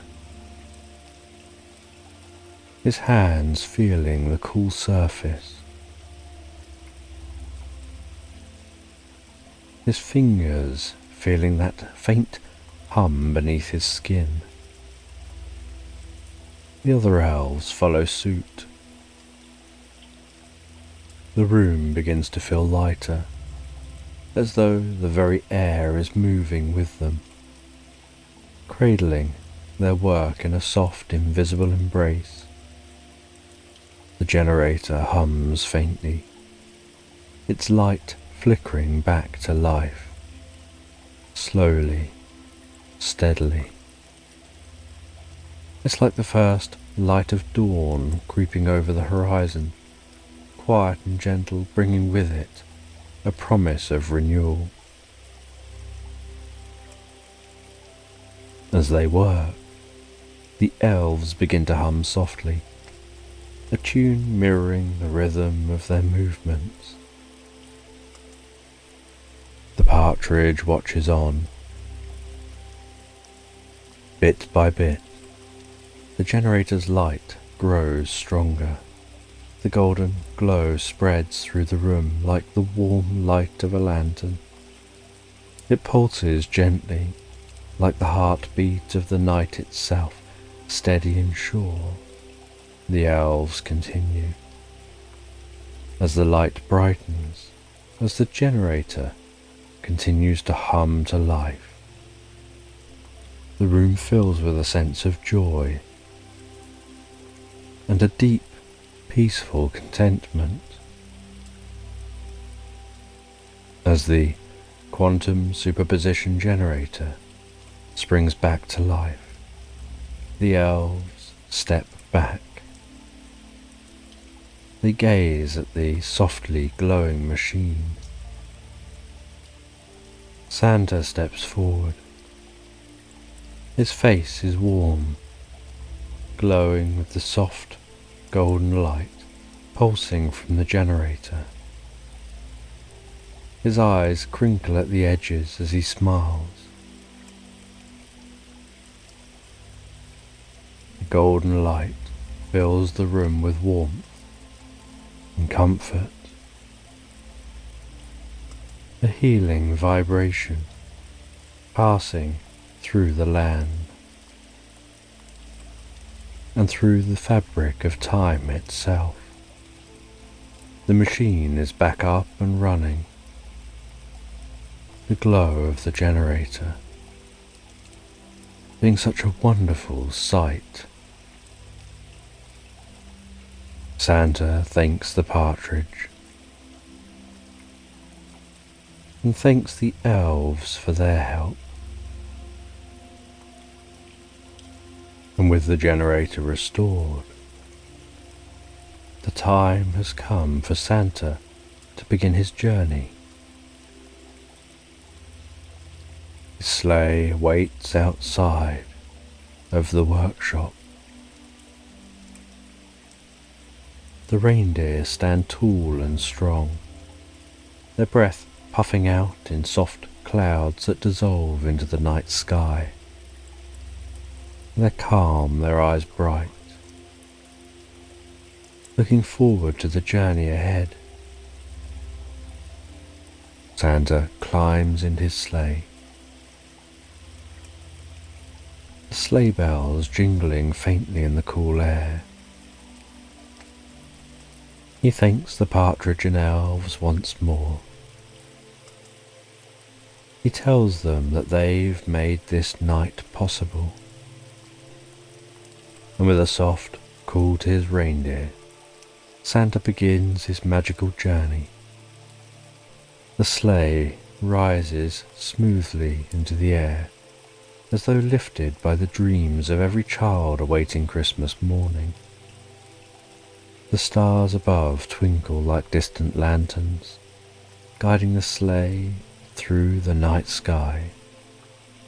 Santa's sleigh glides gracefully, cutting through the air like a gentle breeze, leaving a trail of sparkling stardust in its wake. The quantum superposition generator hums softly, its magic spreading through the sleigh, allowing Santa to leap from one place to the next. Leaping into locations where he's in multiple locations at a time, before leaping into a new location where he's in more new multiple locations. Each leap so fluid, so smooth and rhythmic, as if space and time itself are bending around Santa and the sleigh, wrapping him in a cocoon of possibilities.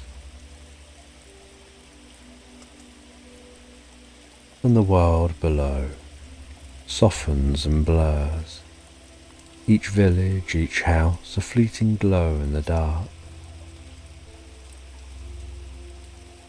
And Santa delivers the gifts to each sleeping child.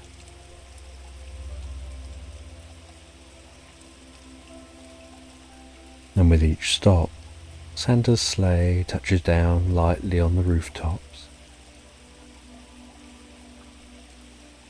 The stars above twinkling softly, and as the sky begins to shift, fading from the deep velvet blues of night to the pale blushing tones of dawn. The snow outside Santa's workshop glows faintly under the soft light of the rising sun. The door to the workshop swings slowly, softly, gently open as Santa steps inside, his red cloak dusted with snowflakes. He's tired. There's a deep, quiet satisfaction in his eyes, a warmth that radiates from his very being.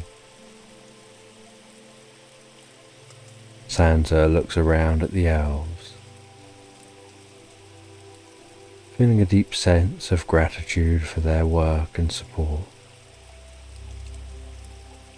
And the partridge settles into his nest to drift and float peacefully asleep, as Santa and the elves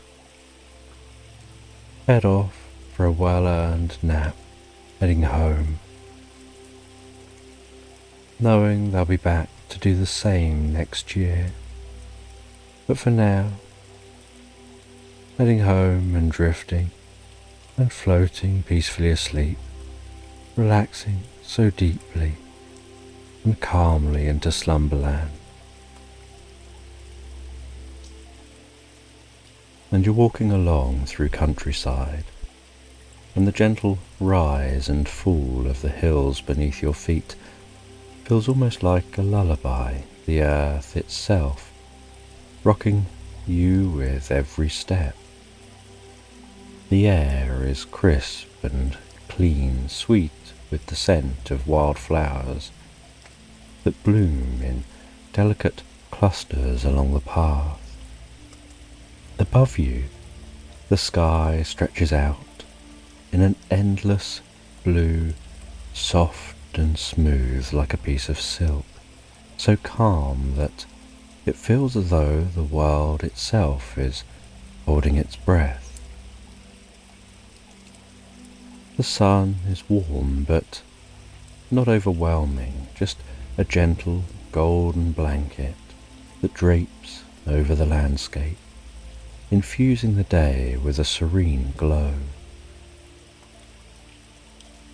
illuminating the hills, the grass, warming your skin with a kind of quiet tenderness, as though it's inviting you to relax deeper and deeper, to let go of anything that might be on your mind.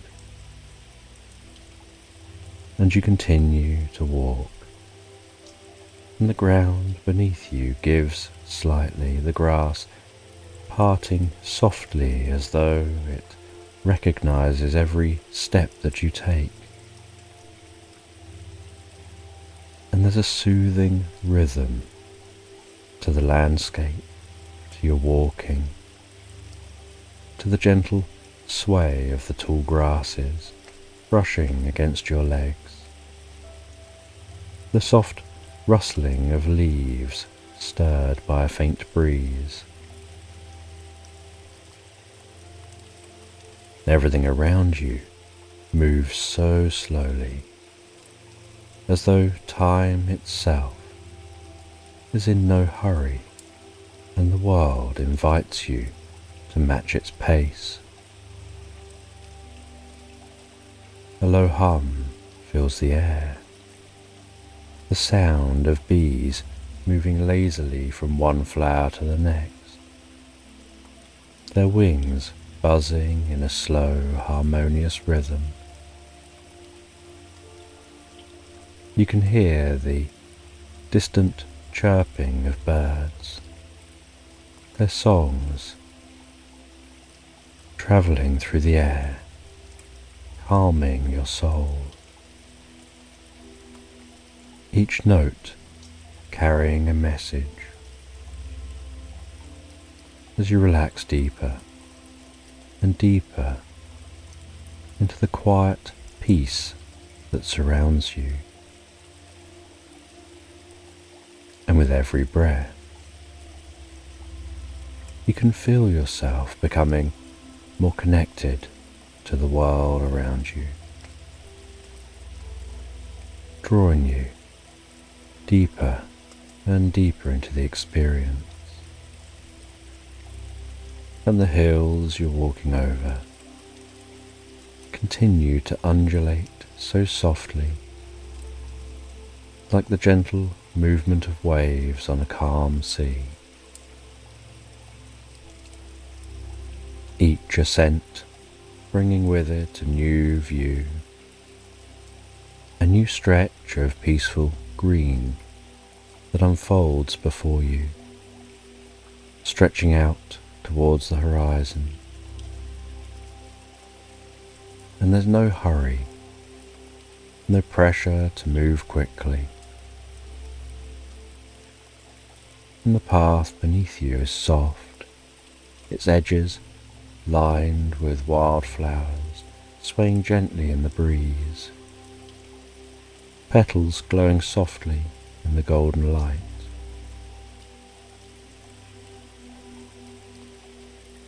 And the warmth of the sun rests on your shoulders, so soothing and gentle, radiating through your body, filling you with a soft, drowsy comfort. The air around you so fresh, carrying those scents of the earth and the flowers. Each inhalation feeling like a deep, restorative breath, guiding you deeper and deeper into relaxation, while your own footsteps merge with the natural rhythm of the world, sinking you in calmness with the environment.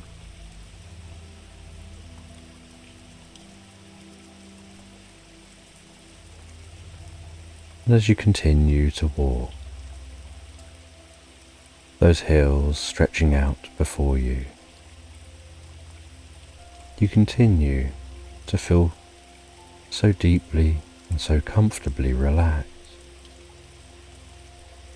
And as the day begins to slip gently towards evening, the light shifts, casting long shadows, stretching across the hills. The sun hanging lower in the sky, its golden rays softening and kissing the tops of the trees ahead. As you approach the edge of a forest, its entrance marked by tall, majestic trees, their branches arched overhead. And as you enter, the air changes. You start to smell the scents of the forest. And as you enter the forest, passing into the dimly lit environment, you can notice the soft crunch of leaves underfoot. The world beyond the forest grows quieter, more distant. The trees towering overhead, branches gently rustling in the breeze, occasional leaves falling to the ground.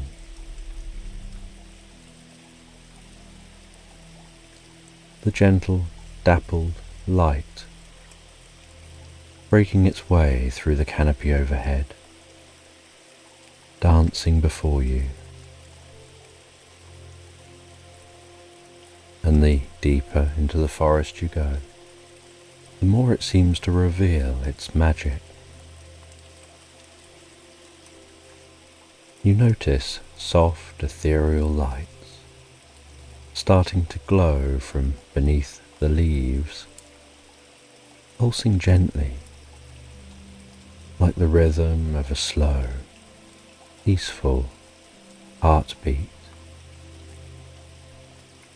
You notice that the plants here are unlike anything you've ever seen before. Their leaves shimmering with a faint luminescence, casting an otherworldly glow across the landscape. Small creatures moving quietly among the undergrowth. Everything moving so slow and graceful, as though this whole place is part of a dreamlike rhythm. A relaxing symphony designed to lull you to sleep.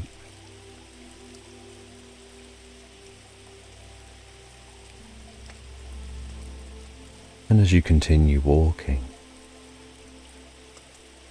you start to hear the distant sound of water trickling over rocks, and the ground beneath you begins to feel a little softer, almost spongy.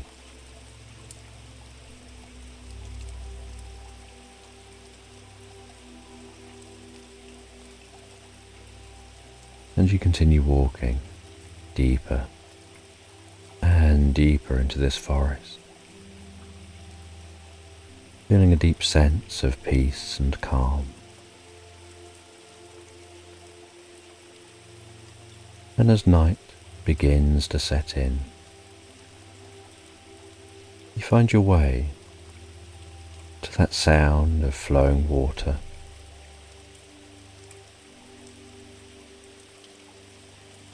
And you notice that stream runs through a clearing nestled here in the heart of this magical forest, where you can see the first stars of the night. And so you set up the camp, listening to the sounds change in the forest, from the daytime animals to the nighttime. Each sound so relaxing, so calming and comforting.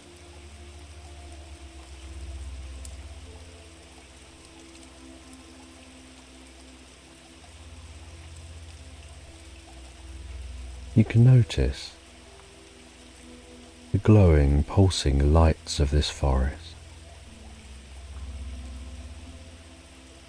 from the plants and the animals, the insects flying in the air.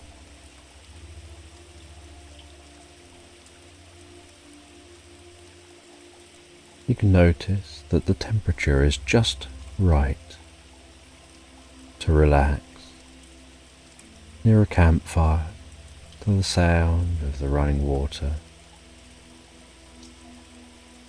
sitting in the entrance to your tent.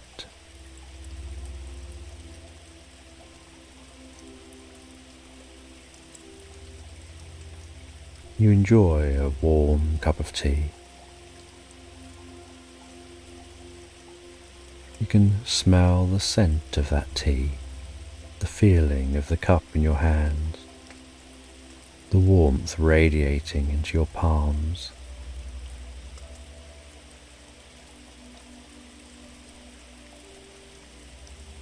Noticing the sensation with each sip of tea you take, of the warm liquid passing in through your mouth and down towards your stomach,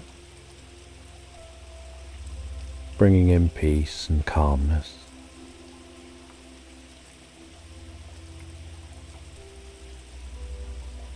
And as the night continues to deepen, so you can see the broadening blanket of stars and the most beautiful silvery crescent moon gently rising above the trees,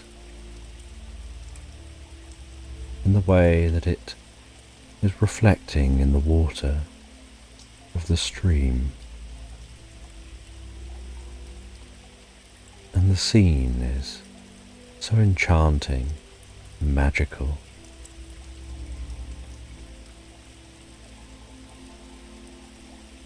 And you're aware as you gaze up at those stars, how the different constellations you can see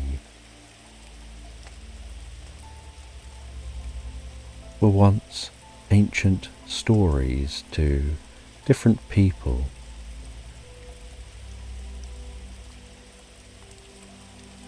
As people imbued the night sky with the stories of their time, of the myths and legends they wanted carried through the generations.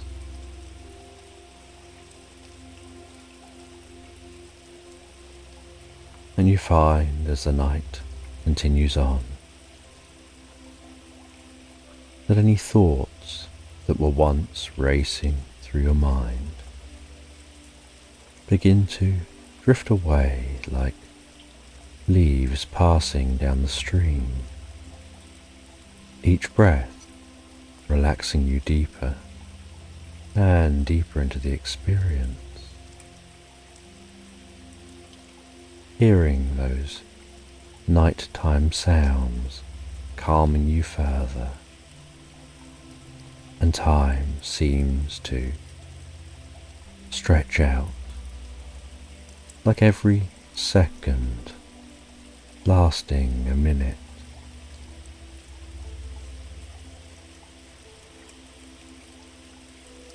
And then after a while, you rest back into the tent and you close your eyes to just enjoy being in the moment, letting the sounds and sensations wash over you, guiding you into the most peaceful state of stillness, relaxing you deeper and deeper.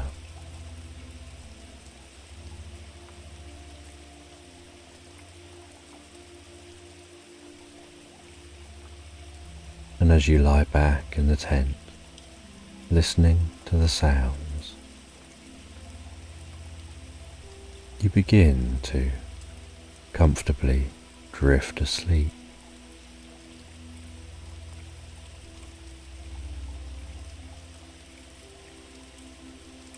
Sometimes aware of the sounds outside the tent, other times more focused on the changing focus to the land of dreams in your mind.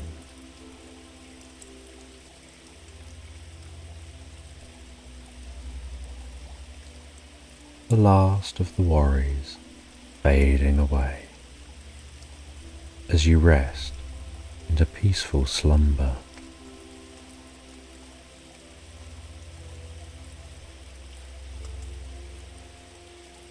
And as you drift quietly and peacefully asleep, you can notice your body beginning to feel weightless, as if suspended in a state of perfect relaxation. The temperature around you just right to facilitate the most deep and comfortable sleep.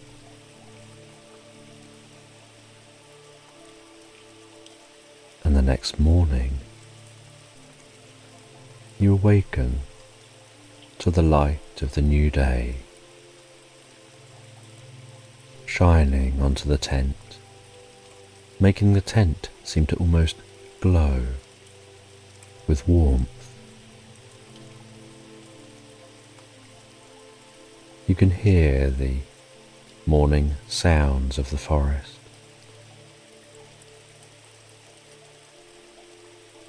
You can breathe in the fresh, cool and comfortable air, and continue to hear the sound of the stream flowing.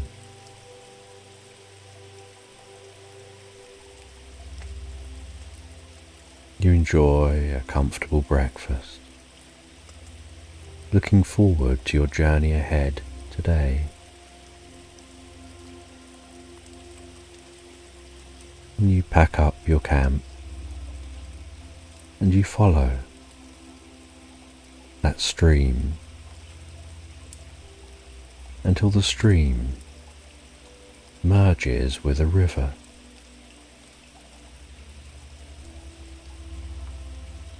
You continue to walk alongside this river,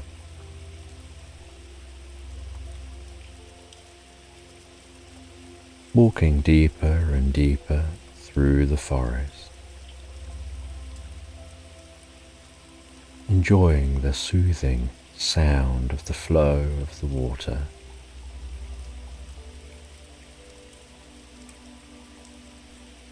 Each step relaxing you deeper and deeper into the experience.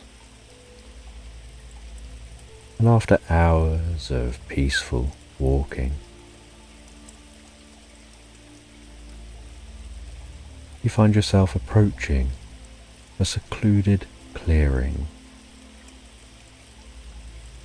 where you discover the remnants of a forgotten civilization, with crumbled stone walls half hidden by moss and vines, reclaimed by nature over centuries. You look at the ruins and feel that they seem so humble, as if they've always belonged to the forest.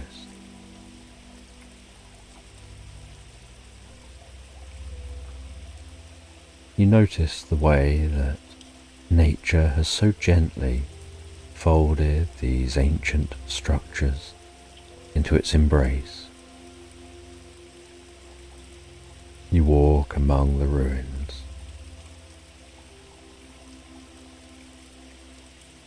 You reach out and touch one of the crumbling walls, your fingers brushing so delicately against the rough surface of the stone,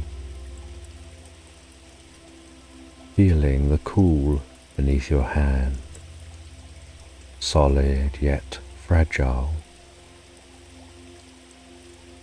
And you notice that some of the stone is adorned with intricate carvings, faded and worn by time. You can't work out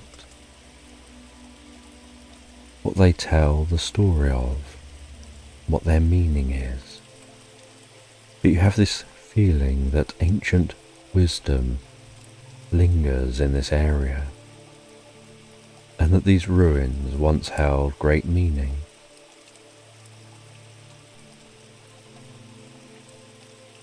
And this area feels so still, so contemplative, so relaxing. And as you walk around these ancient ruins, you discover an entrance to what appears to be an underground chamber,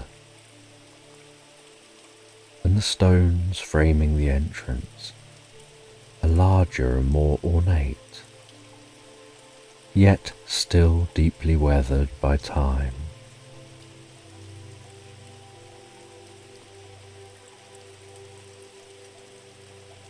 And you head towards that entrance, and with curiosity and excitement, you walk through the threshold, descending, curious what you'll discover.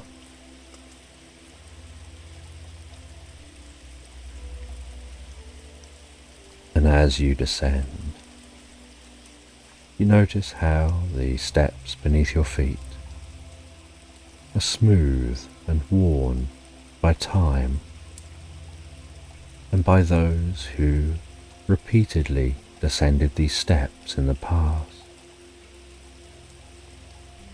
And each footstep echoes so gently around the walls of this underground chamber.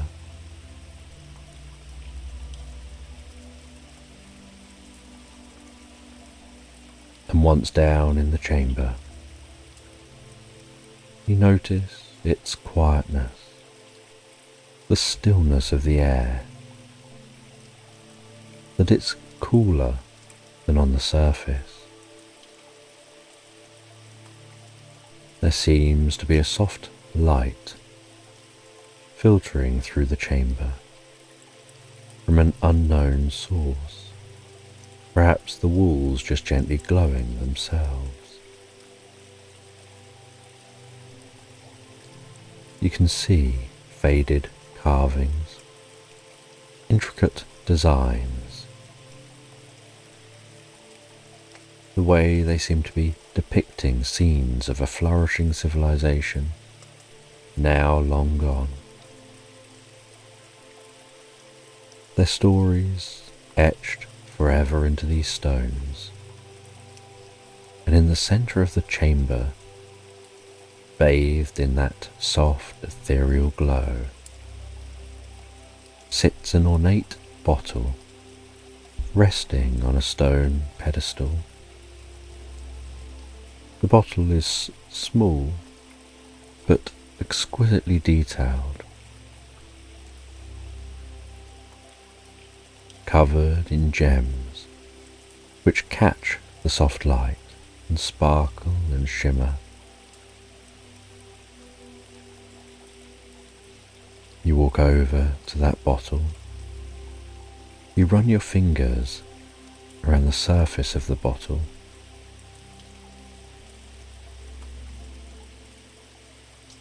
With a deep breath, you lift the bottle off of the pedestal, noticing that it's much lighter than you'd expected. You take a look around the whole bottle while holding it. You carefully reach for the cork and pull that cork from the top of the bottle. And with a gentle sigh, as if the bottle itself is releasing a long-held breath,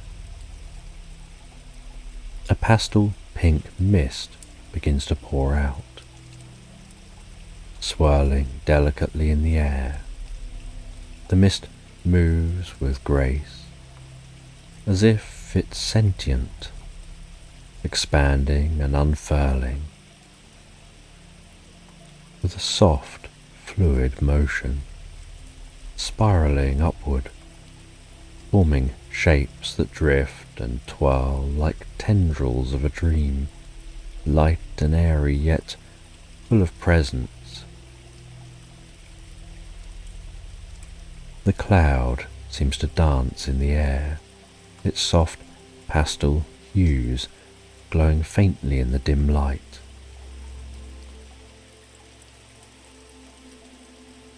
It swirls around you, its form ever changing, shifting like a gentle breeze through an open window.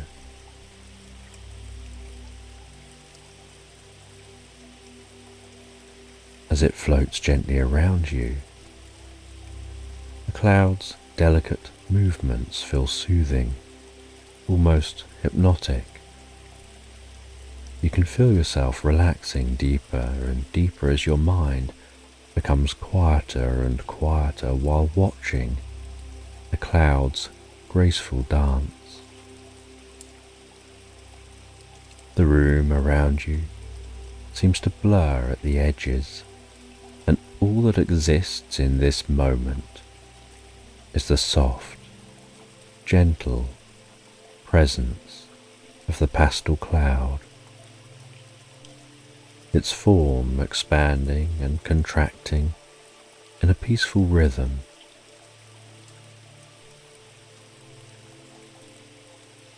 The cloud moves closer, and you feel its cool, light presence brushing against your skin. It carries with it a faint, sweet scent, like the first breath of spring flowers blooming after a long winter. The soft air stirs gently around you, and with it comes a sense of freedom, of release, as though the weight of time itself is melting away. The cloud's presence is light, airy, and yet it feels deeply comforting, like being wrapped in a soft, invisible blanket that brings with it a profound sense of peace. And the pastel pink cloud hovers gently before you, its form shifting as if it's considering something, preparing to speak. Then from the center of the cloud, a soft, melodic voice begins to emerge, a gentle, soothing sound, filling the chamber with peace and kindness. "Thank you," the cloud begins. "You've released me from the confines of my bottle. For centuries, I was trapped within, waiting for someone to find me, to set me free.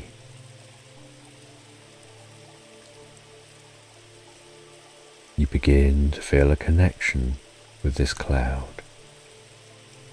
Long ago, the cloud says, I served the people of this land.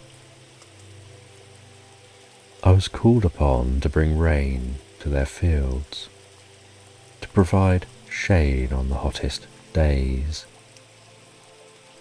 and to transport them across great distances when they needed to travel. I was their companion, their guardian in the skies. But as time passed, the people faded away, their civilization forgotten by all but the trees and the stones of the forest. The cloud swirls gently around you as it speaks, its movements slow and deliberate.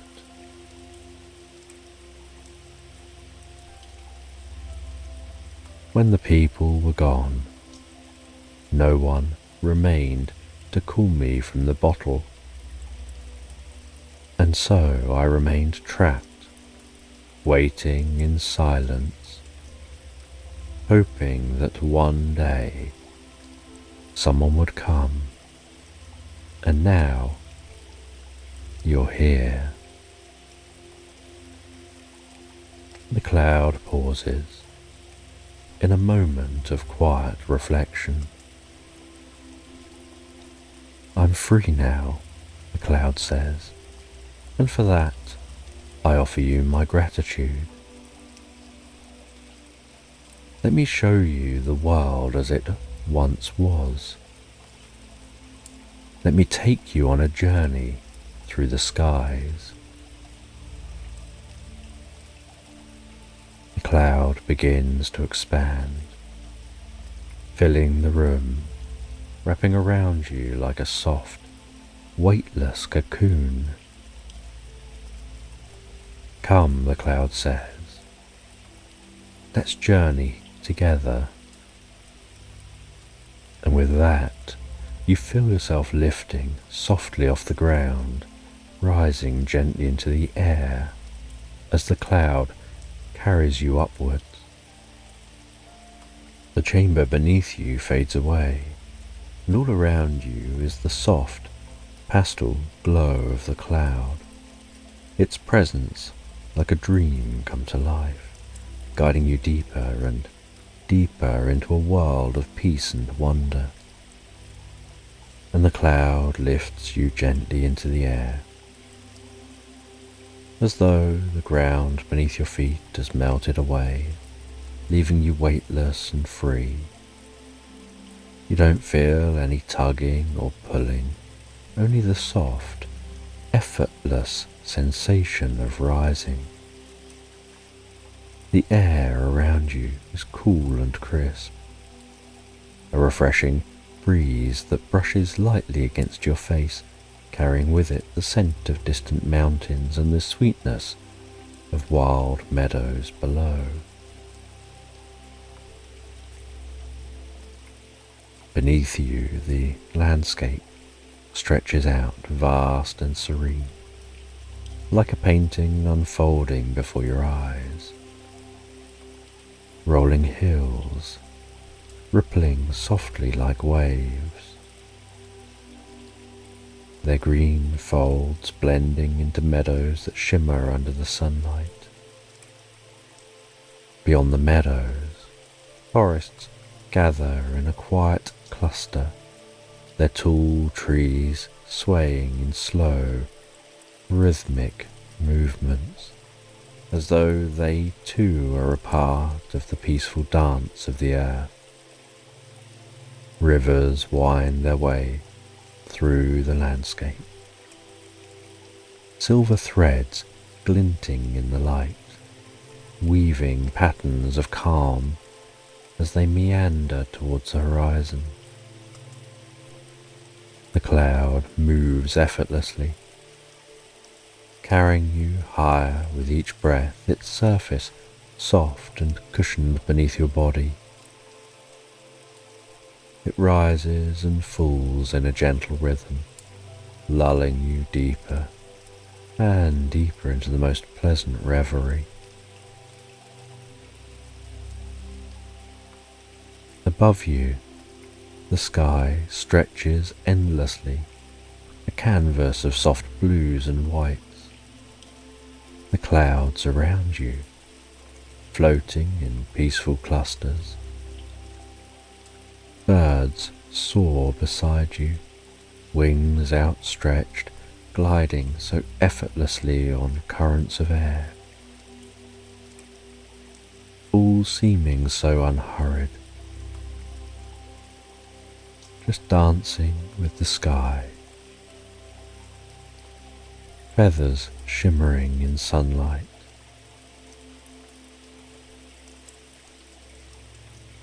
The air is pure and fresh, filling your lungs with each deep breath, bringing with it a sense of renewal and new beginnings. The cloud carrying you higher as you sink deeper into the most peaceful relaxation. And as you approach the mountains, you can notice their snow-capped peaks sparkling like a million diamonds in those mountains. You begin to have this sense of how everything is connected, all the parts of the landscape, the flora and fauna,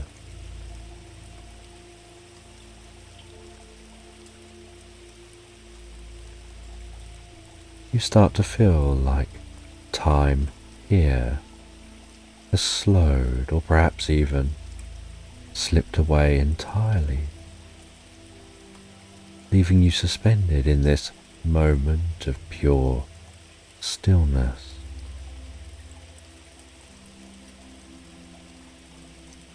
The more you float, the deeper you relax,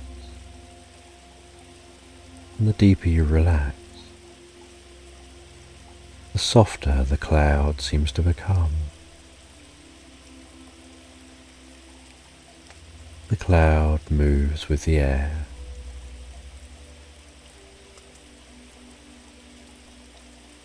the landscape rolling past below, and after what feels like the most peaceful eternity of drifting in the sky, seeing what this world once looked like. The cloud descends again, heading back to the chamber.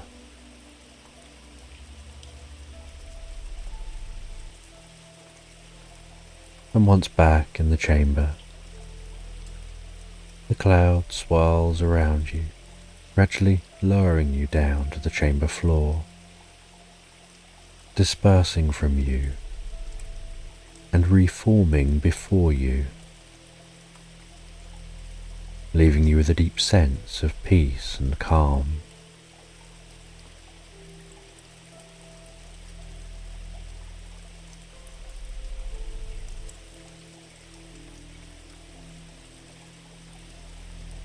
The cloud hovering before you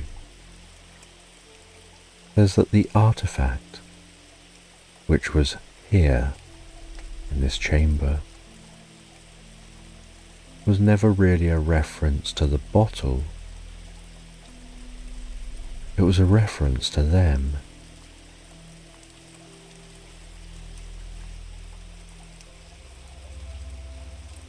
They spoke of how, now the bottle is open, they'll be able to come and go as they please.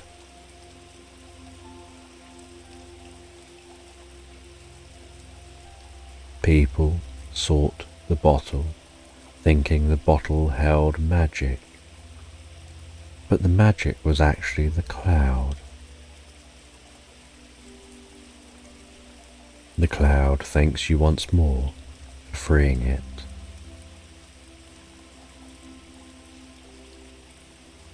And you set off from this chamber.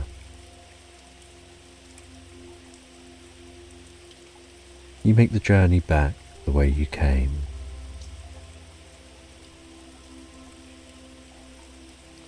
Find your way back through that forest, back over the hills and meadows, all the way back home. And once home, you settle down in bed, pondering and thinking of the experience you've had. As you drift and float, so calmly, so peacefully relaxed, into Slumberland.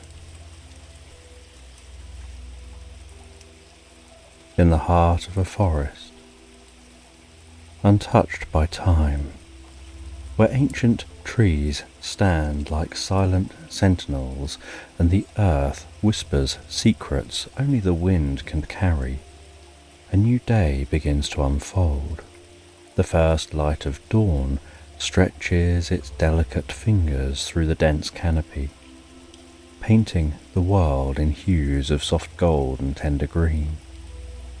The air is crisp, invigorating, and filled with the scent of pine needles and rich, damp earth, as though the very breath of the forest is infused with life itself. Nestled within a den, carved from the roots of a great oak, Lupa, a young wolf pup, stirs from the depths of sleep.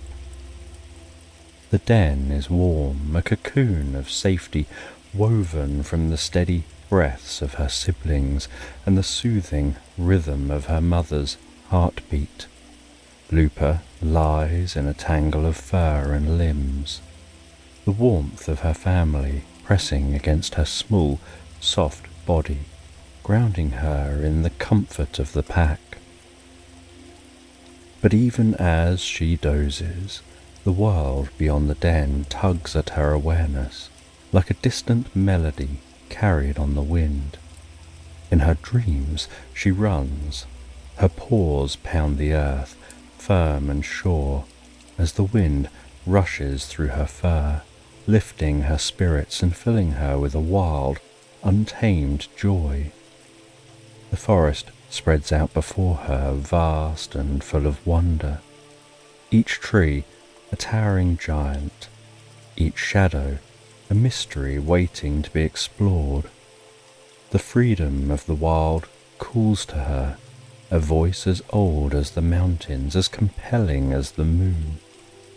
As the dream lingers, her eyelids flutter and she wakes. Blinking in the dim light of the den, the vividness of the dream clings to her mind like the echo of a far-off howl.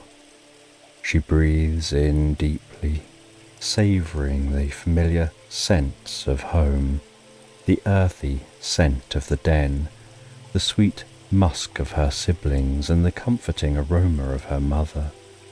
But beneath it all, she detects something more, the scent of dawn, fresh and full of promise, seeping into the den, beckoning her outside. Lupa's heart quickens with anticipation.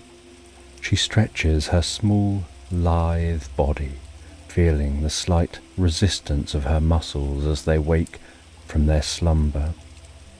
Around her, the den is filled with the soft sounds of her pack stirring, the gentle rustle of fur against the earth, the quiet snuffling as they prepare to greet the day. The light filtering into the den is soft, a promise of warmth and light beyond the confines of their shelter. Her mother, the alpha female, stirs beside her, her presence a reassuring constant. The older wolves rise first, their movements deliberate and calm, a well-practiced routine honed by years of survival in the wild. Lupa watches them, her young heart swelling with admiration and the desire to prove herself worthy of the pack. But more than anything, she feels the call of the wild, pulling her towards the unknown, towards the adventure that lies beyond the den's entrance. With a final glance at her siblings, still nestled in sleep's embrace, Lupa rises on her small paws. The earth beneath her is cool, a grounding sensation that steadies her excitement. The den, once a place of warmth and security, now feels like a threshold, a portal she's ready to cross. The world outside beckons, and with youthful energy and boundless curiosity, she steps forward, eager to greet the day. As she emerges into the open air, the world greets her like an old friend. The forest stretches out before her, every leaf and blade of grass illuminated by the soft, golden light of dawn. The birds are already awake, their songs filling the air with a chorus of life. Lupa pauses, her senses overwhelmed by the beauty of the moment. The cool breeze ruffles her fur, a gentle caress that carries the scents of pine, earth, and distant rain. The sky above is a canvas of pastel hues, promising a day full of possibilities. She breathes in deeply, filling her lungs with the fresh morning air, and feels the thrill of the wild coursing through her veins. This is her world, a place of endless wonder and adventure where every day brings new discoveries, and today she's ready to embrace it all. The pack gathers around her, their presence a comforting reminder that she's never alone. They are her family, her protectors, and her guides in this vast, untamed world. As they prepare for the day's run, Lupa feels a sense of belonging, of being part of something greater than herself. She may be young, but she is a wolf, and the call of the wild is in her blood. With a final glance at the den, now bathed in the gentle light of morning, Lupa takes her place among the pack. The world is waiting and she's ready. The forest deepens as the pack begins their run. a journey as old as time itself. The trees close in around them, their towering trunks forming a cathedral of nature, where the sun's light filters through the leaves like stained glass. The ground beneath their paws is soft and forgiving, a carpet of fallen leaves and moss that muffles their movements, allowing them to glide silently through the undergrowth. Lupa runs alongside her pack, her small body moving in harmony with the rhythm of the run. Each stride is a dance, each breath a shared song that unites the pack in their journey. The bond between them is palpable, a living thread that connects them all, from the eldest wolf to the youngest pup. In this moment, Lupa feels the power of the pack, the strength that comes from unity, and the freedom that comes from the wild. The forest responds to their presence, its ancient heart beating in time with theirs. Birds take flight as they pass, their wings a flurry of colour against the green backdrop of the trees. A deer, grazing in a clearing, lifts its head, its large, dark eyes watching the pack with cautious curiosity, before it bounds away into the shadows. The wind, as if guided by the pack's movement, whispers through the trees, carrying the scents of pine, earth, and that distant rain. Lupa's senses are alive, each one attuned to the world around her. The sound of paws against the earth is a steady rhythm, like the heartbeat of the forest itself. The rustling leaves creating a symphony of sound. The scent of distant rain lingering in the air, while cool fresh air fills her lungs, invigorating her with every breath. As she runs, Lupa becomes absorbed in the rhythm of the pack. Her thoughts, once a jumble of excitement and curiosity, now flow like a gentle stream, carrying her deeper into the heart of the forest. This is her reverie, a place where time seems to slow, and the world around her becomes a blur of green and gold. Every step brings her closer to the earth, every breath a connection to something greater, something ancient and wise. For a moment, she stumbles, her attention caught by a fluttering leaf or a glimmer of light dancing through the trees. The world around her seems to shift, the edges of her vision softening as if she's stepping into a dream. But before fear can take hold, an older wolf nudges her gently, guiding her back into the rhythm of the run. The touch is reassuring, a reminder that she's not alone, that the pack is always there to guide and protect her. Lupa recovers quickly, her youthful energy propelling her forward. The distraction fades and she once again becomes part of the pack, her thoughts flowing in harmony with their movement. The forest, once a place of mystery and wonder, now feels like home, a place where she belongs. The run continues, each step bringing them deeper into the forest, each breath drawing them closer to the wild heart of the world. Lupa loses herself in the rhythm, her thoughts drifting like leaves on a gentle breeze. The forest around her becoming a dreamscape, a place where reality and reverie merge into one. She feels the earth beneath her paws, solid and real, yet somehow ethereal, as if she's running on the very fabric of a dream. As the pack moves deeper into the forest, the light begins to change. The sun, now higher in the sky, casts longer shadows, and the colours of the forest shift from the bright greens of dawn to the richer, deeper hues of midday. The air grows warmer, and the scent of distant rain fades, replaced by the earthy aroma of sun-warmed pine and blooming flowers.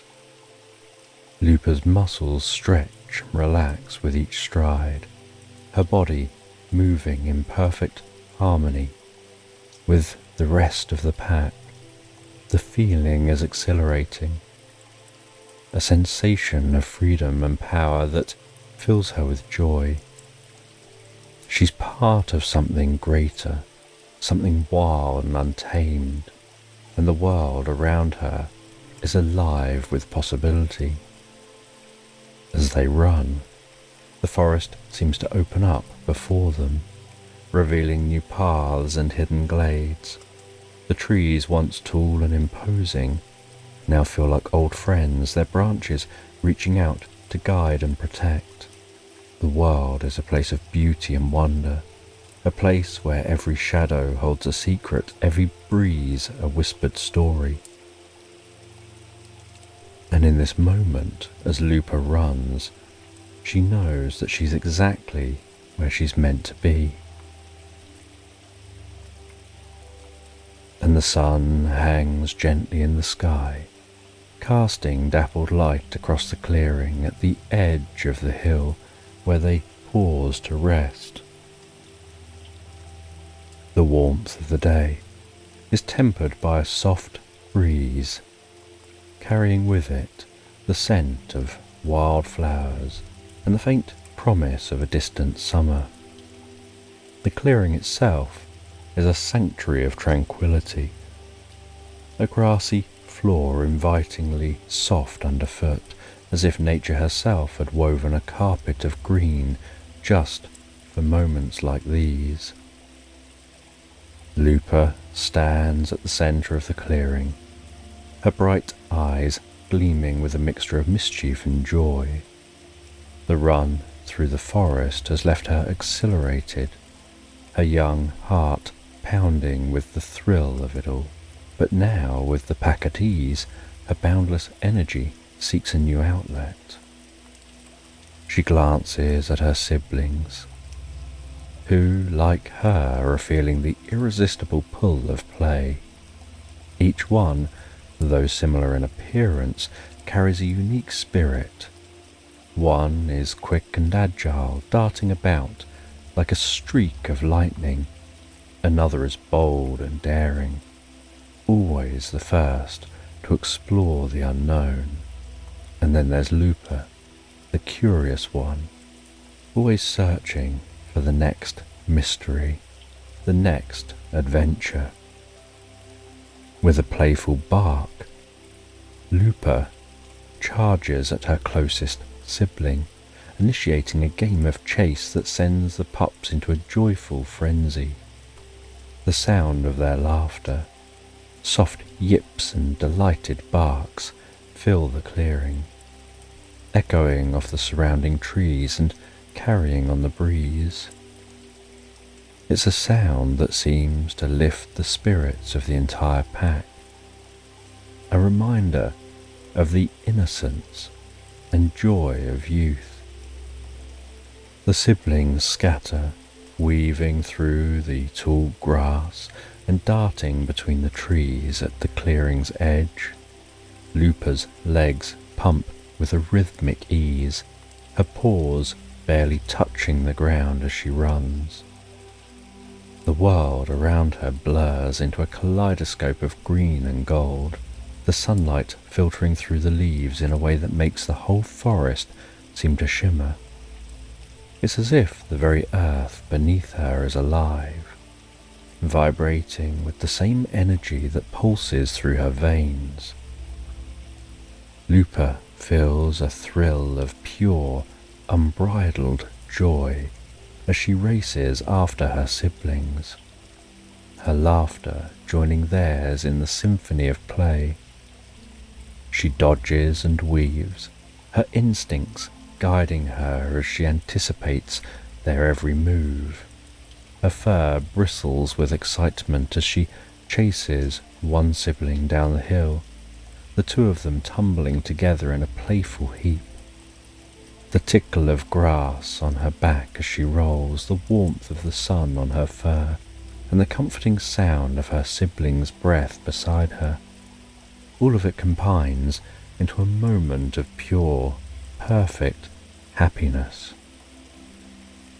The hill is a gentle slope, and as the pups roll down its side, the earth beneath them is soft and yielding, cushioning their playful descent.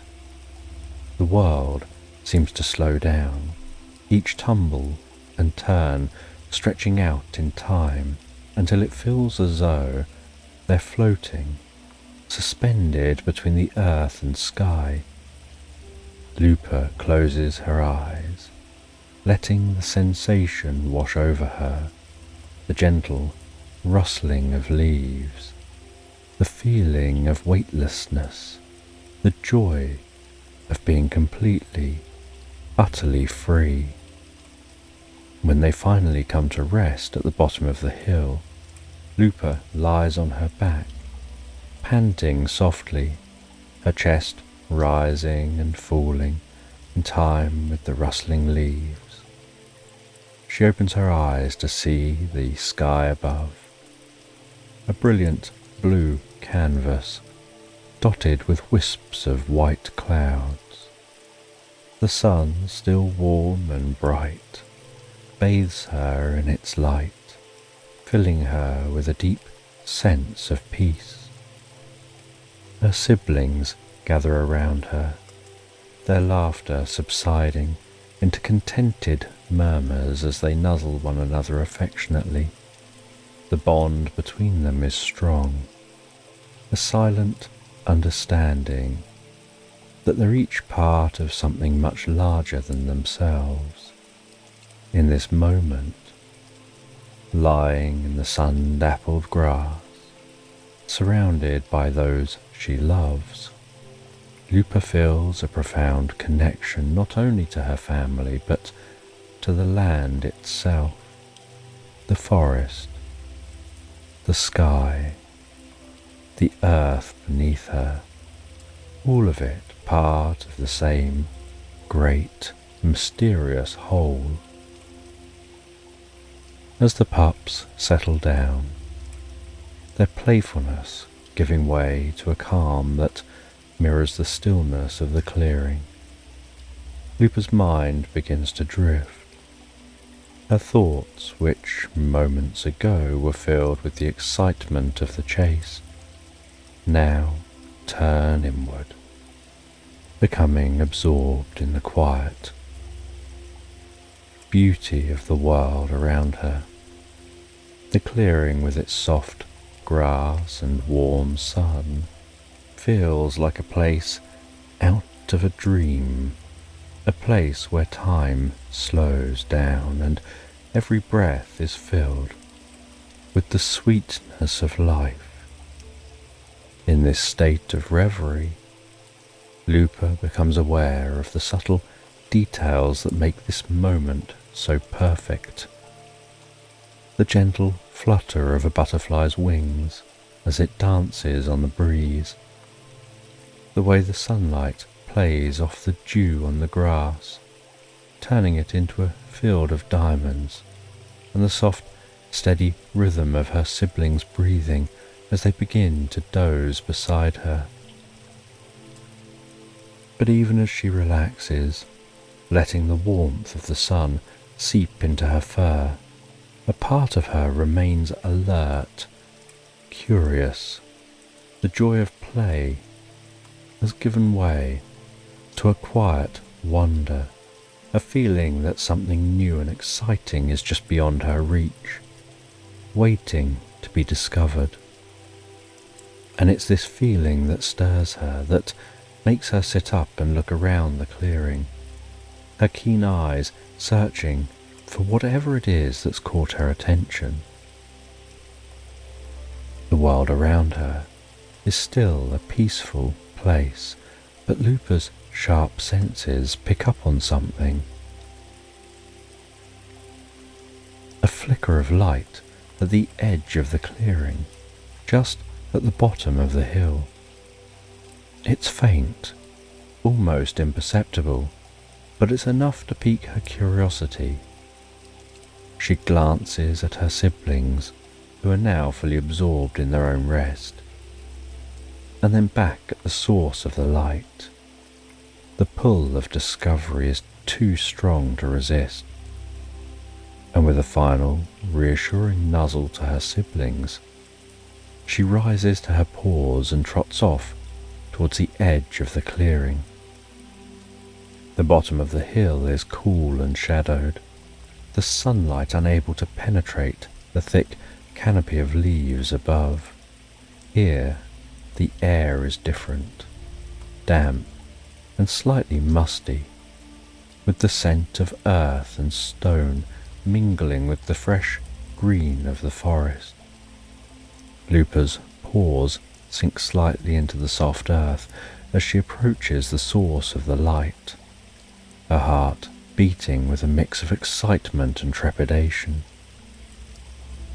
The flicker of light comes from a dense tangle of vines and moss, which cling to the rocky base of the hill like a living curtain.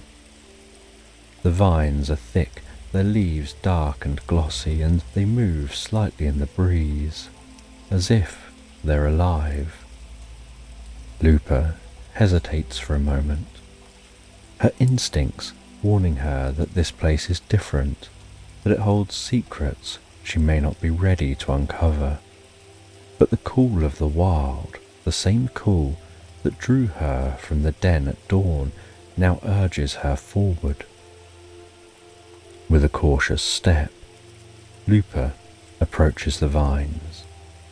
The light flickers again, just behind them, and she nudges the leaves aside with her nose, her curiosity overpowering her caution.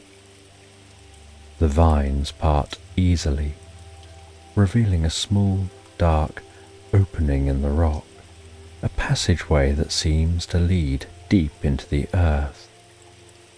The light is faint, more of a glimmer than a glow, but it's enough to show her the way. Lupa's heart quickens as she peers into the darkness. The passage is narrow, barely wide enough for her to squeeze through, and the air that wafts from within is cool and damp, carrying with it the scent of old stone and deep hidden places. It's a scent that speaks of ancient secrets and forgotten paths, of places where the light of the sun has never reached. For a moment, Lupa hesitates. She glances back at the clearing, where the rest of the pack lies in peaceful repose, unaware of the discovery she's made. The familiar comfort of the pack calls to her, urging her to return, to stay within the safety of their presence. But the pull of the unknown, the thrill of discovery is stronger. She knows that this is a path she must walk alone. With a final, deep breath, she steps forward. The earth beneath her paws is cool and solid, grounding her as she begins to squeeze through the narrow gap in the rocks. The rough texture of the stone walls brush against her fur, and the darkness closes in around her like a thick, comforting blanket. The sounds of the outside world, of the pack, the forest, the wind, fades away, replaced by the soft, echoing drip of water somewhere deep within the passage. As she moves deeper into the cave, The light behind her fades and the dim glow ahead grows stronger, guiding her forward. The passageway twists and turns, each bend revealing another stretch of shadowy tunnel, until Lupa can no longer see the entrance. She's completely surrounded by the earth, the cool stone walls pressing close on either side, the air thick with the scent of ancient secrets. Lupa feels a strange sense of calm, a deep, peaceful sense that settles over her like a warm cloak. She finds the darkness is comforting, like the embrace of the den at night. The cool damp air soothes her, the echo of her footsteps a quiet lullaby that carries her deeper and deeper into the heart of the earth. Every step feels like a journey into another world, a place where time stands still and the concerns of the outside world are left behind. The cave is a realm of silence and shadow, where the only sound is the steady rhythm of her breathing, the only light the faint ethereal glow that guides her forward. As she ventures further into the passage, the walls begin to widen, the ceiling rising above her until it disappears into darkness, the air growing cooler, the scent of earth and stone stronger and stronger, and the echo of distant water more pronounced. Lupa senses that there is multiple sounds and scents coming from within this cave and through this cave. She's aware of every touch of the rough stone against her fur, filling her with a sense of awe and wonder. The passageway continues to twist and turn, leading her deeper and deeper into the unknown. The darkness becomes increasingly complete as she continues to follow that distant glow, finding herself enveloped in peace and calm, feeling a quiet joy that fills her senses with purpose, knowing this is a journey of discovery and wonder while she moves deeper and deeper into this cave. And the deeper she ventures into the cave, the more the world outside seems to slip away. And while she enters a chamber, she discovers that the walls now begin to change. They seem to be etched with strange symbols and markings that glow faintly in the dim light. These symbols carved into the stone tell stories of a time long past, when the earth was young and spirits of the forest walked freely among the trees. She steps slowly as she takes in the markings, feeling a deep sense of wonder and curiosity. The symbols seem almost alive, their faint glow pulsing gently. As she rounds a corner, the passage widens slightly, revealing another small hollow chamber, bathed in soft greenish glow of bioluminescent fungi clinging to the walls. The light reveals shapes and textures of the space. The air is cool, the scent of damp earth surrounding her, and a fleeting occasional scent of flowers carried on a distant breeze. And Lupa's eyes are drawn to a small, delicate form lying on the floor of this cave. She discovers that it's a butterfly with crumpled wings, its once vibrant colours faded and dull. Lupa feels a deep sense of sorrow and empathy towards this tiny, fragile creature, feeling that it seems so out of place here, in this cold, dark world underground.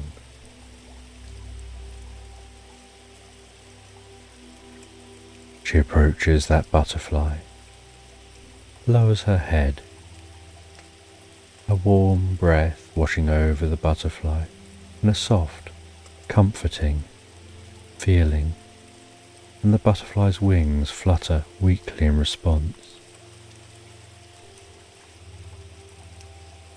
She feels this butterfly seems almost impossibly delicate, its wings like lace.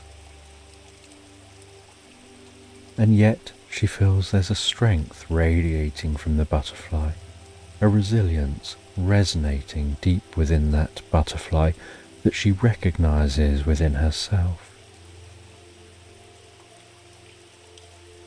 She sees this small creature almost like a reflection of herself, something so small in a vast, overwhelming world, yet filled with determination. She feels an inexplicable connection, a bond that could transcend words and reason.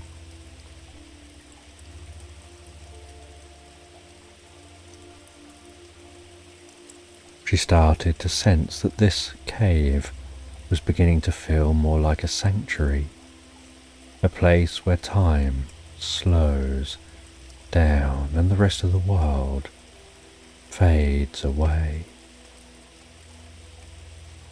The markings on the walls, the soft glow of the fungi, the cool damp air, all becoming part of this moment. The stillness of the cave increasing, as if the earth itself is holding its breath. Lupa begins to drift inside her mind and begins to build up a sense of compassion, loving kindness within her heart, and begins to project out that compassion and loving kindness with each breath, with each beat of her heart. And as that loving kindness beams out from within her, pulsating out into the cave, she starts to hear the distant drip of water echoing through the cave. She starts to feel a deeper sense of calm, a sense that her breathing is beginning to match the rhythm of that dripping water. The butterfly begins to glow with a quiet light. Lupa remains focused, watching that light, holding onto that loving kindness, allowing that to pulsate through the cave. She notices the butterfly's wings beginning to mend, and the more they mend, the deeper Lupa's sense of peace and calm. The butterfly seems to be infusing with an otherworldly light. There seems to be a hum of energy vibrating through the cave, resonating through the stone and the very air they're breathing.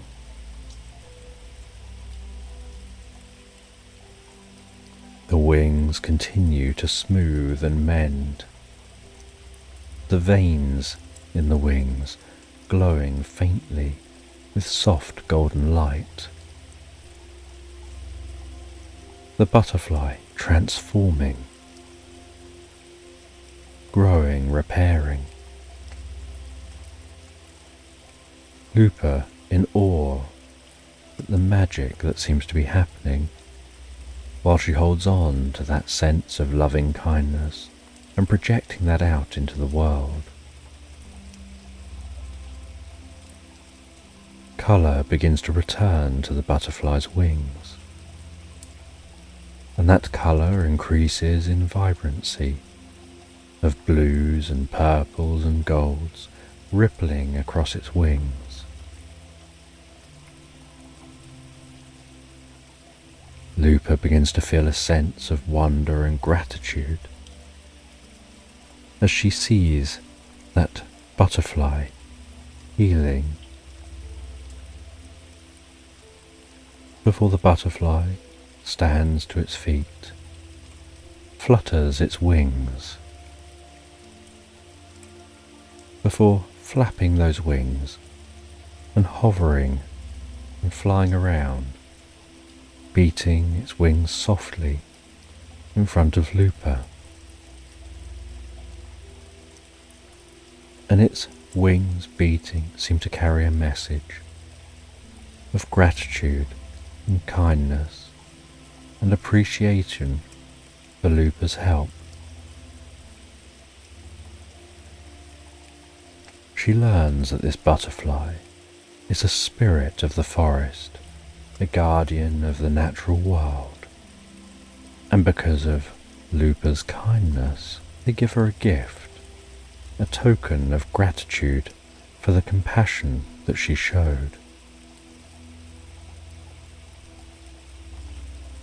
They hand Lupa a small shimmering stone, a smooth and round stone glowing softly with a calming light that seems to pulse gently like the heartbeat of the earth. Lupa takes that stone and can instantly feel the power of it passing through her, filling her with a deep sense of peace and calm. And through its fluttering wings, the butterfly communicates that the stone will guide her through the rest of her journey and be there for her whenever she needs it, offering her guidance and calm and connection, where she can communicate with the forest and its spirits.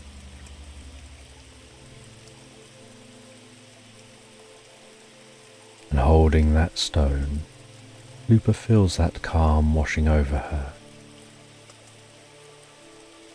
A calm which resonates to the core of her being, easing any fears she might have, soothing any worries she might have, and filling her with strength and wisdom. And then the butterfly flies off down the cave, and Lupa watches as it flies along that cave, illuminating the walls around it with its soft, warm glow, before disappearing out of sight. As Lupa herself now heads through the cave, finds her way back through that cave and back into the forest, back into that air of the forest which seems so much thicker than the air in the chamber. She feels a different connection to this forest, different understanding of the forest than she had when she entered this place.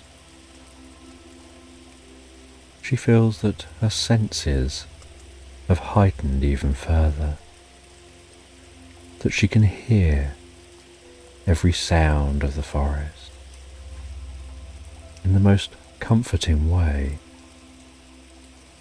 that she feels a deeper sense of beauty in the forest than she'd felt before, that she can be aware of the energy of all living things in the forest and how interconnected everything is. She explores the forest, once familiar, now seemingly different, with a different perspective, almost like it's being seen through new eyes. And yet it's the same old forest. She finds her way to a river stretching through the forest, and this river seems alive, its powerful current weaving and cutting its way through the forest like a vein of liquid.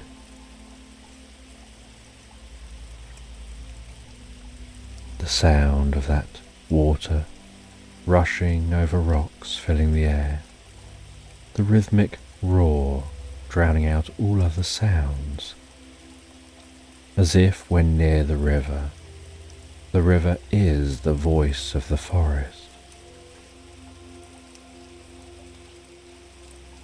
She can smell the air around the river, and how different that is to the scents that she can smell in the forest. She spends some time walking along the edge of the bank of this river,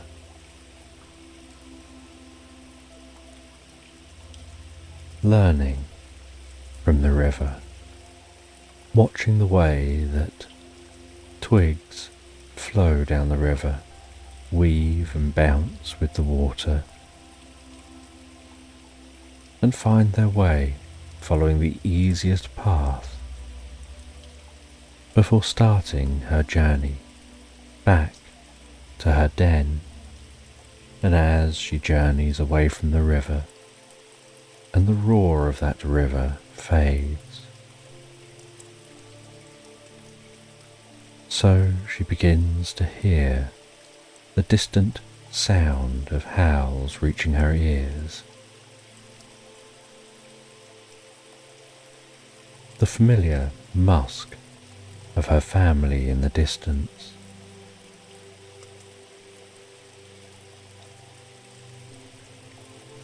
And she heads towards the sound of the howls, following the scent of that musk, looking forward to seeing her family after the journey that she's been on. And she heads all the way through the forest and begins to ascend the hill, heading back to the clearing.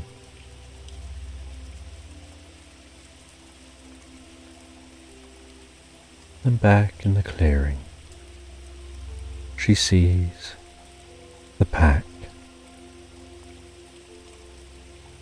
their bodies outlined against setting evening sun. She approaches her family.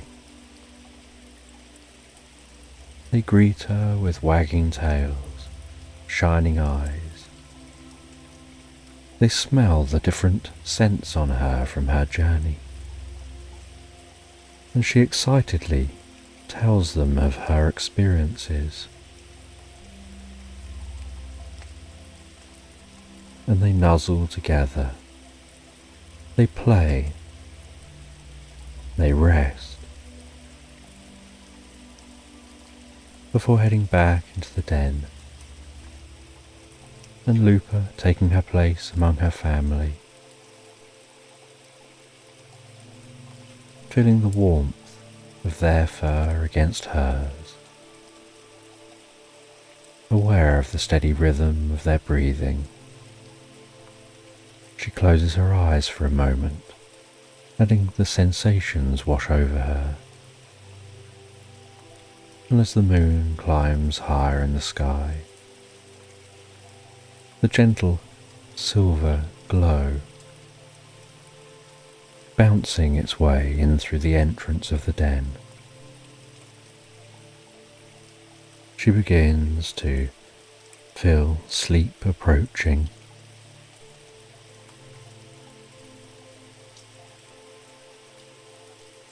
And one by one, the wolf pack drift asleep until Lupa's eyes get heavier and heavier, before finally closing, and with a deep sense of warmth and comfort, and an even deeper connection to the world around her, she drifts and floats peacefully, relaxed asleep, into Slumberland. And in the soft, dim light of early dawn, the cocoon hangs suspended like a delicate lantern swaying ever so gently in the breeze.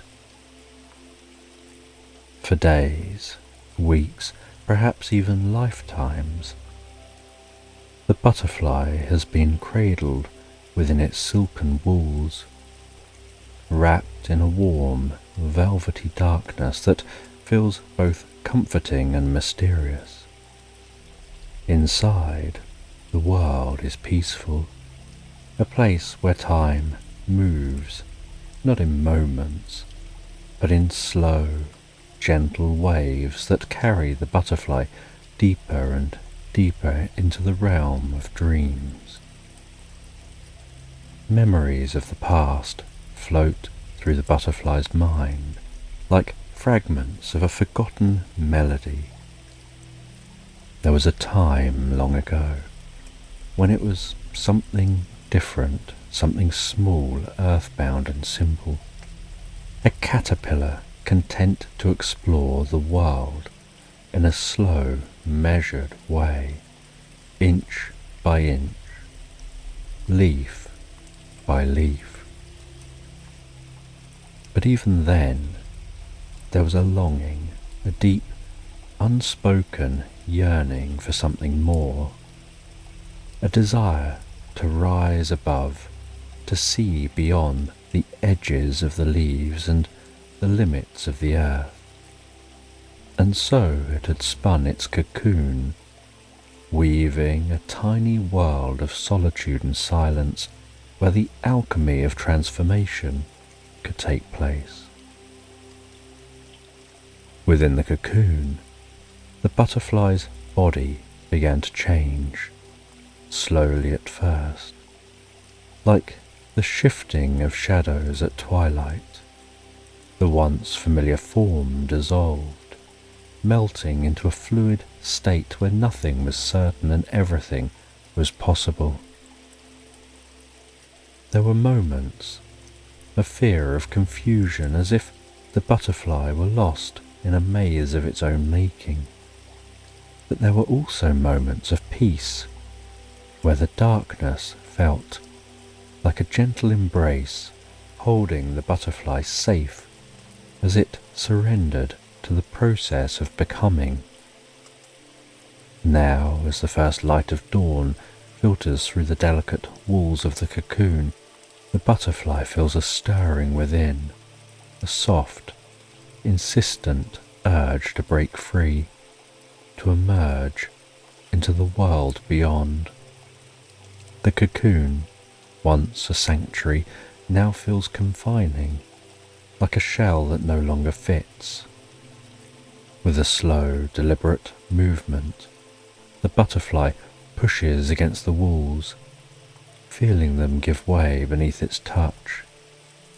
The silken threads part easily, and a tiny crack of light appears, growing wider and brighter with each passing moment. The butterfly emerges slowly, cautiously, as if testing the air for the first time. Its wings, still crumpled and damp, cling to its sides like a second skin, shimmering with iridescent colours that shift and change in the light. The world outside is a symphony of sensations, a world of cool, dew-kissed grass that tickles its feet, of earthy scents that rise from the ground like a sigh, of birdsong that fills the air with a soft, melodious hum. As the butterfly stretches its wings, it feels the coolness of the dew against its delicate veins, a sensation that's both refreshing and strange. It flutters them experimentally, feeling the gentle resistance of the air, the way it lifts and supports, as if inviting the butterfly to take flight. But the wings are still heavy, weighed down by the last traces of the cocoon's moisture, and the butterfly knows that it must be patient, that it must wait for the sun's warmth to dry them fully. The meadow around the butterfly is bathed in the soft, golden light of dawn. The sun, still low on the horizon, casts long shadows across the grass, turning each blade into a tiny prism that refracts the light in 1,000 different hues. The air is cool and crisp, carrying the scent of wild flowers and the promise of a new day. Everything is fresh, untouched, as if the world itself is waking up for the first time. As the butterfly gazes out across the meadow, its eyes are drawn to a distant hill where an old, weathered monastery stands in quiet solitude. Perched atop the monastery's highest tower is a weather vane, its once bright metal now tarnished by time and the elements. The vane spins lazily in the morning breeze, its movements slow and rhythmic, as if it's dancing to a tune that only it can hear. There's something about the weather vane that fascinates the butterfly, something that stirs a deep sense of wonder and curiosity within. It watches as the vane turns, first one way, then another, as if it's pointing out different paths, different directions that the butterfly might take. The vane seems to hold a secret, a silent promise of journeys yet to come, and the butterfly feels a subtle connection to it, as if it is somehow linked to its own destiny. The butterfly flutters its wings again, more confidently this time, feeling the sun's warmth beginning to dry them, to strengthen them. It can sense the power building within, the energy that will soon propel it into the air, lifting it above the earth and into the vast expanse of the sky. But there's no rush, no need to hurry. The butterfly knows that everything has its time, that every moment is part of the journey, and that the journey itself is what matters. As the butterfly waits, it becomes aware of the gentle rustling of leaves in the nearby trees, the soft murmur of a stream that winds its way through the meadow, the distant call of a bird welcoming the dawn. The world is alive with sound, with movement, yet there's a deep sense of peace that pervades everything, a quiet stillness that invites the butterfly to relax, to let go, to become fully absorbed in the present moment. And finally, the butterfly feels that it's ready, With a final stretch, it opens its wings fully, feeling them catch the light, the colours shimmering like the surface of a still pond at sunset. It flutters them once, twice, and then with a gentle push, it lifts off the ground, rising slowly, gracefully into the air. The sensation is exhilarating, like stepping into a dream where the laws of gravity no longer apply, where the sky is a vast ocean and the butterfly is a tiny ship sailing into the unknown. As it ascends, the butterfly feels the wind beneath its wings, lifting it higher and higher, carrying it above the meadow, above the trees, towards the distant monastery and the spinning weather vane. The world below shrinks away, becoming a patchwork of green and gold, a quilt of fields and forests that stretch out as far as the eye can see. The butterfly feels a sense of liberation, of freedom, as if it's finally broken free of all constraints, of all the things that once held it back. And yet there's also a sense of purpose, a feeling that this journey is not just about flight, but about discovery, about finding something that lies beyond the horizon, beyond the limits of sight and sound. The butterfly feels a deep curiosity, a need to explore, to seek out the secrets that the world holds, to learn from the experiences that await. Guided by an unseen compass within, the butterfly flies on, leaving the meadow behind, its wings carrying it ever further into the vast unknown world. The butterfly flutters gently through the cool morning air, the soft hum of its wings blending with the distant melody of the waking forest. The world is a patchwork of light and shadow as the sun begins its slow ascent, casting golden beams that dance across the leaves. Each shaft of light feels like a bridge between realms, connecting the earth below with the vast sky above, and the butterfly moves through them as though passing between worlds, growing ever deeper and deeper into the heart of the forest.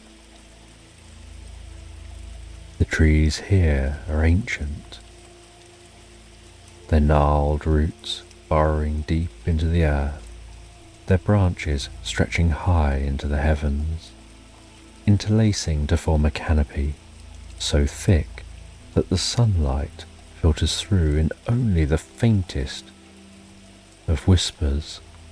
The deeper the butterfly ventures, the more the light begins to fade, replaced by the gentle silvery glow of the moon, which hangs like a guardian in the sky, its light filtered through the leaves in a soft, dappled pattern. In this dreamlike world, where night and day intertwine, the butterfly feels a sense of calm wash over it, a deep, soothing reverie that slows its thoughts and stills its wings. The air is cool and filled with the scent of moss and damp earth, a rich, grounding aroma that seems to draw the butterfly closer to the forest floor. There, among the shadows and the moonbeams, it spots the source of the calm, a wise owl perched high in the branches of a towering oak. The owl's eyes are large and luminous, reflecting the light of the moon as though they hold the entire night sky within them. Its feathers are soft and silent, blending seamlessly with the bark of the tree, as if the owl itself is part of the forest, an ancient guardian that has watched over this place for countless ages. The butterfly feels a pull towards the owl, as if drawn by an invisible thread, and it gently flutters upwards, coming to rest on a nearby branch. The owl blinks slowly, its gaze settling on the butterfly with a quiet intensity that holds no malice, only wisdom and a deep abiding calm. When it speaks, its voice is like the rustling of leaves in a gentle breeze, soft and soothing, carrying with it the weight of countless seasons and the wisdom of the forest. "Welcome, little one," the owl murmurs, its words flowing like a lullaby, each syllable a gentle stroke that eases the butterfly's heart. "You've come far, but your journey has only just begun." Here time moves differently. The past and the future dance together beneath the canopy, and all things are possible. The butterfly listens, feeling each word resonate deep within, as though the owl is not just speaking, but is projecting the very essence of being. The forest seems to hold its breath, as if listening along to the owl as well. "You'll encounter many things," the owl says. "Some will be pleasant, others will offer some challenges. But the journey isn't about reaching a destination. It's about the experiences, the lessons, the moments of stillness along the way. In patience, you'll find the answers you seek."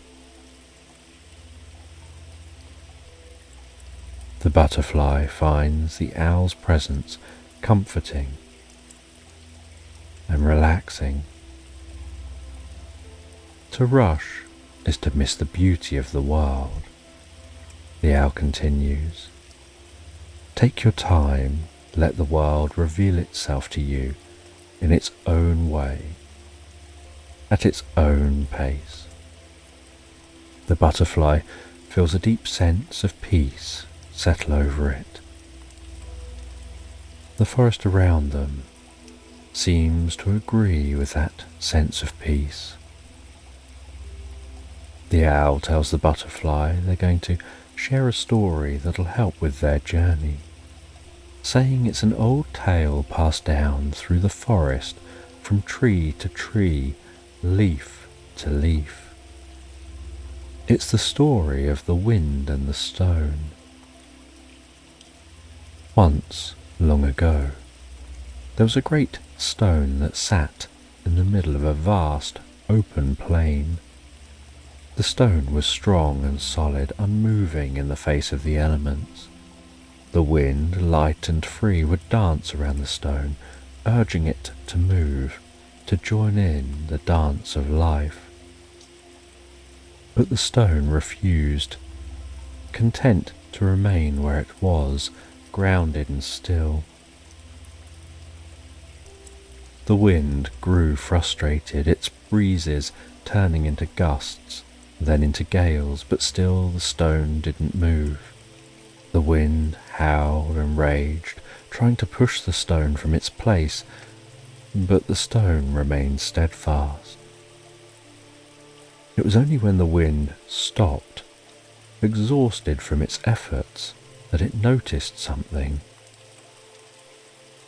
Over time, the wind had worn down the stone, not through force, but through persistence. The stone, once sharp and jagged, had become smooth and rounded, softened by the gentle, persistent caress of the wind. And in that moment, the wind realized that patience, not force, was the true path to change. The owl went quiet. The butterfly went quiet, absorbing the story.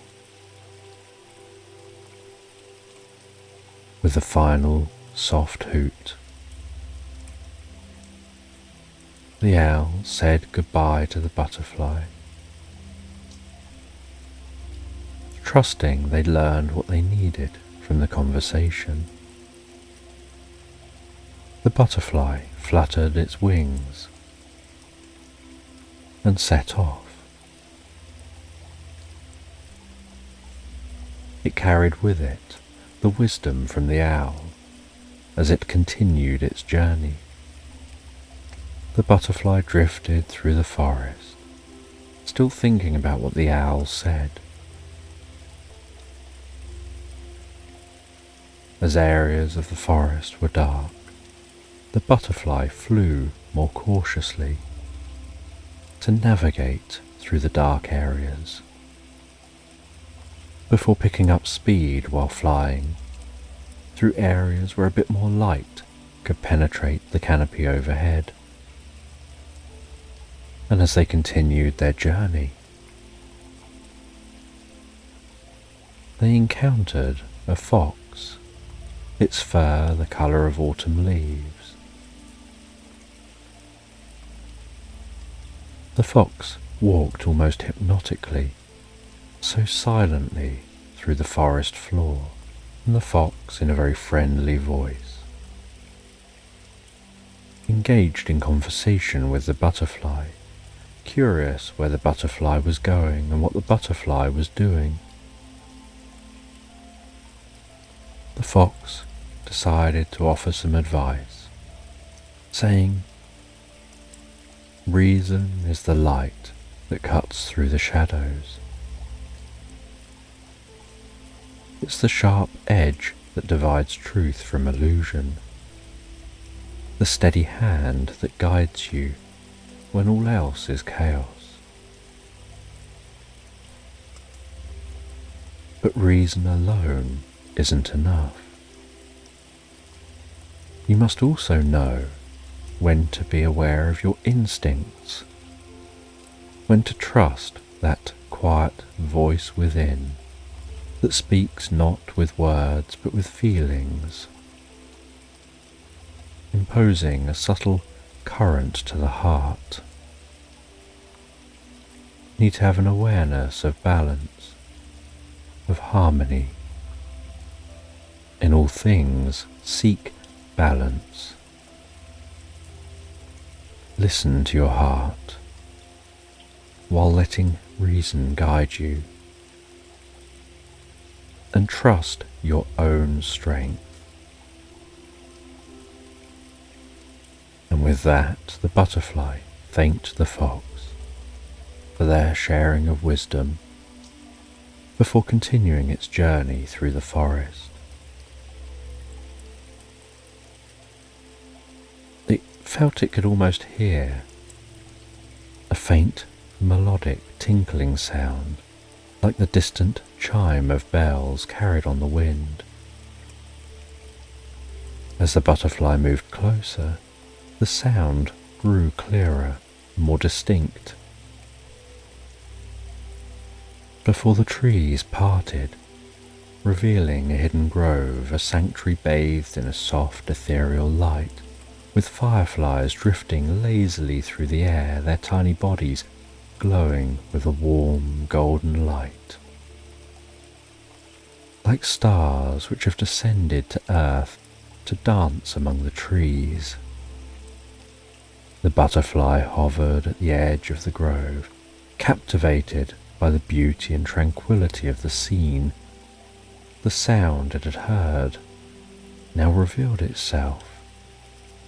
A rhythmic flow of water, a fountain nestled at the heart of the grove, its clear waters bubbling quietly while cascading over smooth stones into a crystal clear pool below.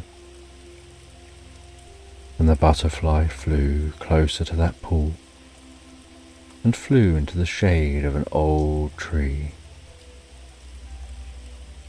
And as the butterfly hovered near the tree, so it noticed that each leaf seemed to reflect a different aspect of its journey. One leaf showing the owl, another showing the fox, leaves shimmering with images of the past, of the butterfly's time as a caterpillar crawling around on other leaves, of the butterfly's time in the cocoon, held in darkness with just thoughts for company. And there were leaves hinting at the future that could be, with patterns shifting and changing from moment to moment like glimpses of possibilities yet to unfold. The butterfly recognized this as a reflection of its own journey, a living symbol of the interconnectedness of all things, each leaf a part of a greater whole. The butterfly felt drawn to the fountain. The water was so clear and cool, the surface reflecting, the tree above. It rested by the fountain for a while, listening to the gentle flow of water, the soft tinkle of the leaves, the distant ethereal music that seems to come from everywhere and nowhere at once. And the world beyond the grove began to fade, almost as if it was becoming a distant memory, while the butterfly sunk deeper and deeper into a state of pure relaxation, where time had no meaning, where only the present existed. And for a long time the butterfly simply rested in this state of deep peace and calm, soothing its wings, feeling it could stay here forever, in this state of deep tranquility.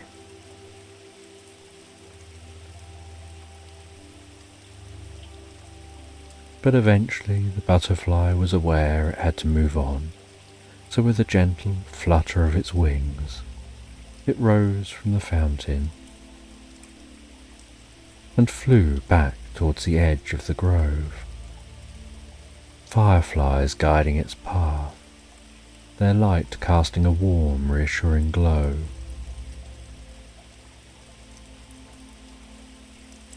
And as it continued on, so the butterfly encountered a river, and following that river, which was light and slow moving, they discovered a dam, and saw this dam was being built by a beaver. And they flew nearby, watching the beaver work, watching with curiosity and admiration, a deep sense of wonder, as the beaver steadily and rhythmically carved on trees and worked at building that dam and keeping that dam in place. And after watching the beaver work and learning from the way that beaver worked, the way they put all their focus on the task at hand, to do a task which sounded overwhelming, to entirely slow down the flow of a river, one stick at a time, an overwhelming task where sticks float, and yet the beaver will place them and block the water, and yet by focusing on each small step, they achieved that bigger task. And with the learning in mind from watching that beaver, they carried on their journey.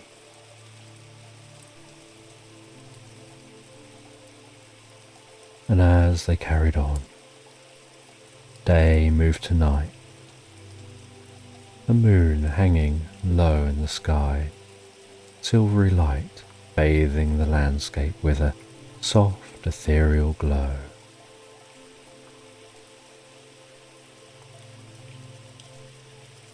And the butterfly begins to hear a roaring sound in the distance. And as they get closer to that roaring sound, so they discover it's an ocean of water pounding on the shore. They see the most beautiful sandy beach, the glistening diamonds on the surface of the water.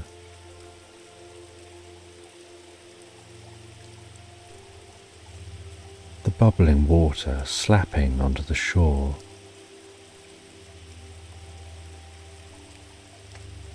And while watching this water and smelling how this water is different to the water at the fountain or the water at the river, this water has a salty smell. They encounter a seagull, and the seagull explains that the sea is an exciting place of endless exploration. It's a vast expanse, ever changing, yet always the same.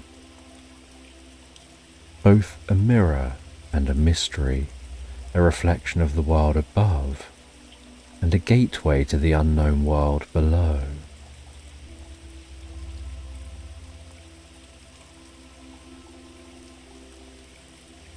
The seagull says they never tire of flying. They enjoy the freedom of flight. They enjoy the sea as their companion. They enjoy that there's always something new to discover, just beyond the horizon. They enjoy their journey. And the butterfly recalls back to hearing that before, about enjoying the journey. And as the butterfly flies away from the seagull, it notices a twinkling, sparkling of light in the distance along the seashore, and flies closer to that sparkling, twinkling light, and notices on the seashore shells of all shapes and sizes, some small and delicate, others larger and more intricate, and some shimmering with a pearlescent sheen that seems to be catching the moonlight. And the butterfly lands beside a shell, and the shell seems to hum with a faint melodic vibration, as if it holds within it the echoes of the ocean, the memory of the waves that once carried it. The butterfly feels a deep sense of wonder, as if it stumbled upon a treasure trove of ancient stories, each shell a chapter, a verse, a song that tells of the sea's endless journey. They press a tiny ear against the shell and are immediately enveloped by the sound of the ocean, the gentle roar of the waves, the distant call of seabirds, the soft whisper of the wind. The sound is so soothing, almost hypnotic, and the butterfly feels itself drawn deeper and deeper into the shell's embrace. Each shell seems so unique and different from the last. The butterfly moves from one to the next, each time feeling a new emotion, a new sensation. One shell hums with the energy of a storm, the crash of waves against rocks, the howl of the wind as it tears through the sky.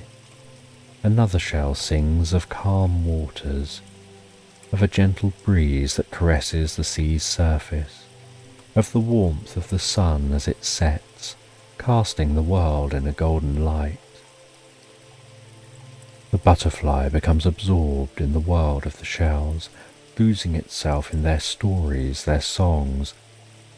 It feels as if it's journeying through the sea itself, exploring the depths, its mysteries, its ever-changing mood.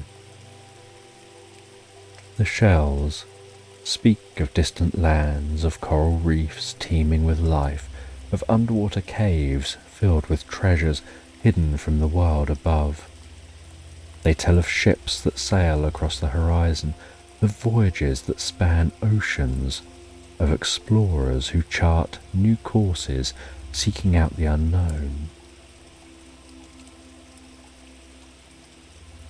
As the butterfly listens, it feels a deep connection to the sea, to the world it's yet to fully discover. The shells speak of the vastness of life, of the endless possibilities that lie in every wave, every ripple, every breeze. They remind the butterfly that its journey is part of something much greater, a thread in an intricate tapestry of the world, woven together with journeys of all the creatures that have come before and all those that will follow. And among the many shells, the butterfly finds one that resonates deeply with it, a small, delicate shell, its surface smooth and cool to the touch, with a soft, warm glow that seems to pulse. The butterfly lifts the shell gently in its wings, holding it close as it listens to the song it carries within. The shell hums with a quiet, peaceful melody, a lullaby that soothes the butterfly's soul, filling it with a sense of calm and contentment. The butterfly feels as if the shell is speaking directly to it. The butterfly closes its eyes, letting the shell's melody wash over it, feeling the tension in its body melt away, replaced by a deep, relaxing calm. It feels a sense of gratitude, appreciation for the journey, for the experiences, for the lessons. As the butterfly listens to the shell's soothing melody, the wisdom of its encounters flow through its mind. Each encounter a step on its path, on its journey, on its story, beginning to feel a sense of fulfillment. And the butterfly places the shell gently back on the sand, knowing the shell's song will stay with it as a memory, a guide. As they feel ready now to begin their journey home, they rise up into the air, the sounds of the shells fading into the distance, the sea stretching out before it, vast and endless, a reminder of infinite possibilities that can lie ahead. And the butterfly flies on, the night sky now filled with stars, feeling a deep sense of contentment. And the butterfly flies back in the direction of home, over the seas, the sands, the groves, through the forest, back towards that distant hill, where the silhouette of the old monastery stands outlined against the sky. The butterfly notices that weathered weather vane spinning slowly on top of the monastery's highest tower, feeling that sense of familiarity and warmth of home. The butterfly lands gently on the steps that lead up to the monastery's entrance, pauses for a moment, taking in the stillness, the quiet that surrounds it, feeling a sense of contentment and peace and calm. And the butterfly enters the monastery. The air inside is calm and still, filled with the faint scent of incense, the soft glow of candles flickering along the walls, casting warm, dancing shadows.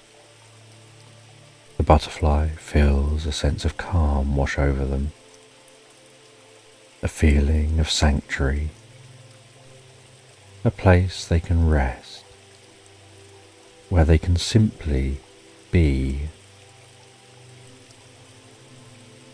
And they pass through the monastery and then out into a peaceful courtyard.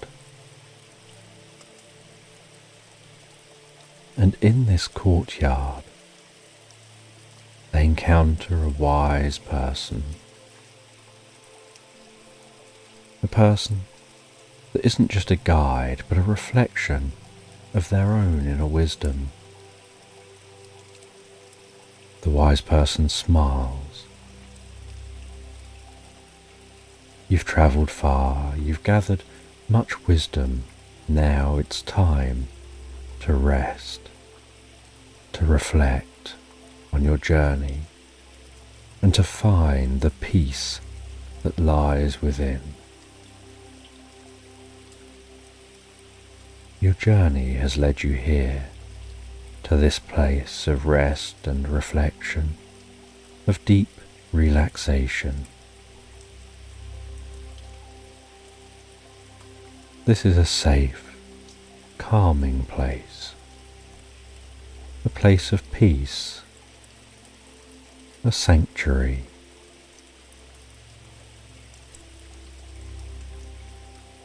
The butterfly feels its wings grow heavier and heavier. The world around it fades as it gets sleepier and sleepier. The sounds, the sights, the sensations become softer, more distant. The wise person's presence brings a deep and comforting feeling, almost like they feel that they can sleep while being watched over by a comfortable guide.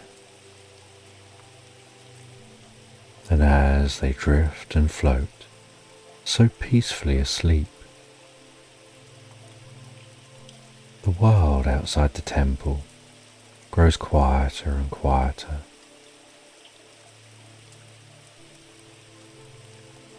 And the butterfly's mind learns and develops and integrates all of their learning as they grow and become something more than themselves, drifting into the most pleasant dreams, the most peaceful reverie, the deepest, most relaxing slumberland, finding themselves falling asleep, drifting and floating into that slumberland. And in a secluded corner of a peaceful dimension, tucked away from the bustle of distant lands, stands a forest so ancient and untouched that the air seems to hold the very whispers of time. The trees here stretch tall and wise, their trunks twisted with age, their canopies so dense that they weave a living tapestry of emerald green. Among the roots of a towering oak, Goldrick Froststone, a humble dwarf, has made his home. His cabin, built lovingly from the very wood of the forest, nestles in the embrace of the earth, half hidden among the ferns and moss that blanket the ground. The first light of morning filters softly through the canopy, casting dappled patterns on the cabin's wooden walls. The air is fresh, crisp, with the scent of pine and damp earth, and the faintest hint of wildflowers. The soft creak of the wooden floorboards greets Goldrick as he rises each day, the familiar sound and comforting reminder of his rooted life. His bed, modest but warm, is draped in thick blankets that hold the faint smell of lavender, herbs he collects from the forest and weaves into his home. Outside, his vegetable garden, a patch of vibrant life in the heart of the wild, greets him. Every morning, Goldrick steps out into the cool air, his feet bare against the soft soil, feeling the earth's pulse beneath him. The dew clings to the leaves of his plants, glistening like tiny jewels in the morning light. He hums softly to himself, a quiet tune he's sung since childhood, as his hands work through the soil, tending to his vegetables and herbs with care. The trees rustle their leaves gently in the breeze, as though in conversation with the dwarf. The birds, perched high in the branches, sing their morning songs, a melody that fills the air with life. Goldrick often pauses to listen, his heart swelling with the simple joy of it. The forest feels alive as though it breathes with him, its rhythms so closely aligned with his own. A pair of squirrels dart along the branches, chasing each other playfully, their tails flicking in excitement. Goldrick smiles at their antics, feeling a part of this living, breathing world. His cabin, though modest, is filled with warmth. The smell of wood smoke drifts from the chimney, curling lazily into the sky. Inside, the hearth's fire crackles softly, casting a warm glow that dances along the walls. Shelves line the cabin, filled with trinkets and books collected over years of quiet living. Small carvings, wooden figures of forest creatures, rest on his workbench, remnants of hours spent crafting, a skill passed down through generations of his kin. The scent of wild herbs, dried and hung from the beams, fills the air, mingling with the comforting aroma of fresh bread that bakes slowly in the oven. Goldrick's life is simple, but it's one of contentment. He takes pleasure in the small things, a well-tended garden, the feel of the earth beneath his fingers, the soft glow of the fire as he works with wood. His hands are rough from years of labour, but his touch is gentle, full of care. The routine of his day is a rhythm he knows by heart, one that brings him peace. He finds joy in these moments, in the quiet stillness that surrounds him, in the knowledge that here, in this hidden forest, he's at home. As the day winds down and the sun sinks low, casting long shadows across the forest floor, Goldrick retreats indoors. His evenings are slow and peaceful. He sits by the hearth, the flames crackling softly, the warmth seeping into his bones. In one hand he holds a cup of herbal tea, the steam rising gently, filling the room with the scent of chamomile and mint. The fire's glow flickers against the stone walls, casting dancing shadows that lull him into quiet contemplation. Outside, the forest hums with life, the soft rustle of leaves in the evening breeze, the distant call of an owl as it awakens for the night. Goldrick listens, feeling the quietude settle around him like a blanket. The weight of the day slips away as the fire warms his tired body. He gazes into the flames, watching them flicker and dance, his mind drifting into a peaceful reverie.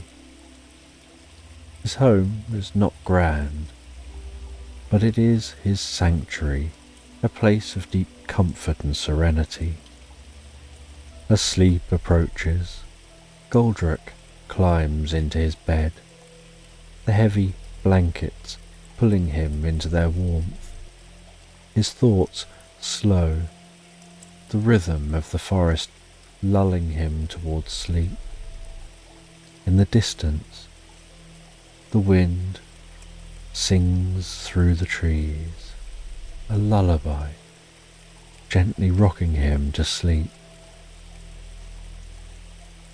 Goldrick dreams peacefully of the forest, of the sway of the trees, and the earth beneath him, cradling him in its ancient embrace. And the next morning begins just like any other.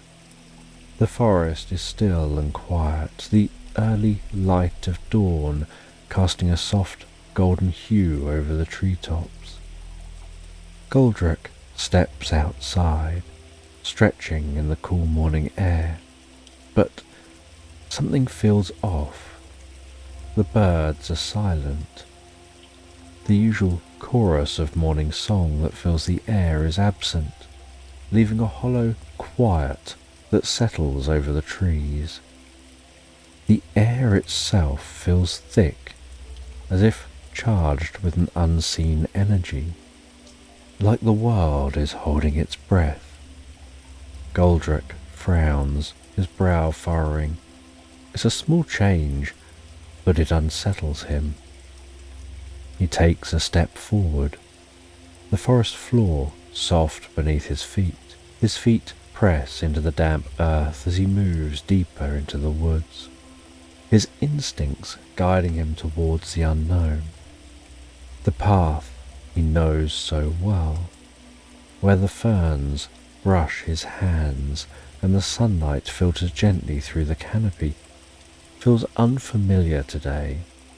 There's a weight in the air, a strange stillness, as if the forest is waiting for something to happen.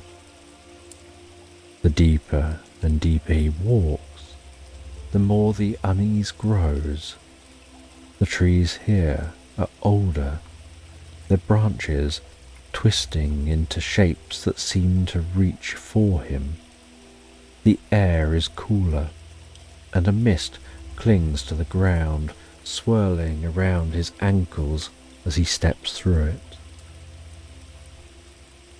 He's been this way before, but it feels different now, heavier, as though the forest itself is shifting around him.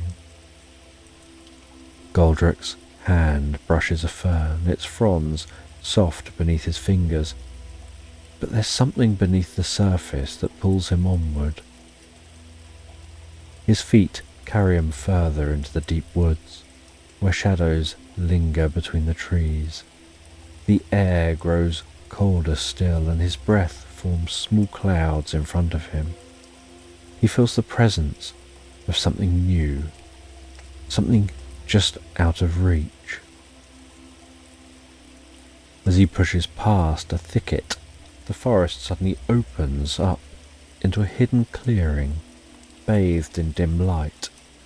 At its centre stands a stone portal, half buried in the earth, its surface covered in moss and vines.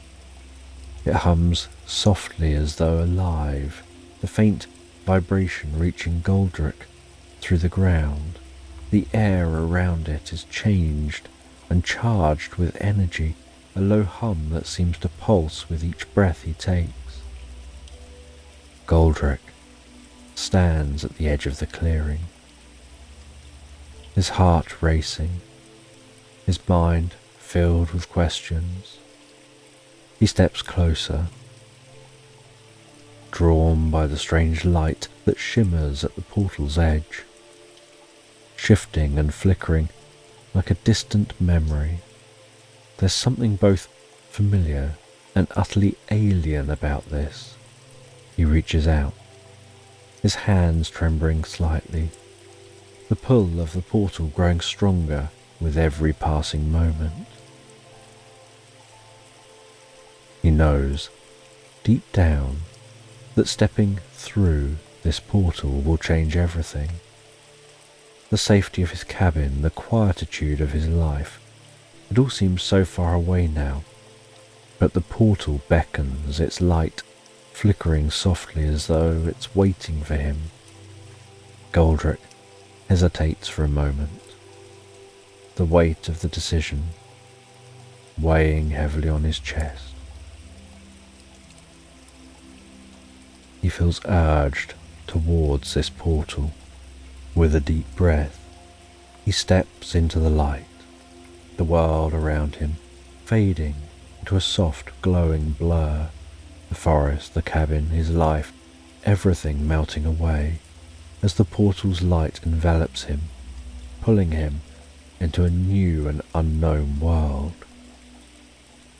And as the light of the portal fades, he finds himself standing in a world that feels utterly foreign yet strangely alive.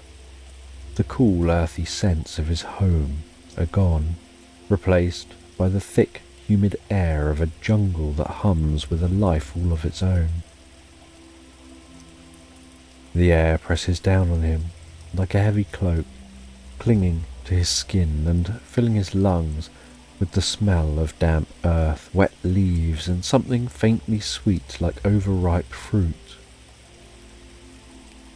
Above him, the canopy is a dense quilt of green, so tightly woven that it barely lets the sunlight through. What little light does manage to slip through creates a soft, dim glow, casting the jungle floor in shades of muted green and grey. Massive trees rise up like pillars, their bark twisted and gnarled, their roots snaking across the ground in thick, tangled webs. Goldrick's eyes widen as he takes it all in, his heart pounding with both awe and uncertainty. This is a world far removed from the quiet forest he knows. The plants around him are unlike any he's ever seen. Leaves larger than his body stretch out, their waxy surfaces gleaming and glistening faintly in the filtered light. Some are a deep, vibrant green, while others shimmer with colours that shift from violet to blue as they catch the faint rays of the sun. Flowers with petals as wide as his arm bloom in vibrant bursts of red and gold, their sweet fragrance mixing with the dampness in the air. Strange twisting vines dangle from the trees above, swaying gently as though stirred by an invisible breeze. Then there's the sounds, The jungle is alive with different sounds. The constant buzz of insects fill the air, their wings creating a steady hum that vibrates in Goldrick's ears. In the distance, the gentle sound of birds calling out from treetops. Their songs, sometimes sharp and piercing, other times highly melodic and pleasant. Every so often, there are rustles in the undergrowth, as though something unseen is moving just beyond sight. Taking a hesitant step forward, Goldrick feels the softness of moss beneath his feet, damp and spongy as though the ground itself is alive. He crouches down, runs his hands over the surface, feeling the cool moisture seeping around his fingers. It's both familiar and foreign, a connection to the earth, but not his earth. As he stands again, the weight of the jungle presses in around him. The trees towering above him, like silent guardians. Despite the overwhelming strangeness of this place, there's a beauty here. It's wild, untamed, and utterly different from the ordered peace of his quiet forest. But in its chaos, Goldrick senses something deeper, an energy that hums through the air, vibrating in the leaves, the soil, the very breath he takes. The jungle feels alive in a way that makes his heart race, not with fear but with wonder. The familiar comfort of his cabin, his garden, his fire, those things for now feel like a distant memory, washed away by the sheer magnitude of this new world. He feels like a speck in the vastness of this teeming place. The path ahead is unclear. A thick undergrowth stretches out before him. He feels that he can't stay still. He feels the portal brought him here for a reason. He feels that his feet must carry him on, and so with a deep breath, he takes another step and then another, the moss giving way to dense ferns, fronds brushing against his legs as he moves deeper and deeper into the jungle, each step cautious but determined, the mystery of this new world drawing him forward. As he walks, the sounds of the jungle become a steady rhythm in his ears, as though the path is wild and untamed. There's a strange sense of purpose in every rustle of leaves, every distant bird call. Time in this jungle seems to stretch and warp, the light above barely changing as Goldrick presses on. Hours pass, though it feels like moments, and the deeper he goes, the more the undergrowth thickens, wrapping around him like a dense green web. His legs grow tired from pushing through the tangled plants, his skin damp with the humidity. Every so often he stops to catch his breath, listening to the jungle around him, trying to make sense of the sounds and the shifting shadows. Just as weariness begins to settle into his bones, the soft murmur of water reaches his ears. His pace quickens, hope rising within him. He pushes past a thick wall of ferns, and suddenly the jungle opens up before him, revealing a wide, dark river cutting through the landscape. The water is swift and deep, its surface reflecting the dim light from above in swirling patterns of black and silver. It moves with a silent force, the current strong enough to sweep away anything that dares to enter.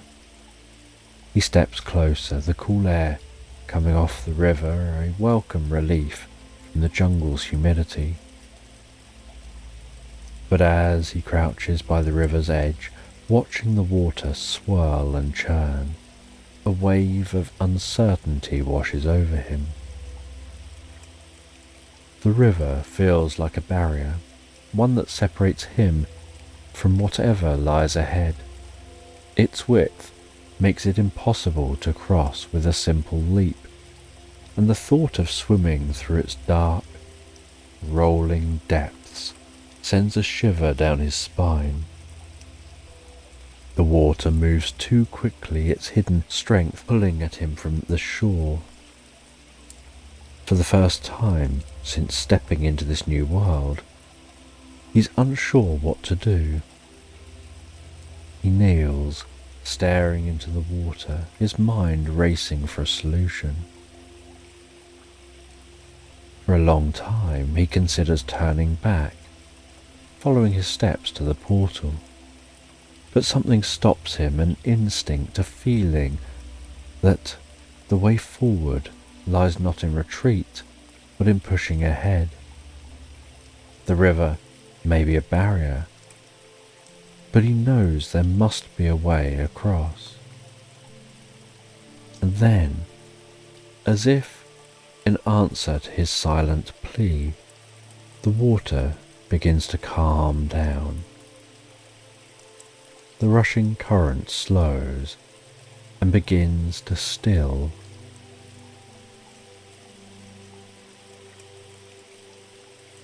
Beneath the surface, faintly glowing stones begin to appear, their soft light illuminating the dark water. They shimmer like stars, revealing a hidden path that winds its way across the river. Goldrick stands, his heart steady. He steps cautiously onto the first stone. The stone holds firm. With each step, he moves carefully from one stone to the next, the cool water lapping gently against his legs.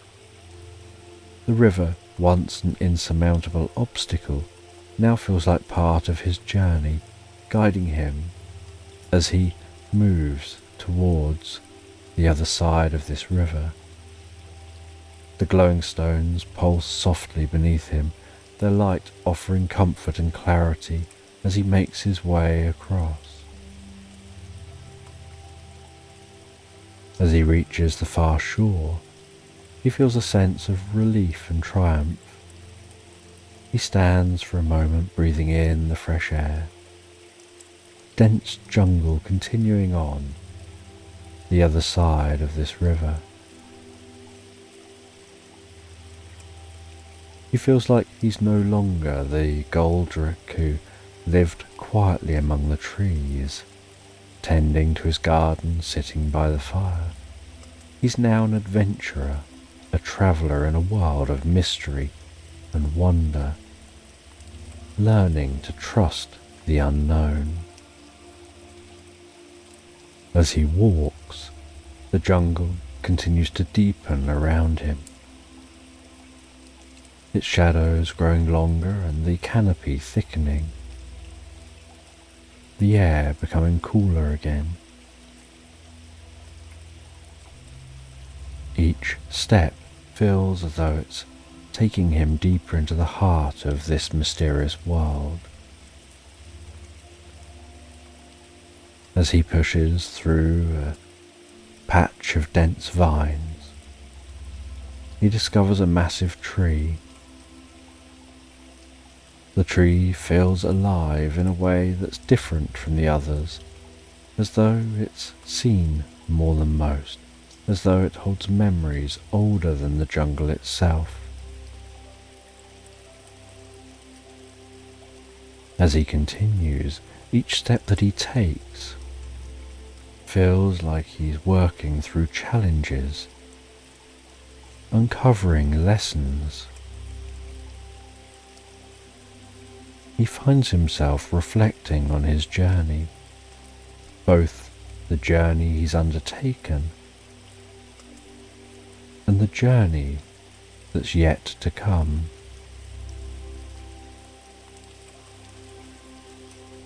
And while he continues, he eventually exits the jungle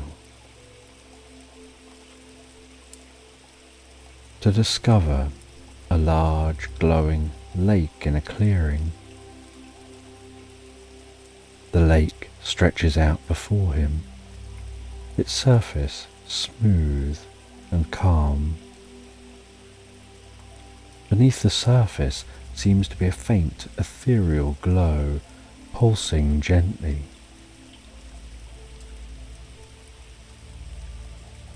He continues walking closer and closer, his eyes wide with wonder, the air here feeling different, quieter than anywhere else he's been in the jungle. Almost as if this place exists outside of time. He kneels at the water's edge, sees his reflection staring back at him. The surface of the lake seems to be impossibly clear. As he gazes into that lake, he sees strange shapes moving just below the water, creatures unlike any he's ever seen. They're fish, but not ones he's familiar with. The scales of the fish shimmering like jewels catching the light in a way that makes them seem like they're glowing from within.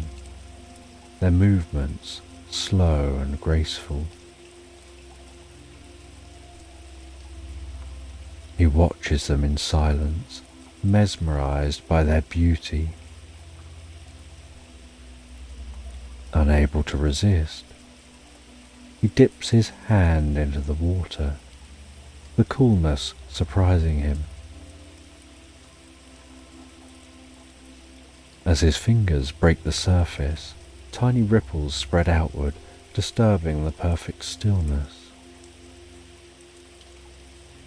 The sensation is so calming, bringing a sense of quiet peace through his body, releasing and easing tension in any muscles, and any restlessness in his mind quietening. He sits on the edge of the lake, watching the ripples as they expand and fade, listening to the gentle lapping of the water against the shore. He feels that this lake is ancient, filled with untold stories. He has this sense that this area is to be understood and learned from, that the lake holds some level of wisdom and knowing. And after gaining some insights here, he continues on pushing through the jungle until once more the jungle gives way to open sky, to a crisp, cool air, to a rocky and rugged landscape dominated by towering cliffs, rising like giants from the earth, seeming to stretch impossibly high towards the sky. He stops at the base of some cliffs, looks up at those cliffs, has this sense of the wind whistling high up among those cliffs. He's aware there's no path around the cliffs, and so, taking hold and pressing his body against the stone, He begins to climb. He reaches for one ledge and then another, first with a hand, then pushing with a foot and reaching with another hand and moving another foot, carefully working his way up the cliff face, aware that he has the strength in his body to overcome the challenge and climb this cliff. As he ascends, the wind grows stronger, whipping around at his hair, pulling on his clothes. The world below him seems to shrink. The jungle seems to fade into the distance. He pays all of his attention to climbing this cliff and finds himself sinking deeper and deeper into the challenge.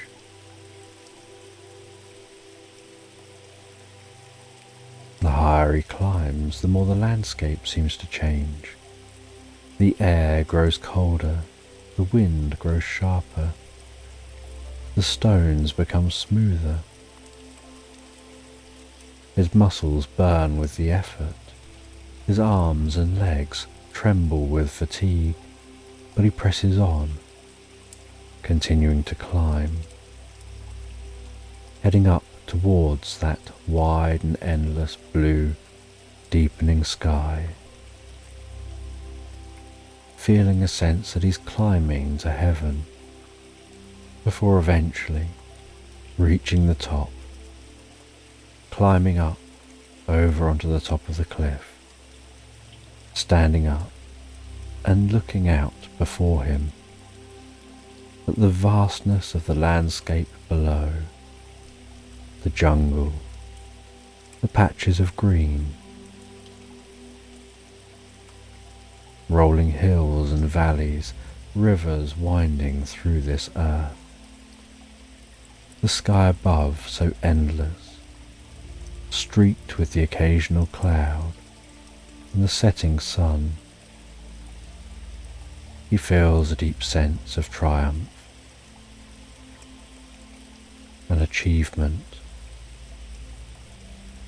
a sense he's done something insurmountable and reached the other side. He finds that the descent isn't anywhere near as difficult as the climb, discovers that the valley below is peaceful, the ground is soft beneath his feet. He feels he's been walking for days. He slows down and breathes deeply and comfortably, savouring every moment. The sky shifts from hues of dusk, of golds and violets,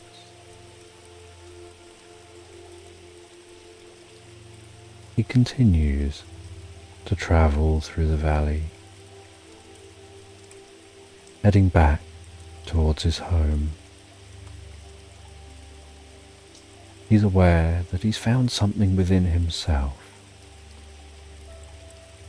that he didn't know at the beginning of his journey he was even seeking. And while walking, as a scent of pine tickle his nostrils, and catches a glimmer of the world he once knew. He reaches that portal. He passes through to the other side, continuing his journey through familiar homeland. Heading all the way home as the sun dips below the horizon, being back at the cabin that's nestled among those roots of the ancient tree.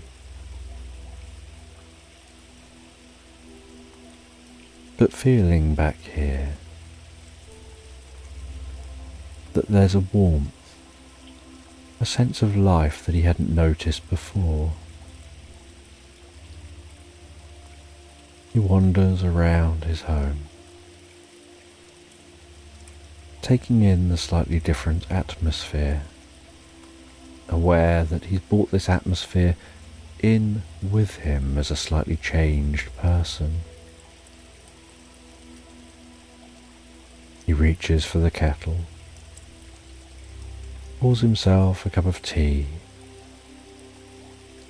enjoying the way the heat seeps into his fingers as he rests his weary legs from his journey, aware of the quietness, the soft hum of the fire, the faint rustling of trees outside. And as the fire crackles,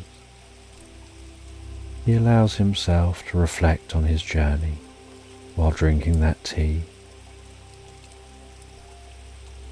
aware it's changed him in ways he didn't expect, to become a better version of himself. Before bed, he heads outside once more, just to breathe in some of that cool and crisp air, to gaze at the stars overhead, to listen to the sounds of the night, before heading back into the cabin, the fire burning down to embers, glowing faintly, giving off the most gentle warmth, the moonlight dancing through the window, casting a soft glow across the room. As Goldrick heads to bed, closes his eyes, and drifts and floats so peacefully, so relaxed asleep into Slumberland.